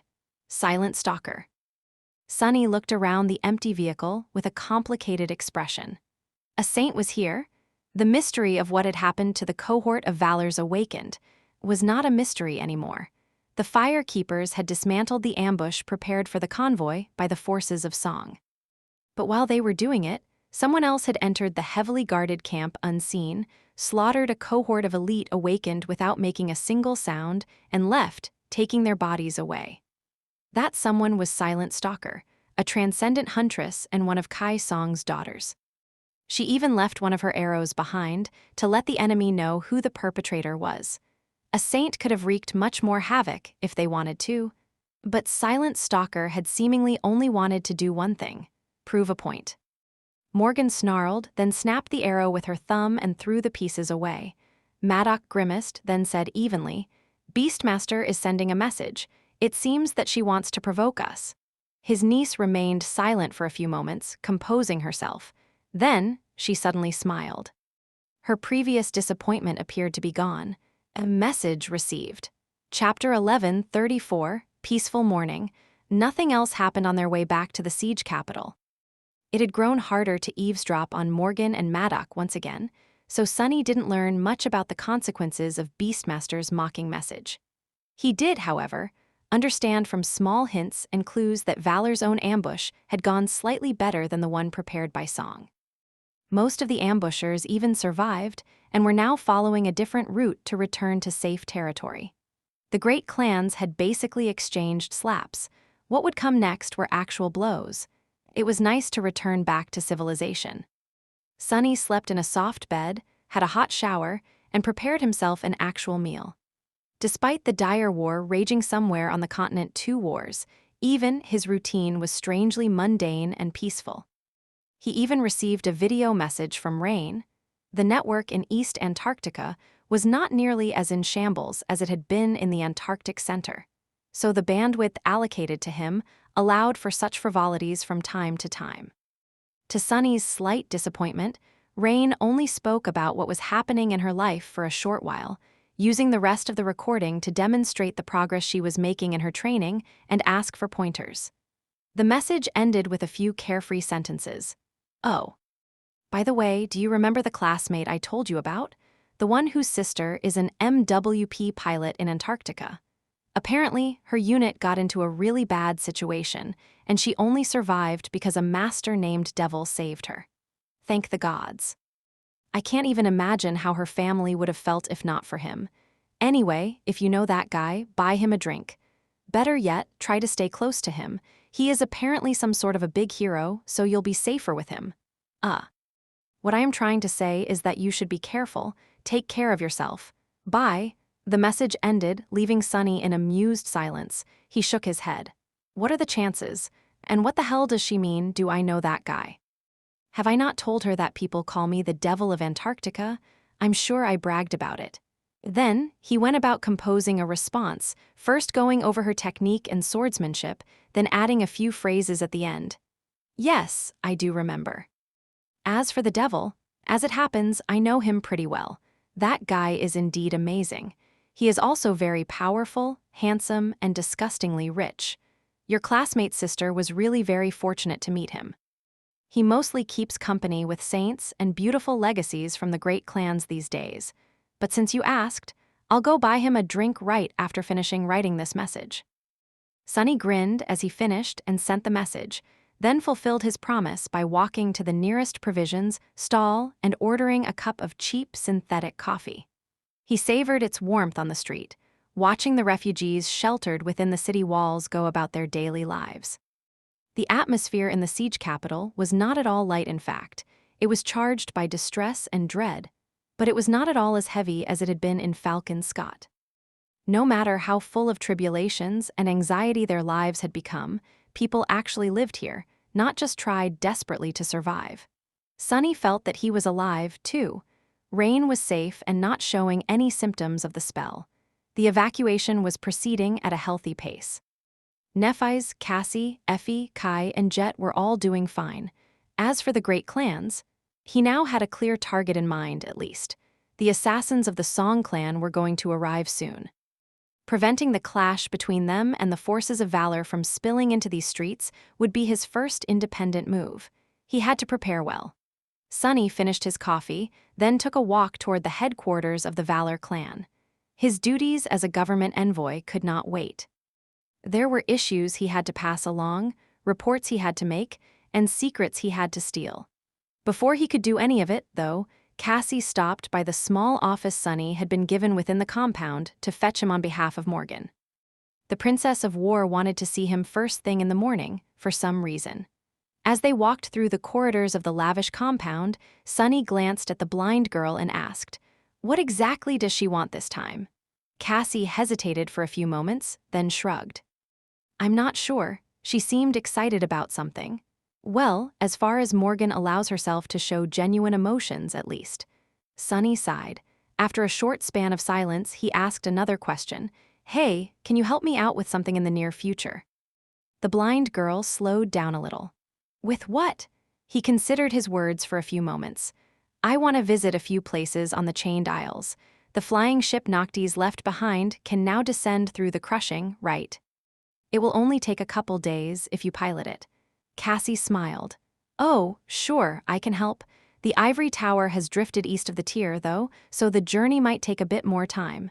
Sunny had a few reasons to return to the Chained Isles. But the main one was on the shipwreck island where he had fought the Wormvine, or rather, under it. The remains of Sun Prince still swayed there, tangled in the broken chains. Sunny wanted the imp to devour as much of the steel giant as possible. His initial desire to make the little fiend develop a nearly indestructible body was a lofty one. But in practice, finding enough magical metal to feed the ravenous shadow was proving to be a problem. So, it was very convenient to know the location of a giant, dead, ancient iron saint. As he was imagining how much the imp would improve after sinking his teeth into the Sun Prince, Cassie led him to a guarded door and opened it. Sunny was a little surprised, since it was not one of the usual places where he met the emissaries of valor. In fact, it was a spacious, heavily reinforced dojo with all kinds of swords and implements of war resting in armored cases. Morgan was standing in the middle of the dojo, wearing nothing except for a light black tunic. Her vermilion eyes were gleaming with sharp, intense desire to cross swords with a worthy opponent and destroy them. Sunny froze. I suddenly don't feel safe." The Princess of Clan Valor smiled widely at the sight of him. "Master Sunless, if I remember correctly, you promised me a spar?" Chapter 1135, Rematch. Sunny remembered his first clash with Morgan very well. Back then, he had been a mere awakened. Nevertheless, as far as awakened went, he had considered himself to be somewhat of an outlier in terms of personal power and combat skill. He had even entertained the idea of winning their duel. Sunny had been blessed with the powers of a divine aspect, trained by Changing Star of the immortal Flame clan and tempered in the ruthless crucible of the Forgotten Shore, and possessed of an aspect legacy. So, there had been a reason for his confidence. The streak of easy wins he had achieved in the dreamscape also played a role. Even though some of the opponents he had faced were challenging foes, none managed to make him feel seriously threatened. Sunny had involuntarily grown a little arrogant. Morgan had destroyed that arrogance. She had been the first master he crossed swords with, and not just any master at that. The heiress of the great clan Valor was at the absolute pinnacle of what an ascended could be. Being utterly crushed by her in less than 40 seconds had hit him like a bucket of cold water, instantly extinguishing whatever nascent hubris Sunny could have developed. Her oppressively flawless skill, her overwhelming physical prowess, her crystal-clear killing intent. All of it made a lasting impression on him. Sunny had returned with 2 valuable gifts from that battle. The first was a breakthrough in his mastery of shadow dance. The second was a stark reminder of how many crouching tigers there were among the awakened. Yes, he was outstanding and powerful, but he was not the only outstanding, powerful person out there. Ever since that battle, Sonny had been instinctively comparing every master he fought with Morgan. So far, no one had made the cut, not in the waking world, not in the dream realm, and not in the second nightmare. Which was why he was very curious to see how he would compare to her now that they were both ascended. Sonny was not the same person who had met Morgan in the dreamscape. He had lived through too many tribulations since then: the Night Temple, the Red Colosseum, the Gauntlet of Nightmares, the Temple of the Chalice, the Ivory City. And the Antarctic Center, from the quiet dread of Low 49 to the cold despair of Falcon Scott. Each of these trials had left scars on his soul, but also made him a much more experienced and deadly fighter. That is true. But Morgan must not have remained stagnant, either. St. Tyrus had once said the Anvil's daughter was too young and inexperienced to challenge the third nightmare, which had to mean that she had been actively earning the necessary experience all that time. So this spar of theirs was bound to be interesting. Sure, I was looking forward to it. She nodded with satisfaction, then gestured for Cassie to take a seat. Then Morgan walked to a case containing a multitude of training swords, all fashioned to withstand the intense pressure of being wielded by masters, and thus insanely expensive, and looked at them thoughtfully. What weapon would you prefer to use? Swords, spears, something more exotic? Not weapons at all, perhaps? Oh, I forgot to ask. Are you going to be fighting as is, or assume that pseudo-transformation of yours? It did not seem like she particularly cared, as if it was of no concern whether she would face a human or a towering fiend. Sonny hesitated for a moment, then shook his head. No transformation. It only serves as a force multiplier. If the underlying skill is not there, using it is pointless. Not to mention a drain on the essence. I mostly activate it when there are too many enemies around to reap the benefit of having 4 arms. As for the weapon. He pulled on a shadow cast by a support pillar and formed it into a blunt, featureless black takai. That would be enough. Morgan smiled. Neat trick. With that, she took a simple, straight training sword from the case and walked to the center of the dojo. Stopping there, she pierced Sonny with a sharp look of her vibrant vermilion eyes. I would have suggested using our aspect abilities freely, but that would probably destroy a large part of this level of the compound. So, sadly, we will have to limit ourselves to our dormant and awakened powers. I hope you don't mind. Sonny shrugged. He did not mind. It would have been a shame if he had not learned what Morgan's ascended ability was already. But he had, in fact. He not only observed her for more than a month and came up with a solid theory, but had also asked Cassie for confirmation. The blind girl was now able to see both the attributes and the aspect abilities of those near her, after all. She was a priceless source of information. An almost limitless well of it, really. Thanks to her, Sonny now knew a lot about many people, including the likes of Whispering Blade and Beastmaster. With Cassie's help, Sonny had finally confirmed without a shadow of a doubt that those of the Valor bloodline, Anvil and his children, at least carried the lineage of War God in their veins. As for Morgan's aspect abilities, her dormant ability allowed her to passively enhance the sharpness of anything she touched. Her awakened ability was a comprehensive physical augmentation with an emphasis on resilience. Basically, her body could become as durable as tempered steel. Her ascended ability was a strange one, though.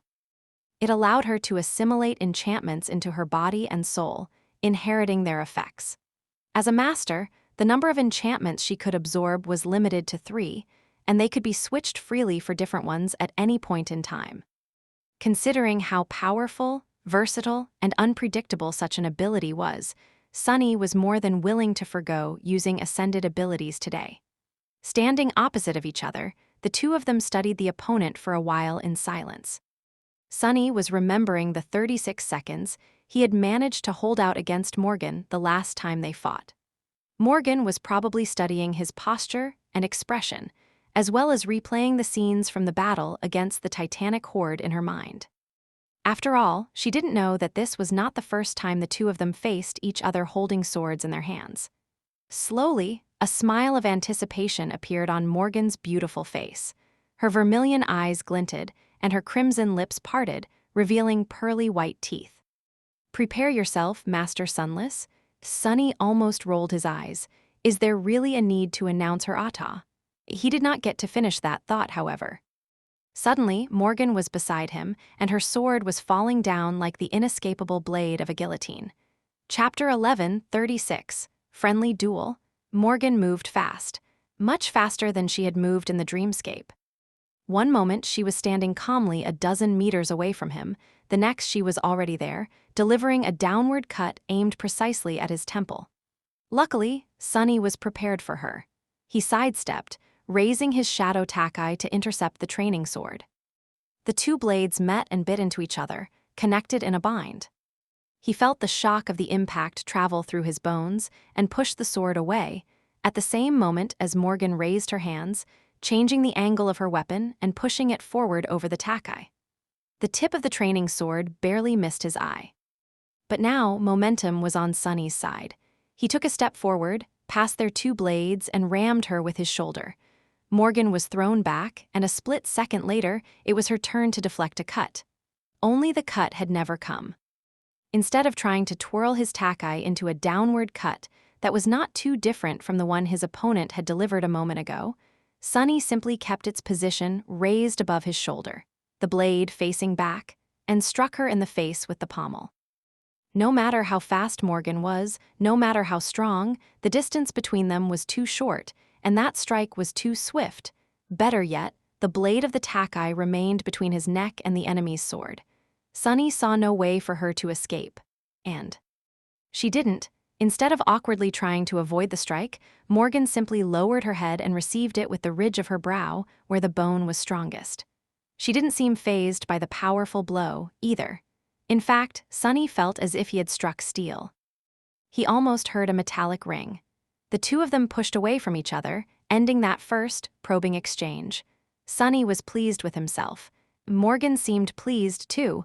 A wide smile bloomed on her face.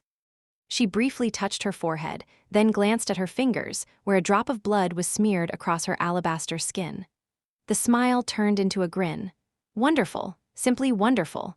Nephi's, Cassie, and you, I've been starved of good opponents for so long, and now there are 3. And you are all so different as well. She looked like a starving glutton who suddenly found himself choosing between 3 exquisite dishes. Sunny raised an eyebrow and glanced at the blind girl, who sat quietly by the wall of the dojo. What that battle maniac got Cassie involved in her training regime, too? Noticing his gaze, Morgan chuckled. Kasha might not be the strongest master out there, but in terms of pure technique, she is among the best, and with how potent her precognition is. Fighting her made me exercise skills and muscles that I had never had to exercise before, which is a rare boon for me. Why, have the two of you never fought? Sunny lingered for a moment, then shook his head. No, not with swords at least. Morgan gave him a curious look. Ah, it's your loss. She raised her sword and prepared to launch another strike. Her smile turned from charming to dangerous. I won't hold back then. With that, Morgan attacked, turning into a furious whirlwind of steel. Curses. Sunny had been pleased with his performance in their first exchange, but his satisfaction quickly evaporated. Now that Morgan was done testing him, the onslaught of attacks she unleashed was simply unreasonable. In terms of raw physical strength and speed, the two of them were about equal. Granted, Sunny was only using 3 of his shadows to augment himself. He would have had an advantage if he used all 5. But then again, his enemy was probably holding something back too.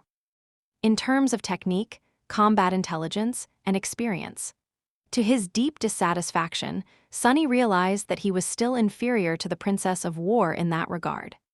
He had already known that Morgan's skill was near flawless, honed into a perfect tool by decades of practice and chilling killing intent. She was the epitome of what a legacy was supposed to be, a person born and raised for the sole purpose of being a fighter. The people who forged her into a deadly weapon were some of the best warriors humanity had to offer, as well. Subjected to Morgan's inescapable sword, he felt suffocated. Back in the dreamscape, he had been simply crushed. He had felt as if his enemy was not a person, but a hurricane.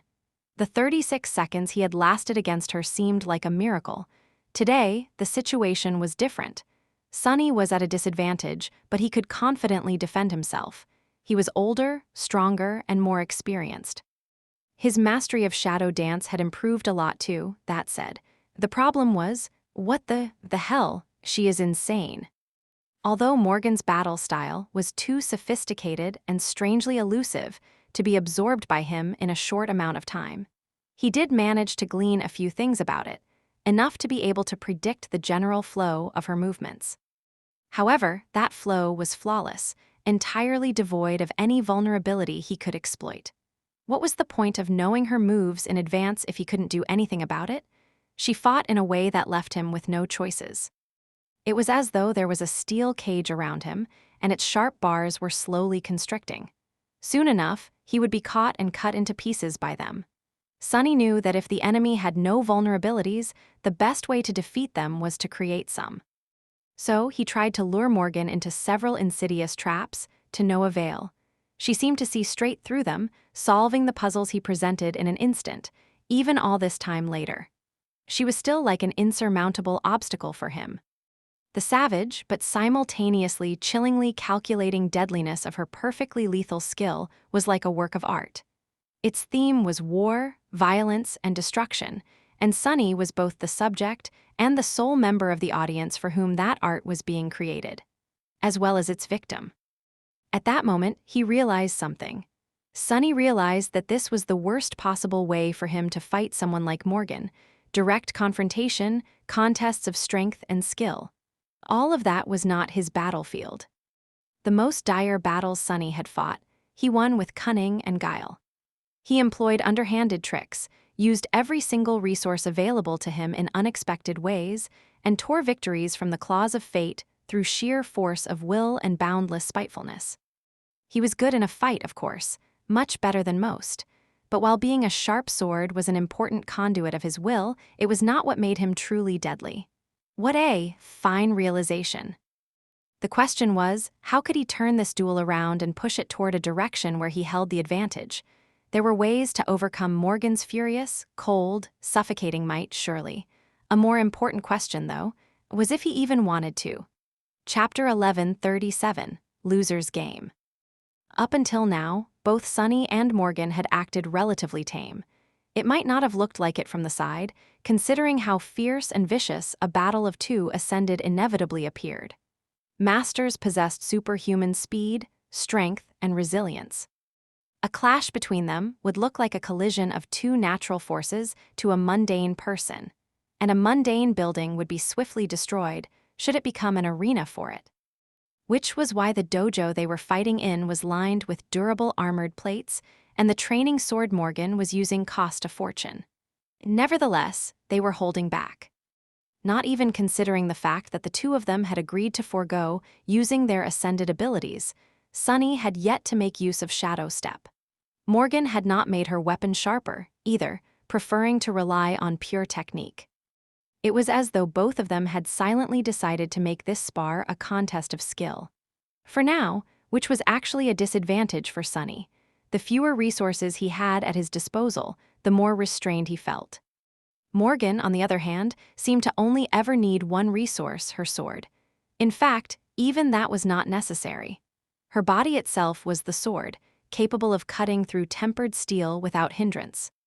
So, if Sunny wanted to turn things around, he needed the situation to change, pushing their duel into the next stage. However, he wasn't sure if he wanted to. What is my goal here? He had been curious to compare his strength with Morgan's. He had been given little choice but to accept her request as well. He naturally wanted to win, but was a victory really in his best interest? Now that Sunny was being closely observed by the great clans, there was no possibility of not drawing their attention. Which was why he had decided to accept that fact and settle for creating a very specific impression of himself instead of trying to remain unseen. Sunny wanted both Valor and Song to think of him as someone strong, exceptional even. But not too exceptional and not too strong.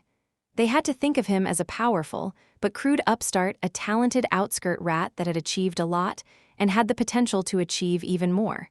But not much more. As someone who could be predicted and controlled. Considering all that, did he really want to defeat Morgan? Could he even defeat her? Well, of course I can. Saint, nightmare, imp, and serpent were also part of his power. Morgan possessed a great number of mighty echoes, but those had come from outside of her aspect. The shadows, on the contrary, had come from within Sunny's, which meant that he would obliterate her in a contest of unadulterated personal power. Which did not matter, really, since such contests never happened in real life.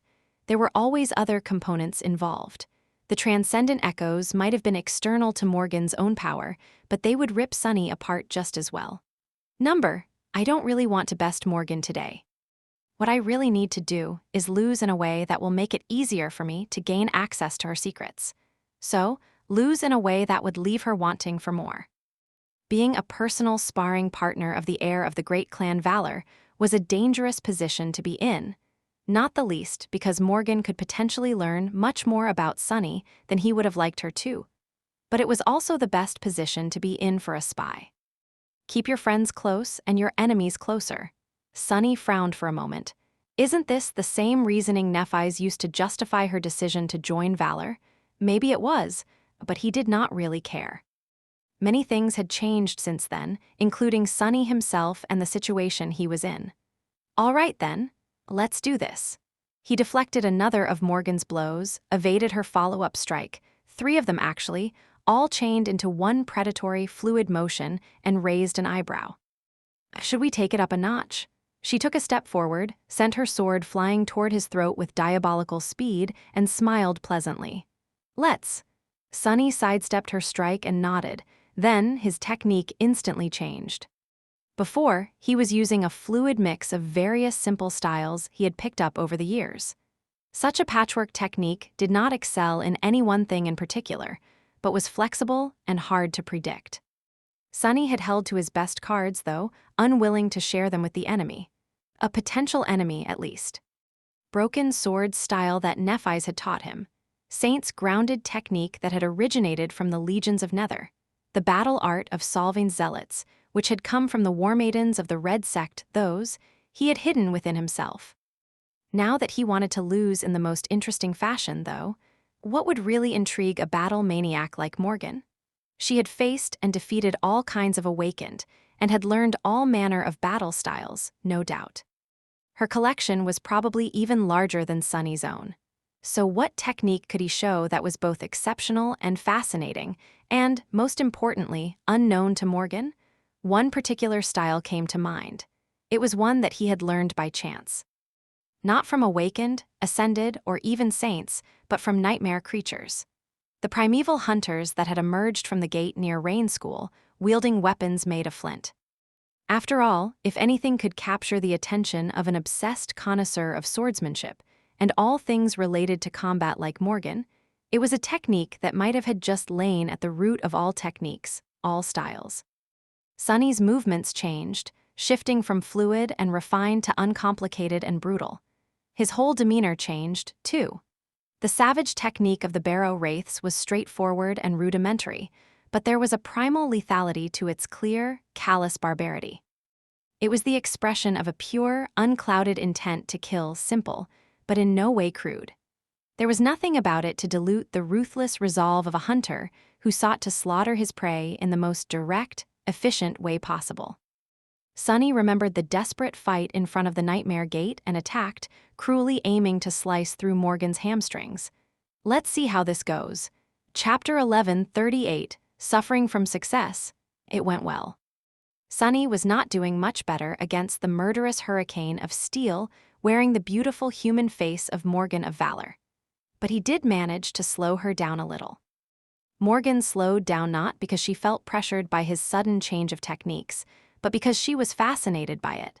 Her raven-black hair swept back, and her simple tunic rippling from the wind risen by their clash, she pierced him with a burning vermilion gaze. Her red lips moved. Interesting, very interesting. Morgan was not addressing Sunny, but more so speaking to herself. After that, she changed her strategy as well. Before, Morgan was all offense, all sharp edges, and a relentless barrage of calculated but devastating strikes. Now, she was moving more deliberately, not really holding back, but also not pursuing an overwhelming defeat of the enemy at all costs. It was as if Morgan was afraid to break him too soon. Sunny did not really know how to feel about that. Huh.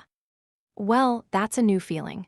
They clashed, their swords weaving a cacophonous but strangely beautiful melody of hissing and clangor. At the side of the dojo, Cassie turned her head slightly, listening. Sunny had long beaten his record of holding out against Morgan for 36 seconds. A minute passed, then another. He was still solidly standing on his 2 feet, and even though his breathing was growing a little labored from the terrible strain of the intense fight, his stamina was far from running out. In the middle of a particularly furious exchange when they were close to each other, Morgan suddenly asked, "That style, who taught you?" Sunny struck at the hilt of her sword, aiming to sever her fingers, and answered hoarsely, "No one taught me, I just learned it." From a nightmare creature. She easily avoided his strike and punished it by aiming a thrust at his heart. A smile appeared on her face. In the nightmare? Sunny hesitated, considering how much he could reveal. He had fought the Barrow Wraiths as mongrel, after all. But then again, no one else had gotten a proper measure of their battle skill, and he had faced countless nightmare gates later in Antarctica, most of them undocumented. No, in front of a nightmare gate. Morgan's smile widened. "You're a fast learner, then?" She seemed to have gotten a good grasp on the essence of the primal battle style he was using, which translated into her attacks becoming more purposeful. She was probing and testing, forcing him to reveal more facets of the technique. All of them, ideally, which did not quite suit Sunny. It was too soon, he could not have her growing bored yet. He needed to impress her some more before losing, so that the impression he made lasted. Without giving Morgan any warning, he commanded his shadow Takai to change in the middle of a swing. The shadow flowed, turning into a great giant. It was still a 2-handed sword, but this one was straight and double-edged, much more suitable for thrusts, slightly more versatile, and supremely mobile. The swing staggered unexpectedly and turned into a thrust, catching Morgan by surprise. She moved with the grace of a dancer, pulling her head out of the way. A strand of wavy black hair was cut and glided through the air. Ah, devious! Despite the outraged tone, her vibrant eyes were shining with excitement. Technically, Sunny had just cheated. They had agreed to leave their ascended abilities unused, after all. But that was fine. Cheating was exactly what an exalted legacy would expect an outskirt rat to do. And honestly, it was also what a person from the outskirts would actually do. It was also what a fighter in a real battle would not shy away from, which was why Sunny thought that Morgan was bound to enjoy his little twist. Instead of answering, he attacked, turning his giant into a spear. There were a few weapon forms that he had trained, creating well enough to summon them on the fly. The only one he had reasons to avoid was the Odachi, since that was what he had used the last time he fought Morgan. Her smile grew wider. They fought, putting the armored plates of the dojo under more and more strain. At some point, one of them even started to crack. Sunny used it to his advantage, launching a deliberate strike while his opponent was slightly less sure-footed.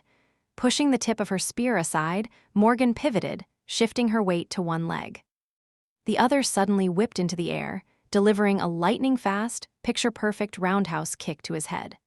Sunny barely had time to react, pulling the spear slightly back and raising its butt to solidly block the kick with the shaft. Morgan's alabaster shin connected with the matte black surface of the shadow spear, and cut straight through it, as if it was not as strong as an ascended weapon would be. Sunny's eyes widened slightly. Crap. It seemed that Morgan had decided to start using more of her aspect abilities, as well. There was nothing really for him to do but accept the blow and hope that she was not planning to decapitate him. The kick had lost none of its power after cutting the spear. The moment Morgan's foot connected with his jaw, it was as if he had been hit by a siege ram. Sunny momentarily saw stars. He was thrown aside and staggered, barely managing to maintain some semblance of balance. Not good. No, actually very good. This is exactly what I wanted. Time to be defeated. He overplayed his disorientation a little and waited for the follow-up strike to come. But it didn't. When Sunny regained the ability to see clearly a second later, he saw a hint of guilt on Morgan's face. She was looking at him with a resigned expression. "Ah, damn it. Sorry, I forgot myself for a moment. I have a healer at hand."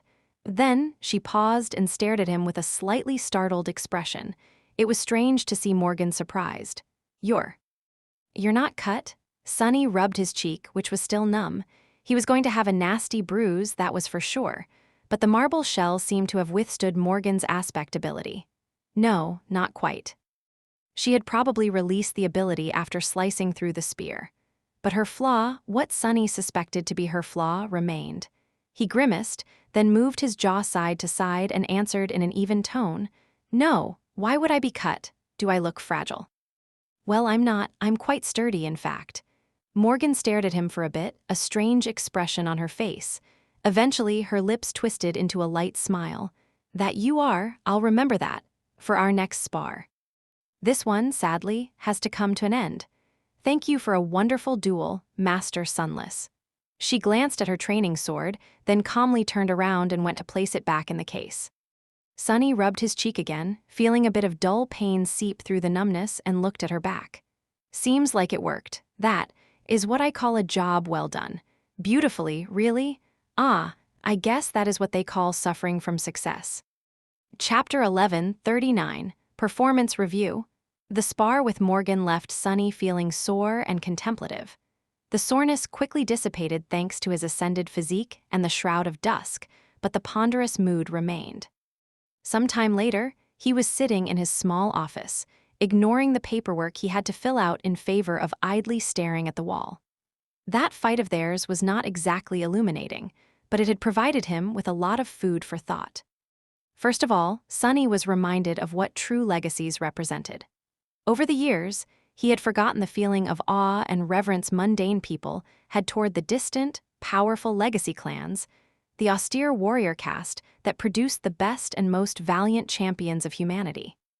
That existed solely for battling the nightmare spell. Or was supposed to, at least.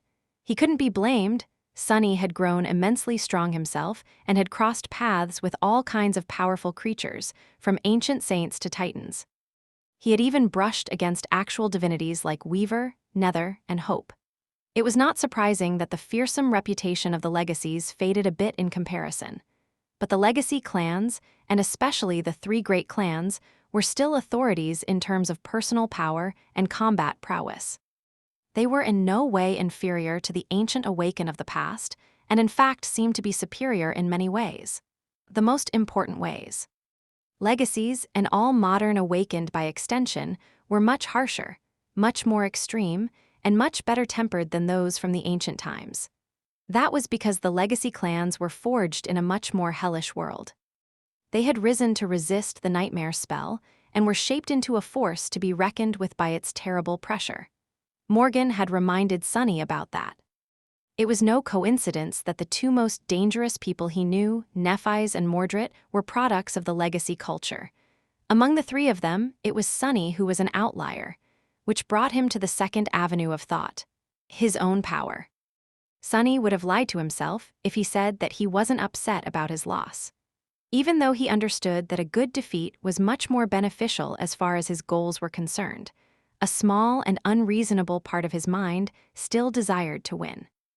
No one liked to lose, and Sonny especially hated the thought of losing to a member of a great clan. He deeply resented them, after all. Being defeated by someone he disdained was a bitter pill to swallow, but swallow it he did. It was one thing to pretend to be weak in front of Morgan, but the truth of the matter was that she was simply too strong. Even the current Sonny, with all his advantages, would find it hard to contend with that level of strength in a direct confrontation. And while he was resourceful and had ways of avoiding such a confrontation, Morgan had all the boundless resources of clan valor behind her as well. So, even in that regard, she was a dire threat. Sonny remembered what Jet had told him once, years ago. No one survives in the dream realm alone. Her words had always held true, but now they seemed especially poignant. Sonny had grown powerful, much more powerful than he ever imagined being, but he was still just one man. In front of a collective like a great clan, his personal power seemed insignificant. Worse still, that collective served as a gatekeeper to greater strength. No one could even become a saint without their permission, unless that person wanted to be hunted down and slain in retaliation for their defiance. There were ways to grow more powerful without achieving transcendence, though. The last thing the spar with Morgan made Sunny think about was the duel itself. He slowly replayed it in his mind, considering what he could have done better and what mistakes he could have avoided. The list was both endless and pointless. Everything was easier in hindsight. It was achieving the best result in the moment that was hard. Still, it was good to review his performance, as well as that of his enemy. Sunny spent some time staring at the wall and thinking back to the duel. A giant was not a good choice for that strike. Here I did not need to saturate that group of muscles with essence, it was just a waste. Should have anticipated the effect of the kick better. As he analyzed their fight, his thoughts inevitably drifted to what could have been done differently.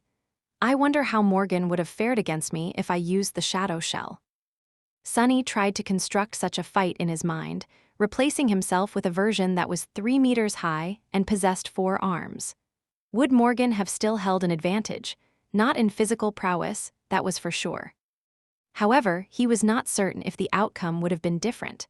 Legacies were first and foremost abomination slayers, after all. Anvil's daughter had been trained to face all kinds of nightmare creatures since childhood. A 4-armed fiend would not faze her at all. What about some other shell? Sunny was currently limited to one form, that of the shadow spawn, because that was what he knew best. But in theory, he could create the shell of any creature. He just needed to know the creature well enough. Perfectly, in fact, and that was not easy to achieve. A thoughtful frown appeared on his face. Is it true, though, that I can create the shell of any creature? It was true in theory, but that theory broke instantly when faced with reality. Take Morgan, for example, or any other human for that matter. Creating a shell, a human had to be easier, because Sunny was one himself and knew how human bodies operated perfectly well. But how would that even work? The shadow spawn shell worked because the 4-armed fiend was much larger than Sunny, and thus, he could form its body around his own. But other humans, with rare exceptions, were more or less of the same approximate size as him. There was no space for a human shell to be formed. There were creatures smaller than humans, too. The current ravenous fiend, for example, even if Sunny studied his shadow for a while, he wouldn't be able to create a shell of the little critter. So in reality, the shadow shell was limited in what it could recreate. A strange expression suddenly appeared on Sunny's face. He blinked a couple of times. Unless, Chapter 1140, staring at the wall. Sunny remained motionless for a while, then chuckled. Numbers, that's crazy, it would never work. Then he stared at the wall some more. Would it? No way. The thought that had crept into his mind while he was thinking about the limitations of the shadow shell was so out there that it seemed utterly ridiculous. But the more he thought about it, the fewer reasons to discard it he saw. No, that's a bit too strange, even for me. And yet, he could not find a logical reason for why it wouldn't be true. Sunny hesitated for a while longer, then furtively looked around. Then, he cleared his throat, stood up, and left the office. If he wanted to test this bizarre theory, he needed to do it somewhere more private. He left the Valor compound and made his way to the nearby dormitory, where most of the government staff still remaining within the siege capital lived. There, he entered his living quarters, which were a bit more spacious and had better amenities than that of both mundane and awakened government workers, and locked the door behind him. Being an ascended had its perks. Sunny sent his 4 shadows to stand watch, 2 outside the apartment, 2 within, and stood there for a few minutes, mentally going over what he was about to do. It didn't seem to be dangerous, just really weird. The principle was simple. Sunny had mastered 3 steps of shadow dance to date. The essence of his battle art was shapelessness and formlessness. It allowed him to shadow an enemy, copying the very essence of their combat technique. After doing so, he could predict their movements, the flow of their battle intent, and even their thoughts. The first step allowed him to shadow simpler battle styles. He had achieved that breakthrough while fighting Nephis in the Crimson Spire. The second step vastly elevated his comprehension of the fundamental principles that governed all battle techniques, allowing him to shadow much more sophisticated styles and do it much faster. It also gave him a glimpse of an intuitive understanding of the more esoteric components of the truly advanced battle arts. those created and used by the awakened, thus incorporating special ways of guiding soul essence through one's body. He had achieved that step after collecting a vast library of techniques in the dreamscape, which culminated during his first duel with Morgan. The inspiration Sunny had received after being decimated by the Princess of War pushed him to a breakthrough. The third step was the hardest one yet. Sunny had started his journey toward mastery of it by expanding his horizons and starting to shadow not only humans, but also nightmare creatures. In the bloody arena of the Red Colosseum, he had submerged himself into their perverted, demented, rabid minds, which allowed him to intuitively feel what the abominations he fought would do, but also put his own sense of self, if not his very soul, at risk. The third step of shadow dance was much more demanding on the practitioner. It required one to truly accept the formless nature of the shadows and let go of their actual self, which, of course, posed the risk of losing it forever. Sunny had made that dangerous breakthrough after being trapped in an endless procession of harrowing dreams by nightmare and having his personal memories blocked. In the end, he had pulled the dissipating pieces of his true self back together by using his true name. It served as an anchor for what made Sunny an individual, and through it, he was able to advance his mastery of shadow dance without losing himself. That third breakthrough enhanced the speed with which he could comprehend the battle intent and combat intelligence of those beings he shadowed even further, allowed him to actually perceive the flow of essence through their bodies, as opposed to just feeling it intuitively, and even gave him the ability to sometimes predict their thoughts. The fourth step. That was where Sunny had hit the wall. Shadow dance was his aspect legacy, but it was also something he had to invent all on his own, with no one guiding him. As such, he wasn't even sure what the correct path was, let alone how to reach the next stop on it. He only felt that the next steps of shadow dance went far beyond battle techniques, and would be much, much harder to conceive and master for that reason. However, while he had stagnated in mastering shadow dance, he had achieved progress in other aspects of his personal power. The culmination of it was the shadow shell, a powerful tool he had created by bringing together various facets of his skills, attributes, and aspect abilities. Shadow dance also played a role in him being able to create shells of other creatures. In fact, its role was perhaps the most important. Without deep comprehension of the desired form, Sunny would never be able to construct it from the shadows, and that was what his aspect legacy allowed him to do. However, there was a limitation to shadow shell. After all, shadows were truly shapeless and formless, while Sunny was not. Even if he had managed to make his mind supremely malleable, he still possessed a human body. No matter how much training he had put into making it as flexible and adaptable as possible, it was still a relatively rigid thing. But what if he added another ingredient to the mix? Right now, Shadow Shell existed as a combination of his dormant ability, shadow control, his ascended ability, shadow manifestation, and his aspect legacy, shadow dance. His awakened ability, shadow dance, was missing from the equation. And that perhaps was the reason for the limitations Sunny had to deal with. Well, let's just try this, if he succeeded.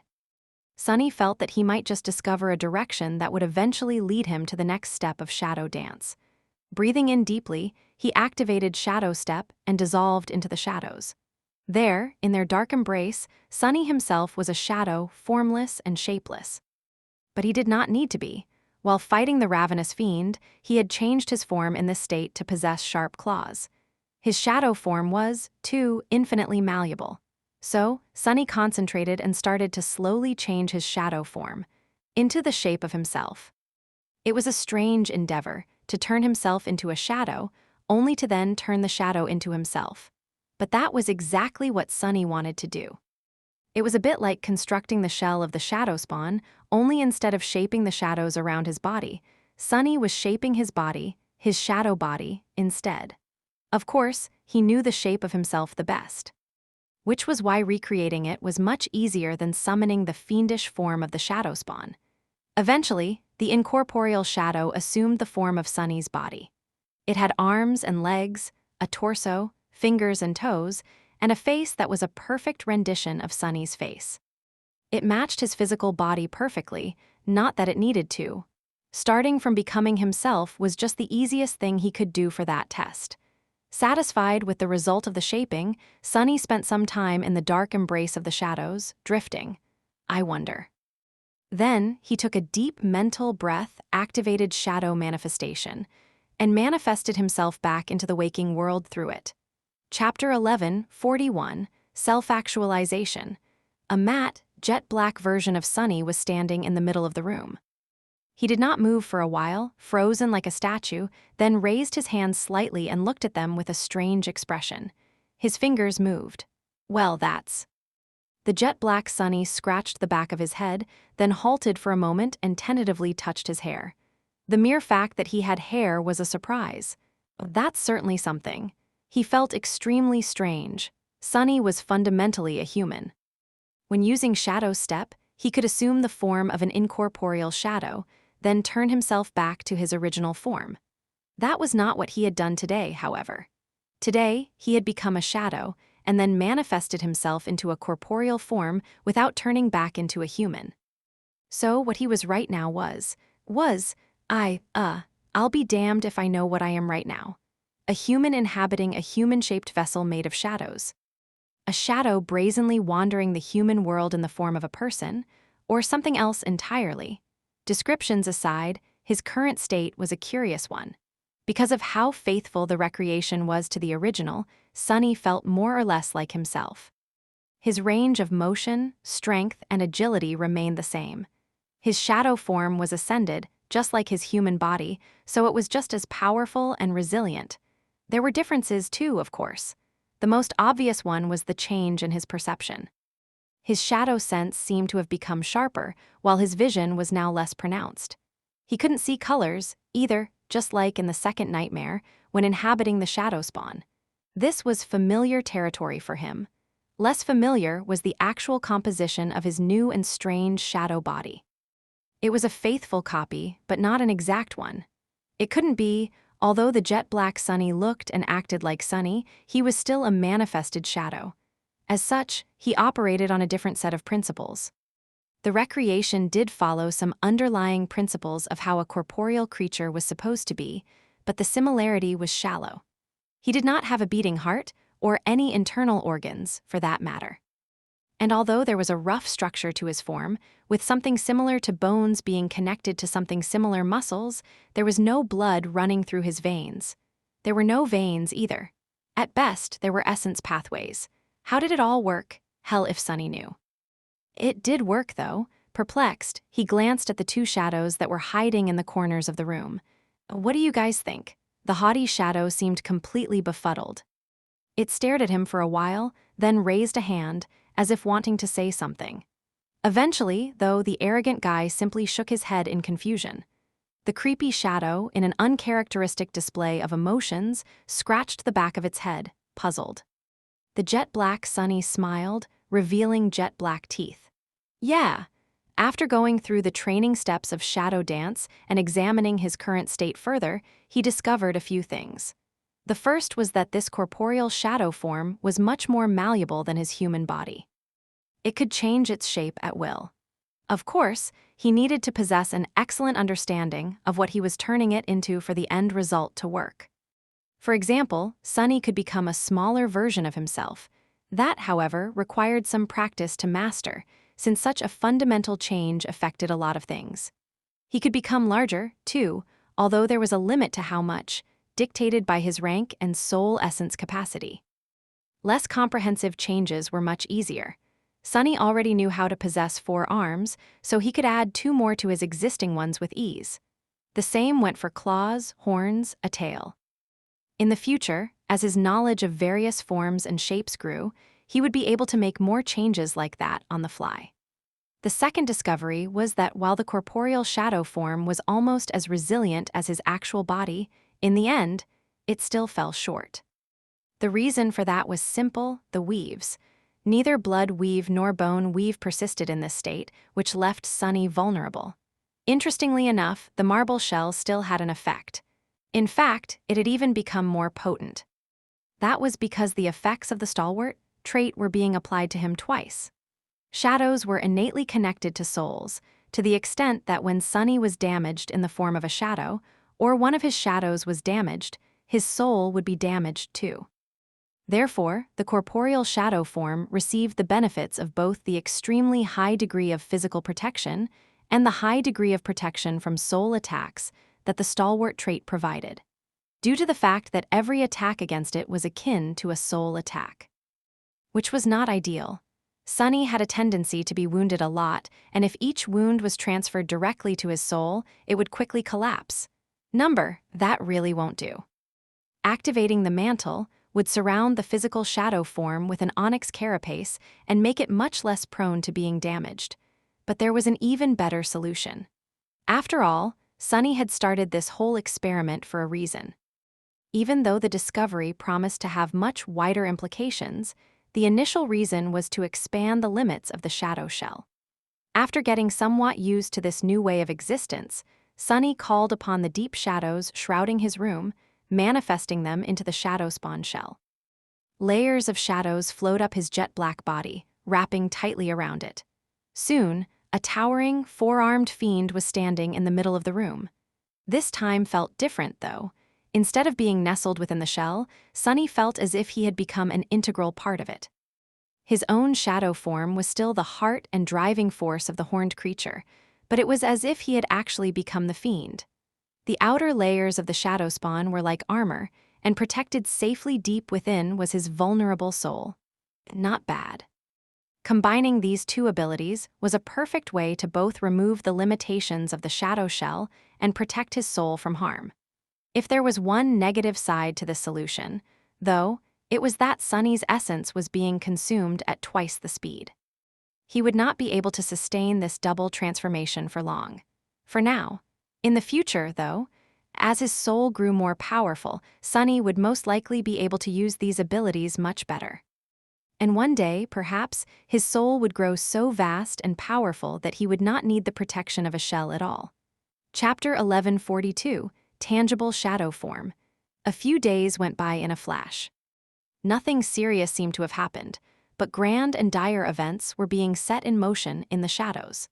Saint Madoc had transported several cohorts of Valor retainers into the dream realm and then disappeared. Of course, no one was told about his absence. In fact, Clan Valor made a good show of pretending that he was still around, supporting the Awakened in the dream realm. It was a believable lie. Awakened, ascended, and Saints were affected by the call all the same. If they traveled to the dream realm near a nightmare gate, they would be brought to the area surrounding the seed instead of to where their anchor was. However, there was a big difference when a transcendent was actually involved. That difference was that Saints could return to the waking world by just using their innate powers, while Awakened and Masters needed to find a gateway to come back. Another, no less important distinction was that the pull of the call was not precise. If an Awakened fell asleep near a gate, they could be transported right to where the seed was, but just as easily to a spot dozens of kilometers away. They could even be dropped right into the middle of a horde of hungry nightmare creatures. So, if a cohort of Awakened wanted to use a nightmare gate as a pathway to the dream realm, they would be scattered over a large area and risk finding their doom long before reuniting with their fellow warriors. A Saint could follow the call first, establish an anchor in a safe place, and then transport the members of the cohort there one by one. A Saint could even clear the way to the seed if the cohort was truly planning to challenge it.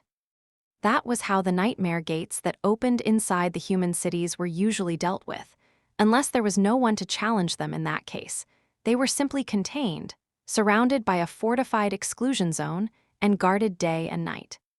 So, everyone had been led to believe that that was exactly what Whispering Blade was doing, guiding the awakened warriors of Clan Valor to the seeds of nightmare in order to conquer them. Sunny, however, knew better. He knew that Madoc actually left to infiltrate Song's territory and secretly take out Mordred. The awakened cohorts the fearsome Saint had transported to the Dream Realm had been left to their own devices, presumably supporting Knight Shtad in pursuing a mysterious objective. The war between the great clans was starting in earnest. Blood had already been spilled, and much more of it was going to flow very soon. Sunny himself, meanwhile, had spent these days experimenting with his newfound ability. He was in a real rush of excitement about it, simply because the potential of the corporeal shadow form was all but limitless. In theory. In practice, there were still conditions to what he could do with it. For example, Sunny managed to turn himself into the Shadow Fiend without the help of the Shadow Shell, relying solely on his own form. That was more or less the extent of how large he could make himself, though. For now. It was also an inferior solution to calling upon the ambient shadows to become the outer layer of the spawn, since he was vulnerable without them. He also experimented with becoming smaller. That was a much easier change, although not without its limitations either. The smallest he managed to become was about the size of the imp, which induced quite a reaction from the little wretch. Sunny also tried other things, like staying more or less his natural size, but changing various aspects of his appearance. Facial features were easy to shift around, as were other things like the length of his hair, his body type, and so on. It would have been a great subterfuge tool, if not for the fact that all these permutations were still of a matte, jet black color. I won't be masquerading as other people anytime soon. Of course, his experiments went beyond cosmetic changes. His interest was mostly combat and stealth, after all. So, Sunny started by adding 2 more arms to the corporeal shadow form and transitioned to more extreme shape alterations from there. His ability to shapeshift was limited by his knowledge and experience. Sunny did well with smaller alterations, like adding sharp claws to his fingers or turning his teeth into wicked fangs. However, when he tried to grow wings, the result was borderline disastrous. He had never lived with wings on his back, did not know their anatomy and how it engaged with the rest of the body, and had the vaguest understanding of the principles of flight. So, he had no hope of soaring in the sky like Kai or Saint Tyrus anytime soon. Sunny was far away from becoming truly shapeless and formless. He did come closer to reaching that goal, though. The funniest thing he did, however, was fulfill his old desire to become taller. Granted, it too was not easy. When Sunny simply made himself larger, the proportions of his body seemed a bit off. When he elongated his limbs, the result was even more off-putting. Finding the right balance was really hard. He did manage to achieve an acceptable result, though, and was currently looking at himself through one of the shadows, giggling. Damn, it's such a pity Effie can't see me right now. The look on her face would be priceless. Especially since she would be looking up at me. Oh gods, I can just imagine it. The tall version of Sunny was really weird. He wasn't sure that he liked its lanky silhouette that much. It was really amusing to see, though. Especially because the corporeal shadow form was entirely matte black, except for the hair. His hair was actually white, because Sunny had summoned the autumn leaf to see if it worked on him in this state. I should probably explore purchasing more cosmetic memories in the future. They seem to be working on this form, which can be of use. He glanced at himself one last time, then dove back into the shadows and emerged from them in his usual human form. Truth be told, while being a manifested shadow was certainly fun, he felt much more comfortable in his real body. It was nice, cozy, and familiar. He felt really rather attached to it. Sometime later, Sunny was preparing to go to sleep, but then suddenly froze in the middle of washing up. His face grew cold and dark. Then, a dangerous smile appeared on his lips. Well, what do we have here? A frightening darkness flooded his eyes. That was because a few moments ago, Sunny had felt something. Before, his perception had been split between 5 points of view, his own and those of his 4 shadows. But then, a 6th perspective slowly came into focus, which meant that the 5th shadow had returned. The gloomy shadow was now within the walls of the siege capital, and that meant that the Assassin's Clan song had sent were here, too. Chapter 1143, Collateral Damage. Sir Amarin, one of the exalted knights of the great clan Valor, was standing on top of a newly constructed dormitory tower, looking at the expanse of the city below. There was a long stretch of industrial buildings between him and the looming barrier of the defensive wall that protected the siege capital from the ravages of the chain of nightmares. There were plenty of civilian shelters and dormitories, too. With the start of the evacuation, Even industrial areas like this one had been put to use, accommodating numerous refugees. The refugees were moving far below him like tiny ants. The thunderous booms of firing railguns did not seem to spoil their moods. After months of continuous siege, the people must have grown used to its clamor. Knight Amarin grimaced. Collateral damage will be high. But that was war. None of these people would have had to die if the enemy had abided by the agreement to keep the hostilities away from the cities. But now that the Song clan had made their move, the hands of noble warriors of valor were tied. The lives of mundane humans were like water anyway. No matter how much he sacrificed to achieve victory, it was just a drop in the ocean. Amarin didn't feel happy about the human cost of his inevitable victory, but he was also not particularly sad. Knowing what he knew, their deaths were insignificant. He heard light footsteps behind him and looked over his shoulder. One of his awakened approached, bearing news. There was an expression of dark excitement on her face. "We have confirmed the location, sir." He nodded. The band of Song's assassins had infiltrated the siege capital with one of the supply convoys. The original staff had been slain, and the imposters assumed their identities. After getting past the gates, they disappeared into the chaos of the overpopulated city without a trace. Or so they thought. In truth, Valor had long anticipated this attack. The subterfuge the assassins employed was pointless. They had only managed to enter the city because that was where Lady Morgan wanted them.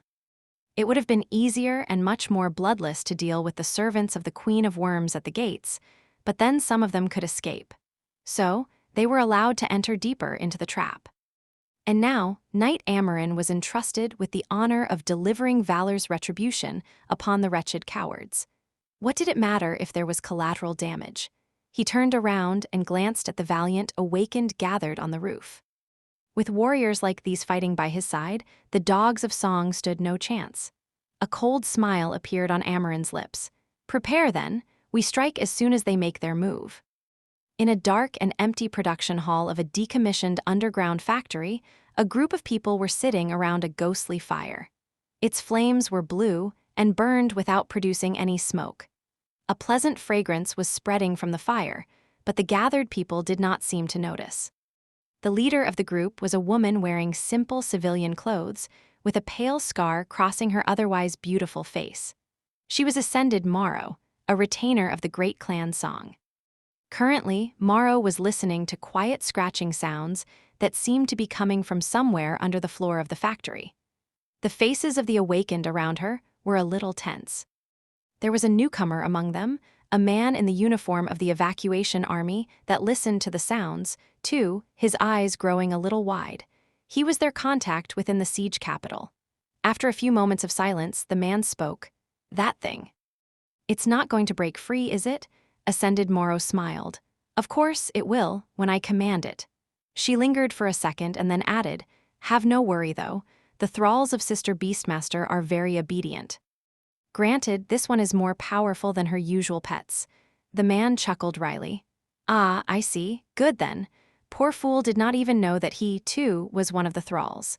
Anyway, have your people completed the preparations?" The soldier hesitated for a bit, then pointed at the map being projected by his communicator. "Yes, that tunnel right there. It will be empty for about 24 hours starting from now. As you can see, my lady, the tunnel stretches all the way to the inner city without crossing any other major logistical hubs. It is also wide enough to transport that thing you brought to where you need it. The last few kilometers leading up to the Valor compound are too well guarded, though." Morrow shook her head. "Leave that to us. Worst case scenario, we will be forced to unleash the thrall a few minutes earlier than planned and let it tear its way toward the compound above ground. Summer Night won't be able to make it back from the wall in time. And since Whispering Blade seems to have indeed gone to the dream realm, the casualties the creature will cause Valor will be severe. She would have loved nothing more than to slaughter the ignoble hypocrites serving the King of Swords personally.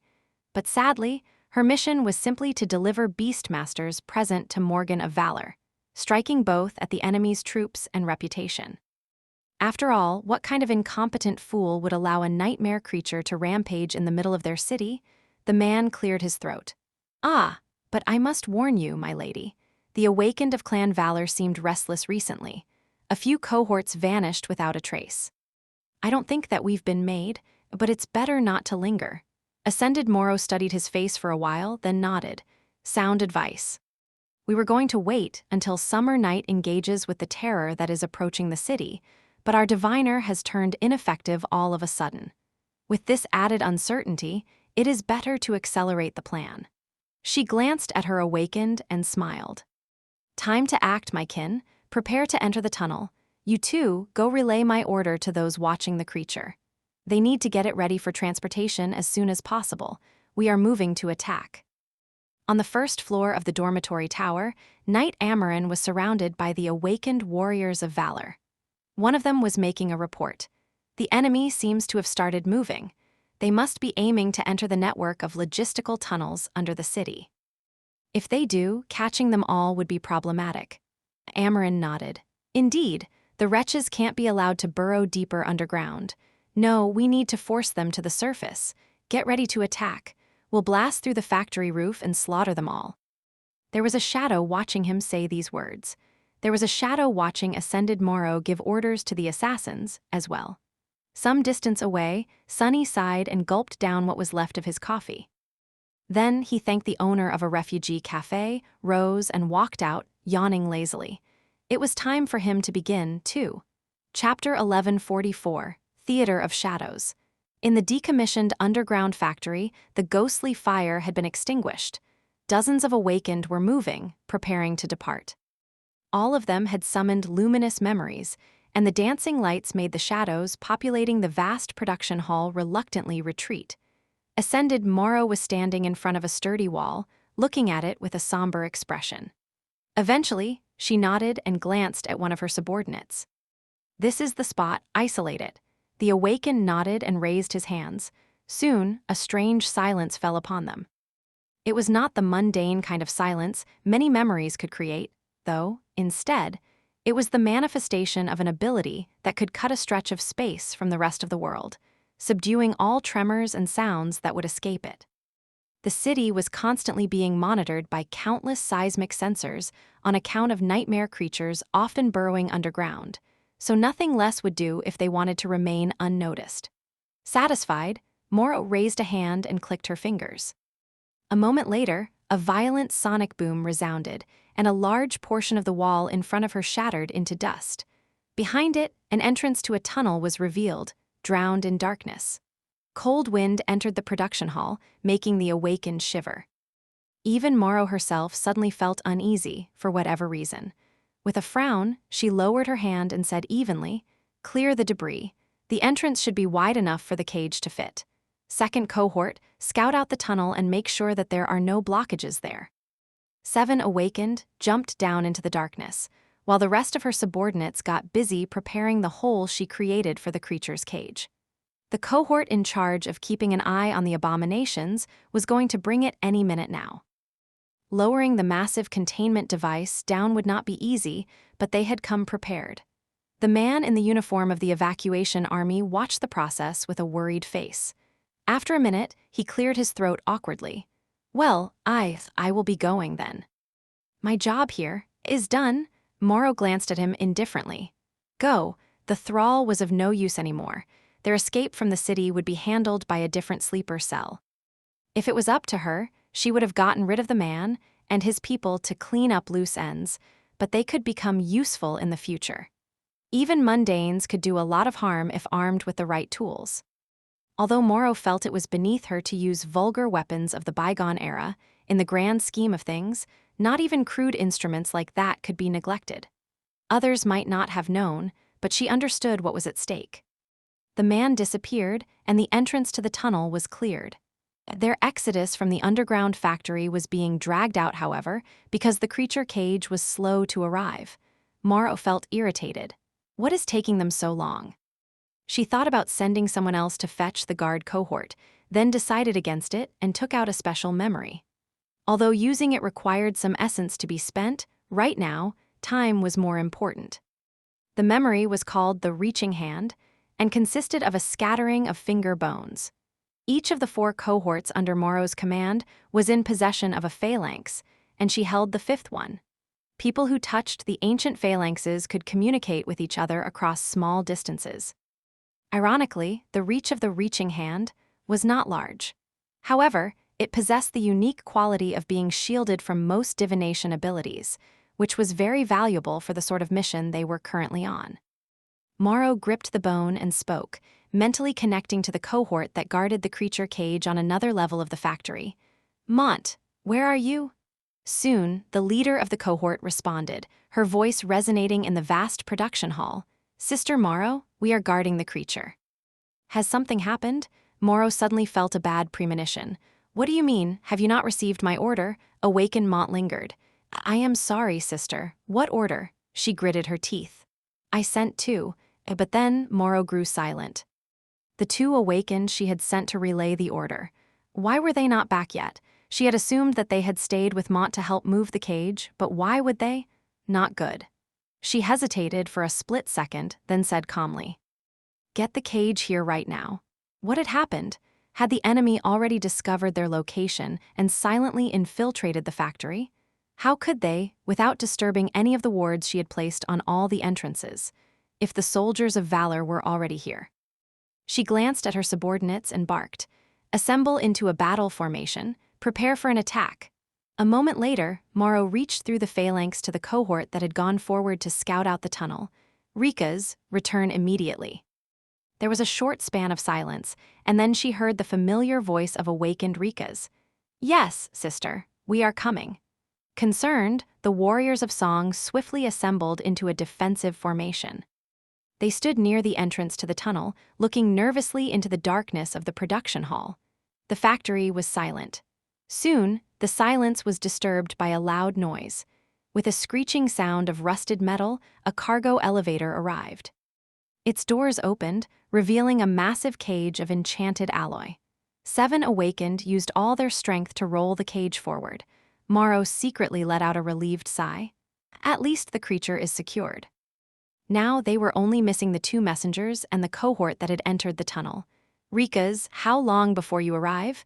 There was a stretch of silence again before he responded. "Sister, we are coming." Morrow frowned. The familiar voice persisted. "We are." "We are." Something was very, very wrong with it. "We are coming." The voice, it did not come from the phalanx. Instead, it came directly from the dark entrance of the tunnel. She looked into the hole, seeing only a boundless expanse of shadows. Then, something rolled out of the darkness. It was the severed head of awakened Rika's. Chapter 1145, Slither of Fear. Morrow stared at the severed head for a split moment, feeling cold terror creep into her heart. The clean cut, the hollow emptiness of his dead eyes, the dark entrance into the tunnel behind. Were they all dead? A whole cohort of experienced, battle-hardened awakened warriors of the great clan Song, wiped out in such a short span of time without making even a single sound. Had a human done that? No, that was impossible. Only Whispering Blade would have been capable of slaughtering them in such a manner. But then, Maddock would never lower himself to play with his prey. What kind of abomination was it then? How had the Dogs of Valor allowed a monster like that to live freely under their city? Then, Morrow scowled. Why was she scared? What was there to be scared of? Neither death nor nightmare creatures had ever frightened her before. Her people seemed to be shaken, too, so unbecoming of the elites of a great clan. A mental attack. The creature must have been employing some kind of beguilement. She growled, "Activate the mental resistance enchantments." At the same time, she raised her hand and clicked her fingers, sending a devastating sonic shockwave into the tunnel. A deafening boom rolled through the production hall, and a fountain of stone dust and debris shot out of the dark entrance. The awakened of Song poured essence into the protective charms they carried. Instantly, it was as if they could breathe again. The memory of terror still lingered, though, gnawing at their willpower. There were 20 of them left, gathered in a circular defensive formation that had no blind zones, with the massive cage placed in the center. Morrow stared in the direction of the tunnel tensely, wondering whether her attack caught the creature or not. When the echoes of the sonic boom died down and an unnerving silence settled over the production hall, She lingered for a moment, then gave the order to dismiss luminous memories. Trapped in a circle of light, they were too vulnerable. Instead of relying on natural vision, the messengers of song sacrificed a bit of essence to activate enchantments that granted them the ability to see in the dark. Instantly, the whole production hall was unveiled before them. Nothing could escape their gazes. But the hall was empty. There was nothing within its dark expanse except for old machines and shadows.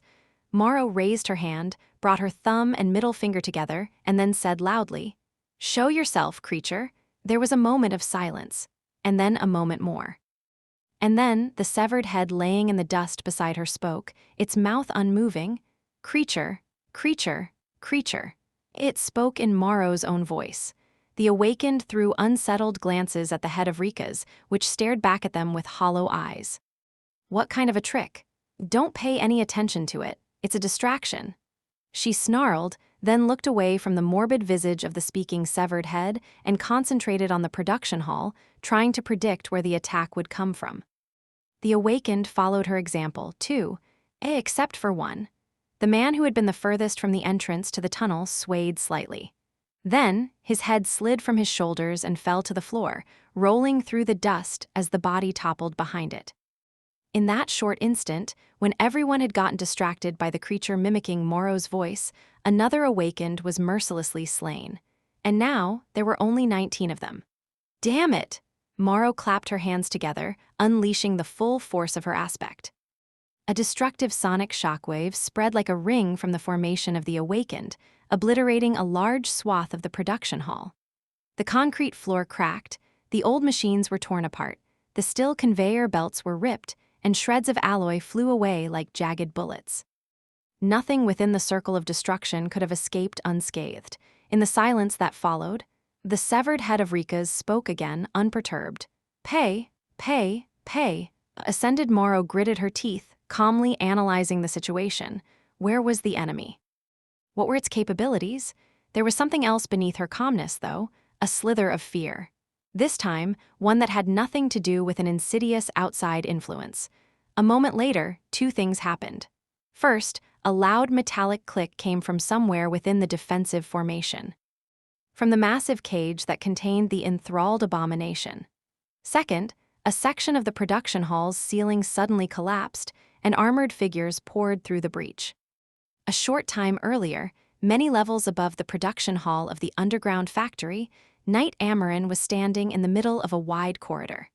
He was surrounded by awakened of valor, who were stealthily moving forward. A woman in light armor fashioned out of abomination leather was making a report. "Sir, we have dismantled the outer layers of the detection wards. The enemy should be right below us by now, but moving further unnoticed will be hard. The elevator shafts are especially problematic." He looked down, then nodded. "Try your best." His subordinate moved to return to her task, but at that moment the floor trembled slightly. Amarin frowned. "What? Why would the enemy abandon caution now?"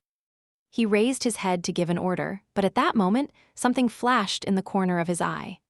Amarin swiftly turned, noticing the back of a small creature, some sort of a gremlin scurrying into the darkness. His face darkened. "Our presence has been discovered." There was another tremor, this one much stronger than the first.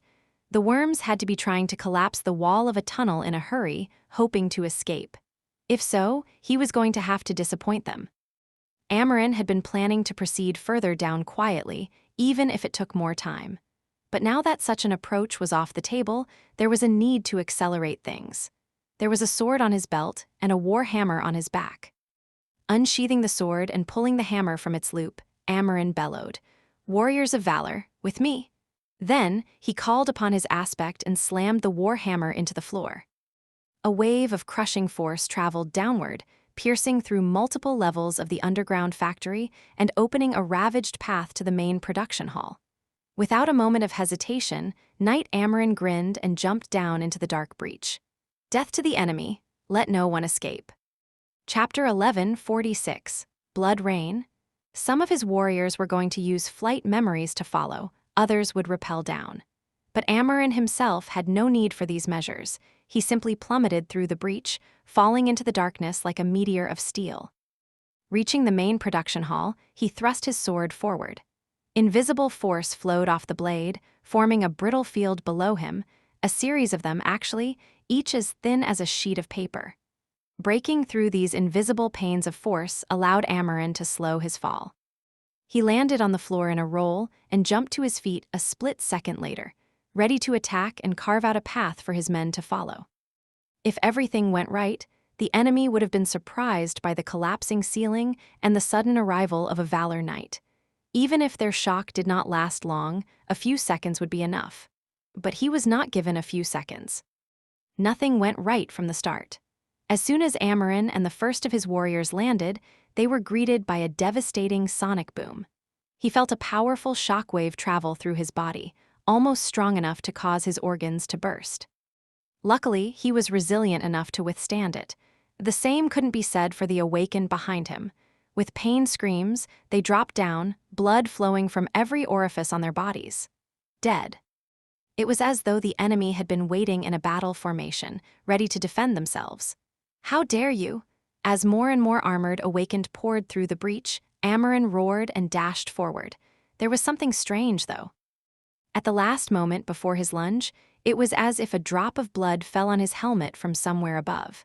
He did not pay it any attention.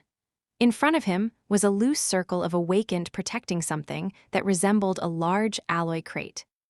There was some kind of abominable monster inside. No doubt, bringing a nightmare creature inside a human city was just what the witch, Beastmaster, would do. And allowing the crate to be smuggled into the city despite knowing about its contents was exactly what Valor would do, if it meant leaving the assassins no chance to escape. Amarin's gaze quickly found the leader of the Song infiltration team, a striking woman whose beauty could neither be hidden by unassuming civilian clothes nor blemished by an ugly scar running across her face. His eyes narrowed slightly. Morrow. There were not that many masters in the world, and even fewer served the great clans directly. Of course, Amarin knew her, the scarred woman, was a powerful opponent. Not as powerful as he was, of course.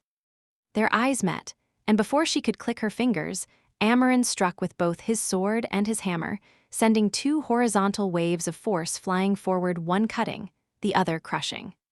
The waves collided with a sonic shockwave in the middle of the hall, producing a roaring explosion. Bits of concrete shot outward like shrapnel. It was then that his mind registered a few incongruities in the scene before him. First of all, the entrance to the tunnel had already been revealed, however. The enemy did not appear to be in a hurry to enter it, as if wary of the darkness beyond. Secondly, the main production hall was in a sorry state even before the explosion, seemingly ravaged by Morrow's powers. There were also too few awakened in her formation. No more than 20. 4 full cohorts of Song infiltrators had crossed the city gate checkpoint, so what happened to the rest of them? And lastly, there was a gruesomely beheaded body on the floor in front of Song's warriors. One of their own. Just what the hell was going on? There was something else, too. For a moment, just before the waves of force collided and a cloud of dust obscured the view, Amarin thought that he had noticed something. A vague silhouette that moved on top of the massive cage, dissolving into darkness. An archer. Lowering his head to protect the slit of his helmet's visor, he burst through the cloud of dust and raised his sword. No matter what tricks the enemy had in store, he was going to cut them all down. Especially now that he knew that the numbers were even more on their side than expected, Knight Amarin had no doubt. The main priorities are Morrow and the caged creature. Morrow silently cursed, so it was Valor all along. It seemed that they had walked into a trap. The servants of the King of Swords had turned out to be more cunning than expected. Someone had been waiting in the tunnel all along, and now the cavalry had arrived to finish the job. Who had been compromised? It had to be the thrall responsible for clearing the path to the inner city. But it did not matter now. The enemy blundered in their attack, maybe because she had decided to accelerate the plan. The invisible assassin had revealed their presence too early, and instead of being surprised by the sudden breach of the production hall, the messengers of Song were ready for it. Which was why Morrow managed to slay several of Valor, awakened the moment they landed on the floor. Not their leader, though. a giant of a man wearing heavy armor and wielding both a sword and a warhammer. Her heart grew slightly cold. Knight Amarin. Even among the Knights of Valor, this zealot was known for his power and ruthlessness. He was a bit too straight of a tool, though, a man blessed with incredible strength but very little imagination. A vicious smile appeared on Morrow's face. "I'll have a chance to bring back a fine trophy, then." She sent a sonic shockwave to prevent the knight from decimating the formation of Songs Awakened, then swiftly looked at the breach. Just how many soldiers had Amarin brought to kill them? It was strange. There were not nearly as many as she would have expected. One cohort, 2, 3, 4, and that was it. If Valor knew in advance about the infiltration team, why would they only send that many? And there was something else, instead of more cohorts of Awakened. Streams of blood flowed from the breach, crimson drops falling like rain. The soldiers of Valor who had already landed seemed shaken because of that. Morrow hesitated. What is the meaning of this? Her hesitation only lasted a split second, however. Then, there was no more time to think. Chapter 11:47, Song of Slaughter. Amarin lunged forward, calling upon his aspect and bringing down an avalanche of destructive force upon the formation of the Song infiltrators. 2 waves of crushing power rolled forward from his weapons, only to shatter against the invisible bulwark of a sonic boom. The concrete floor was shattered as the whole factory trembled. A moment later, a swift silhouette shot toward him from the cloud of dust. Morrow, her calm eyes full of cold, murderous intent. Her shabby civilian clothes were torn, revealing glimpses of a slender enchanted armor hidden beneath. In her hand, there was a narrow blade that seemed too fragile to be used in actual combat. Amarin raised his sword, batting the blade away. At the same time, his hammer flew forward, the spike protruding from its top aimed precisely at the enemy's unprotected throat. However, as soon as his sword met the steel of Morrow's weapon, there was a melodious ring. That ring suddenly magnified, crashing into him like a stone wall. Grimacing from pain piercing his ears, the Knight of Valor was thrown back. He rolled over his shoulder, catching a glimpse of his warriors. They were advancing, ready to clash with the Awakened of Clan Song. Even though Amarin only saw them for a tiny sliver of a second, he noticed 2 things. First, the blood spilling from the breach in the roof of the main production hall. Second, the fact that only 4 of the 6 cohorts seemed to have made it down. Wrath ignited in his heart. Treacherous worms. One of Morrow's cohorts was missing, and now 2 of his own had failed to descend. It was not hard to understand what had most likely happened. The damned witch must have sent some of her people to ambush the warriors of Valor on the upper levels of the factory, to sacrifice their lives so that the rest could escape. A cunning maneuver. Albeit a fruitless one, it was of no use. Even with the missing cohort buying the infiltrators time with their blood, the force of Song was still hopelessly outmatched. Mara was desperate. And wouldn't she be? The executioner she faced was none other than Amarin. The Sword of Valor was inescapable. These thoughts flashed through his mind in an instant. Landing on his feet, Amarin calmly looked up and saw the slender blade falling on his head. His helmet was probably strong enough to withstand the sharp edge, but it was forged out of the best of Valor's steel. Should the strike land, there would be a ringing, and that ringing would be turned into another sonic explosion by the enemy. Instead of the helmet, the blade struck a shield of invisible force that appeared in the air above Amarin. He also wrapped both his weapons with thin layers of force. He was a fast learner, after all. After that first strike, Morrow would find it hard to turn the sound of clashing blades against him. As the 2 masters collided with each other in a lethal battle, so did their soldiers. The Awakened of Valor descended on the formation of the infiltrators like a steel tide, threatening to overwhelm it in an instant. Unfortunately for them, the Awakened of Song were not so easily overwhelmed. Damn it. Morrow saw one of her soldiers fall to the ground in a fountain of blood. His armor was shattered, and the wretched warrior of Valor who had killed him was already moving to attack another. But then, the servant of the King of Swords fell, too, his back tore open. She felt wicked joy. It was strange, though. Morrow missed which of her people had avenged their brother. It must have been a ranged attack, since no one was close enough to deliver a melee strike. There, at the edge of the formation, there was only emptiness and darkness. A good shot, then. Morrow hummed, and her humming was picked up by the rest of the song's messengers. Bright smiles bloomed on their faces. The humming was not an expression of some awakened power or a harbinger of a devastating sonic attack. It was simply their song, a song of slaughter. This brute has a tough shell. She was entangled in a fierce fight with Knight Amarin, preventing him from devastating the formation. Of course, the dog was also preventing her from massacring the attacking awakened. For now, Amarin was powerful, skilled, and intelligent, but he was also arrogant and rigid. Morrow had already landed half a dozen blows on his armor. The problem was that the armor was too tough. It had to be a transcendent memory created by the best forgemasters of Clan Valor, since even her blade, bestowed by the queen herself, was powerless against its enchanted steel. Even more frustratingly, the knight was using his aspect to wrap himself in a thin layer of protective force, stifling all sounds that could have resulted from their clash. Still, it was just a matter of time before he made a mistake. Morrow was confident. Just a dozen seconds later, however, her confidence waned. Not because she felt pressured by Amarin, and she did, of course. A knight of valor was not an enemy to be taken lightly. No, it was because Morrow was suddenly unsure of how much time she had left.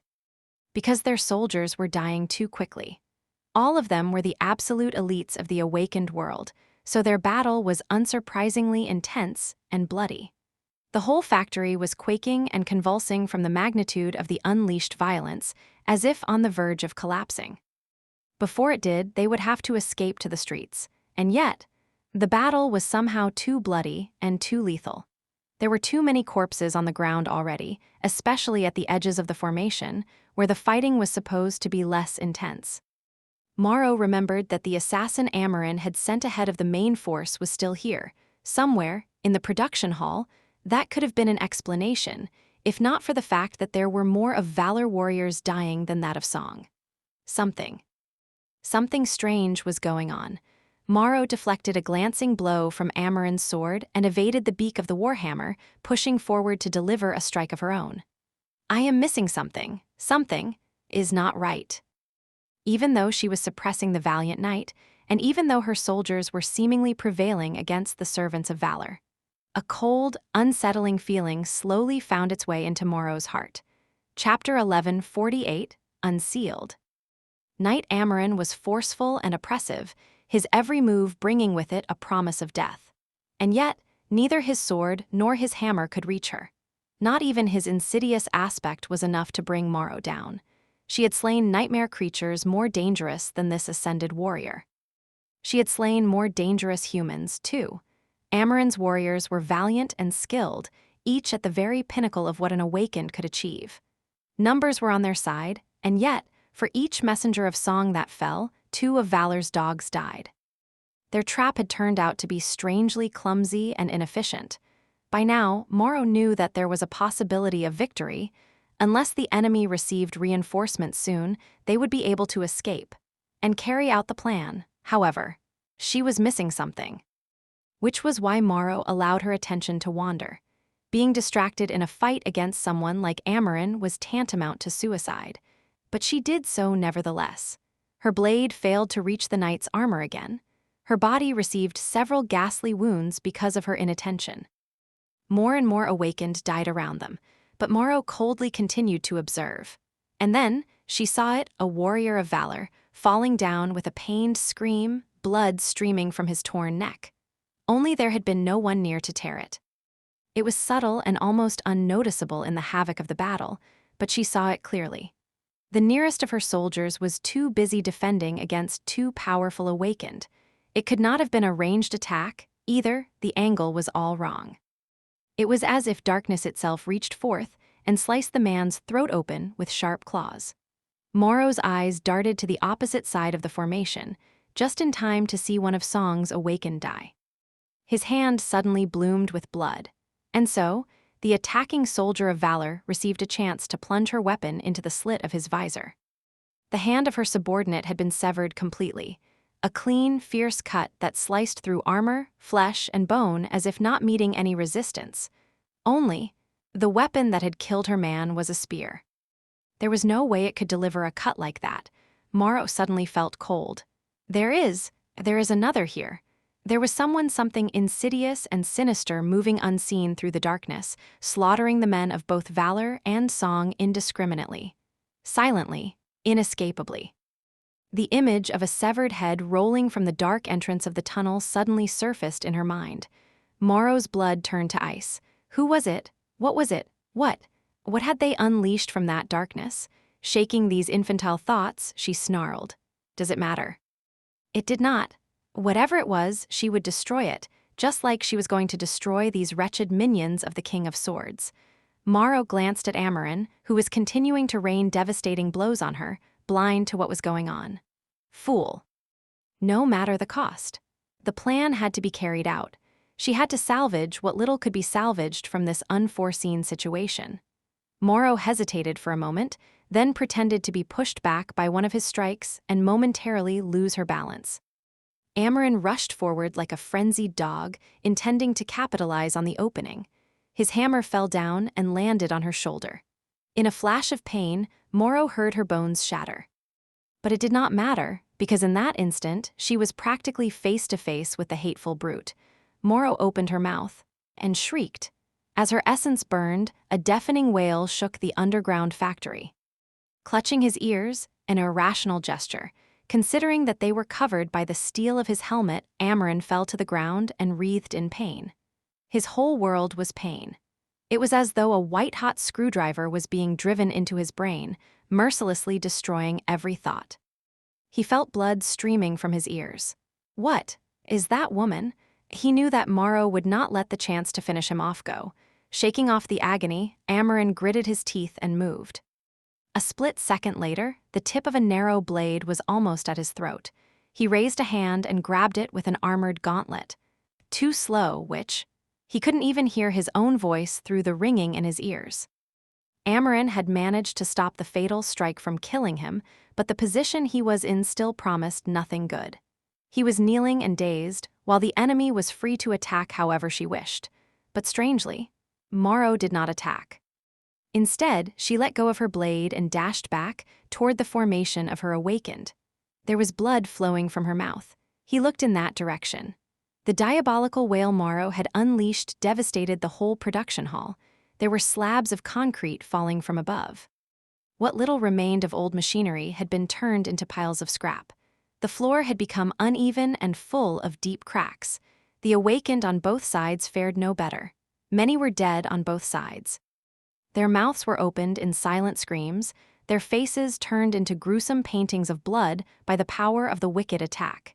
Even those who wielded memories meant to protect against just this kind of threat did not escape unscathed.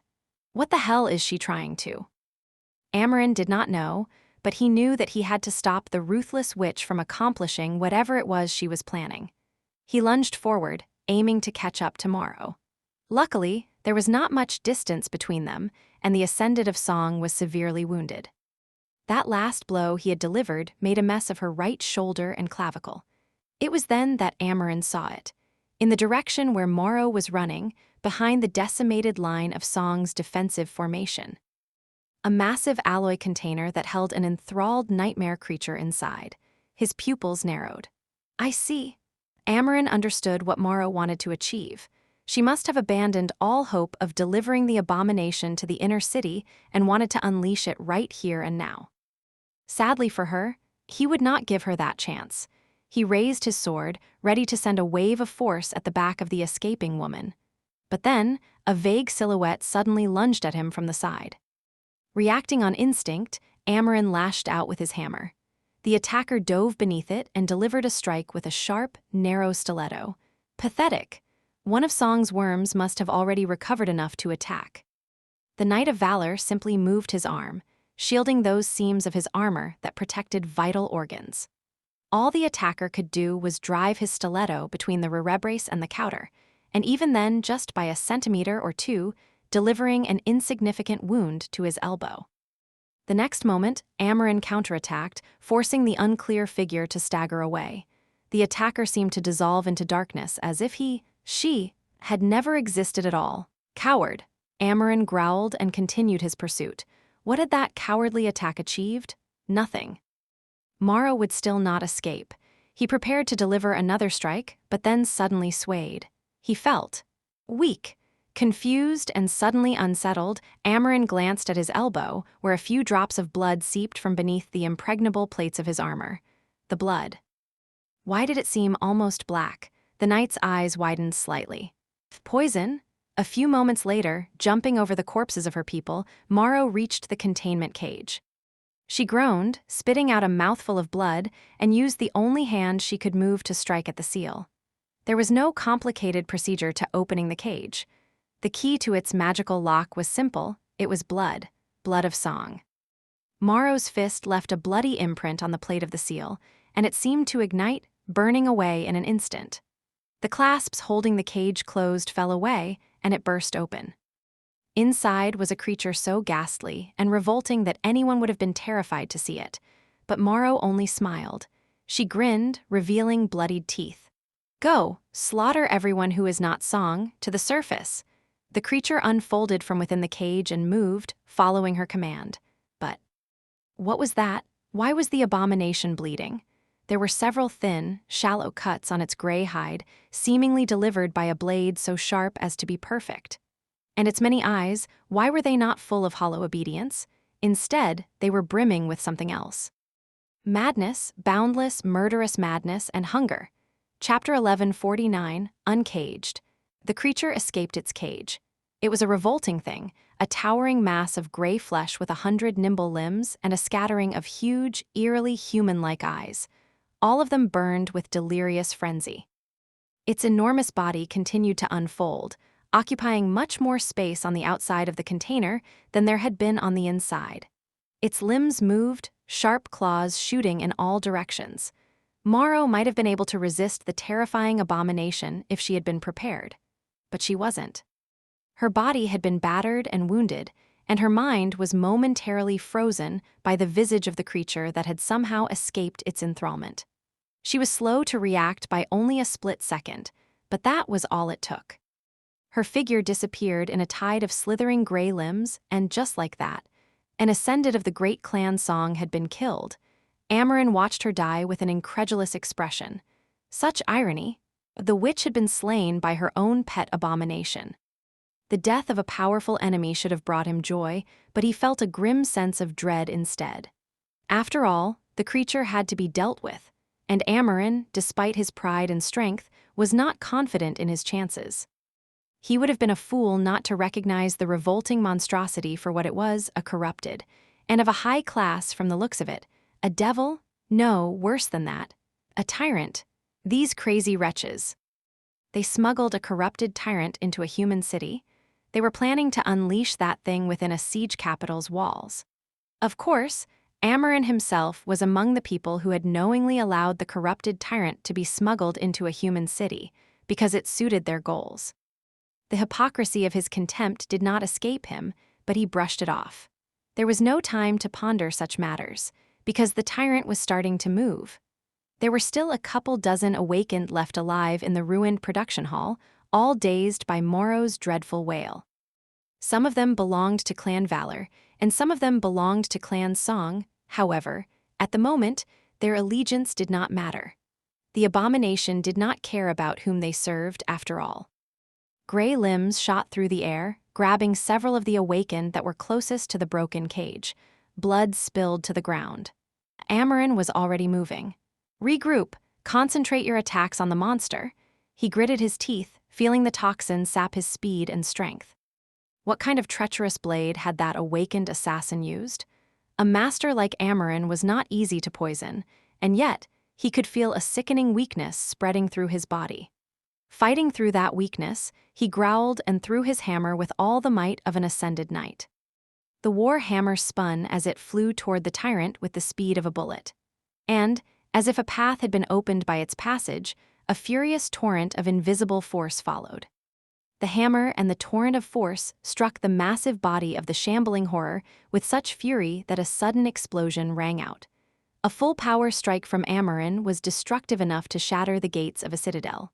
The tyrant, however, was simply thrown back. The bodies of the awakened it had grabbed fell to the ground. But then, they slowly stood up, only they did not look like humans anymore.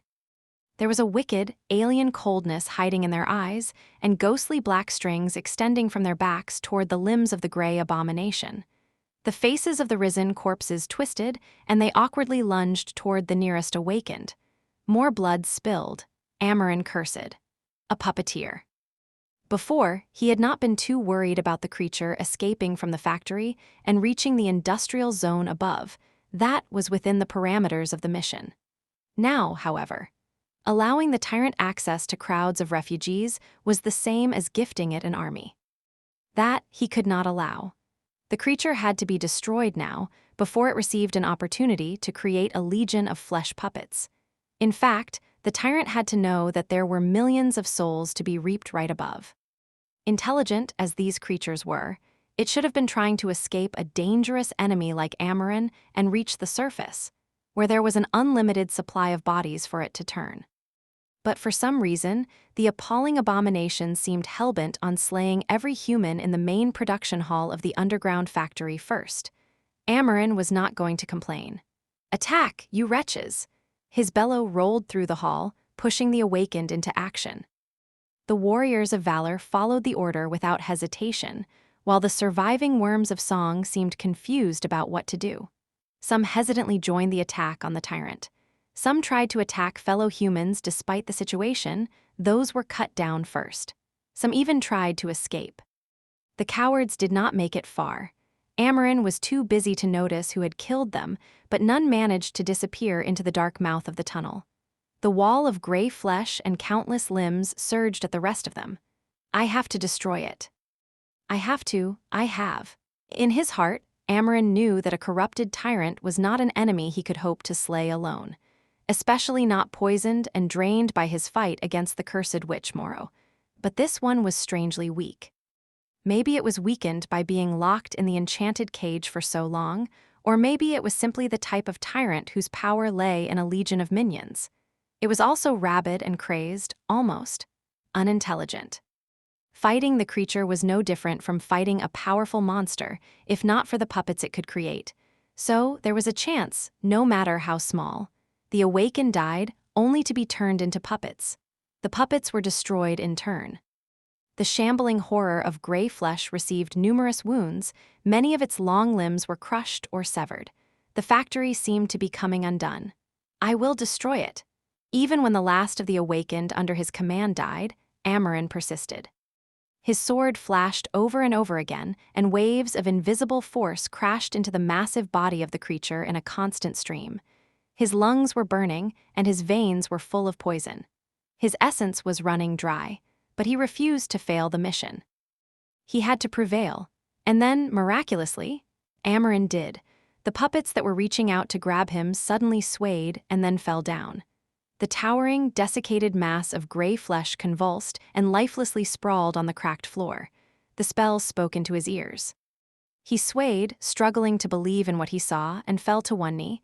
He was utterly spent and barely able to move. And yet he had won. Knight Amarin drew in a hoarse breath. I won." In the silence that followed, a cold voice suddenly resounded from behind him. "Did you?" He flinched and turned around, glancing up. Above him stood a dark apparition. A fiend in fearsome black armor, wearing a demonic mask that was crowned by 3 twisting horns. In the mask's eyes, there was nothing but darkness. "What? Who is?" The mask moved slightly, and the 2 pools of darkness stared directly into Amarin's soul, making him shudder. The apparition spoke. "I guess you did." A moment later, a cold blade slid silently into the slit of Amarin's visor, ending his life. Chapter 1150, Unseen. "You have slain an ascended human, Amarin. Your shadow grows stronger." Sunny stood for a moment above the knight's corpse, waiting for the enchanted armor to dissipate into a whirlwind of crimson sparks. Then, he used shadows to turn his gauntlet into a fearsome claw and struck down a few times. It was not in his habit to mutilate the bodies of his enemies, but he had to mask the initial blade wound that had killed the fearsome master. With that, his task here was finished. Sunny tilted his head and thought with a bit of detachment. That went more smoothly than I had expected. Wiping out 10 cohorts of elite awakened, and 2 legacy masters had turned out to be easier than he would have thought. A force like that. If Sunny had not intervened, their battle would inevitably spill out into the streets above. No matter how sudden Valor's ambush was, the assassins of Song were not pushovers, especially their leader. They would have retreated and eventually made their way to the surface. But he had prevented that.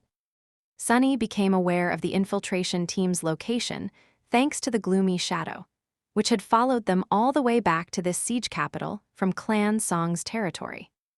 After locating the assassins, finding the soldiers of Valor was not hard. He just had to send his other shadows to scour the surrounding area.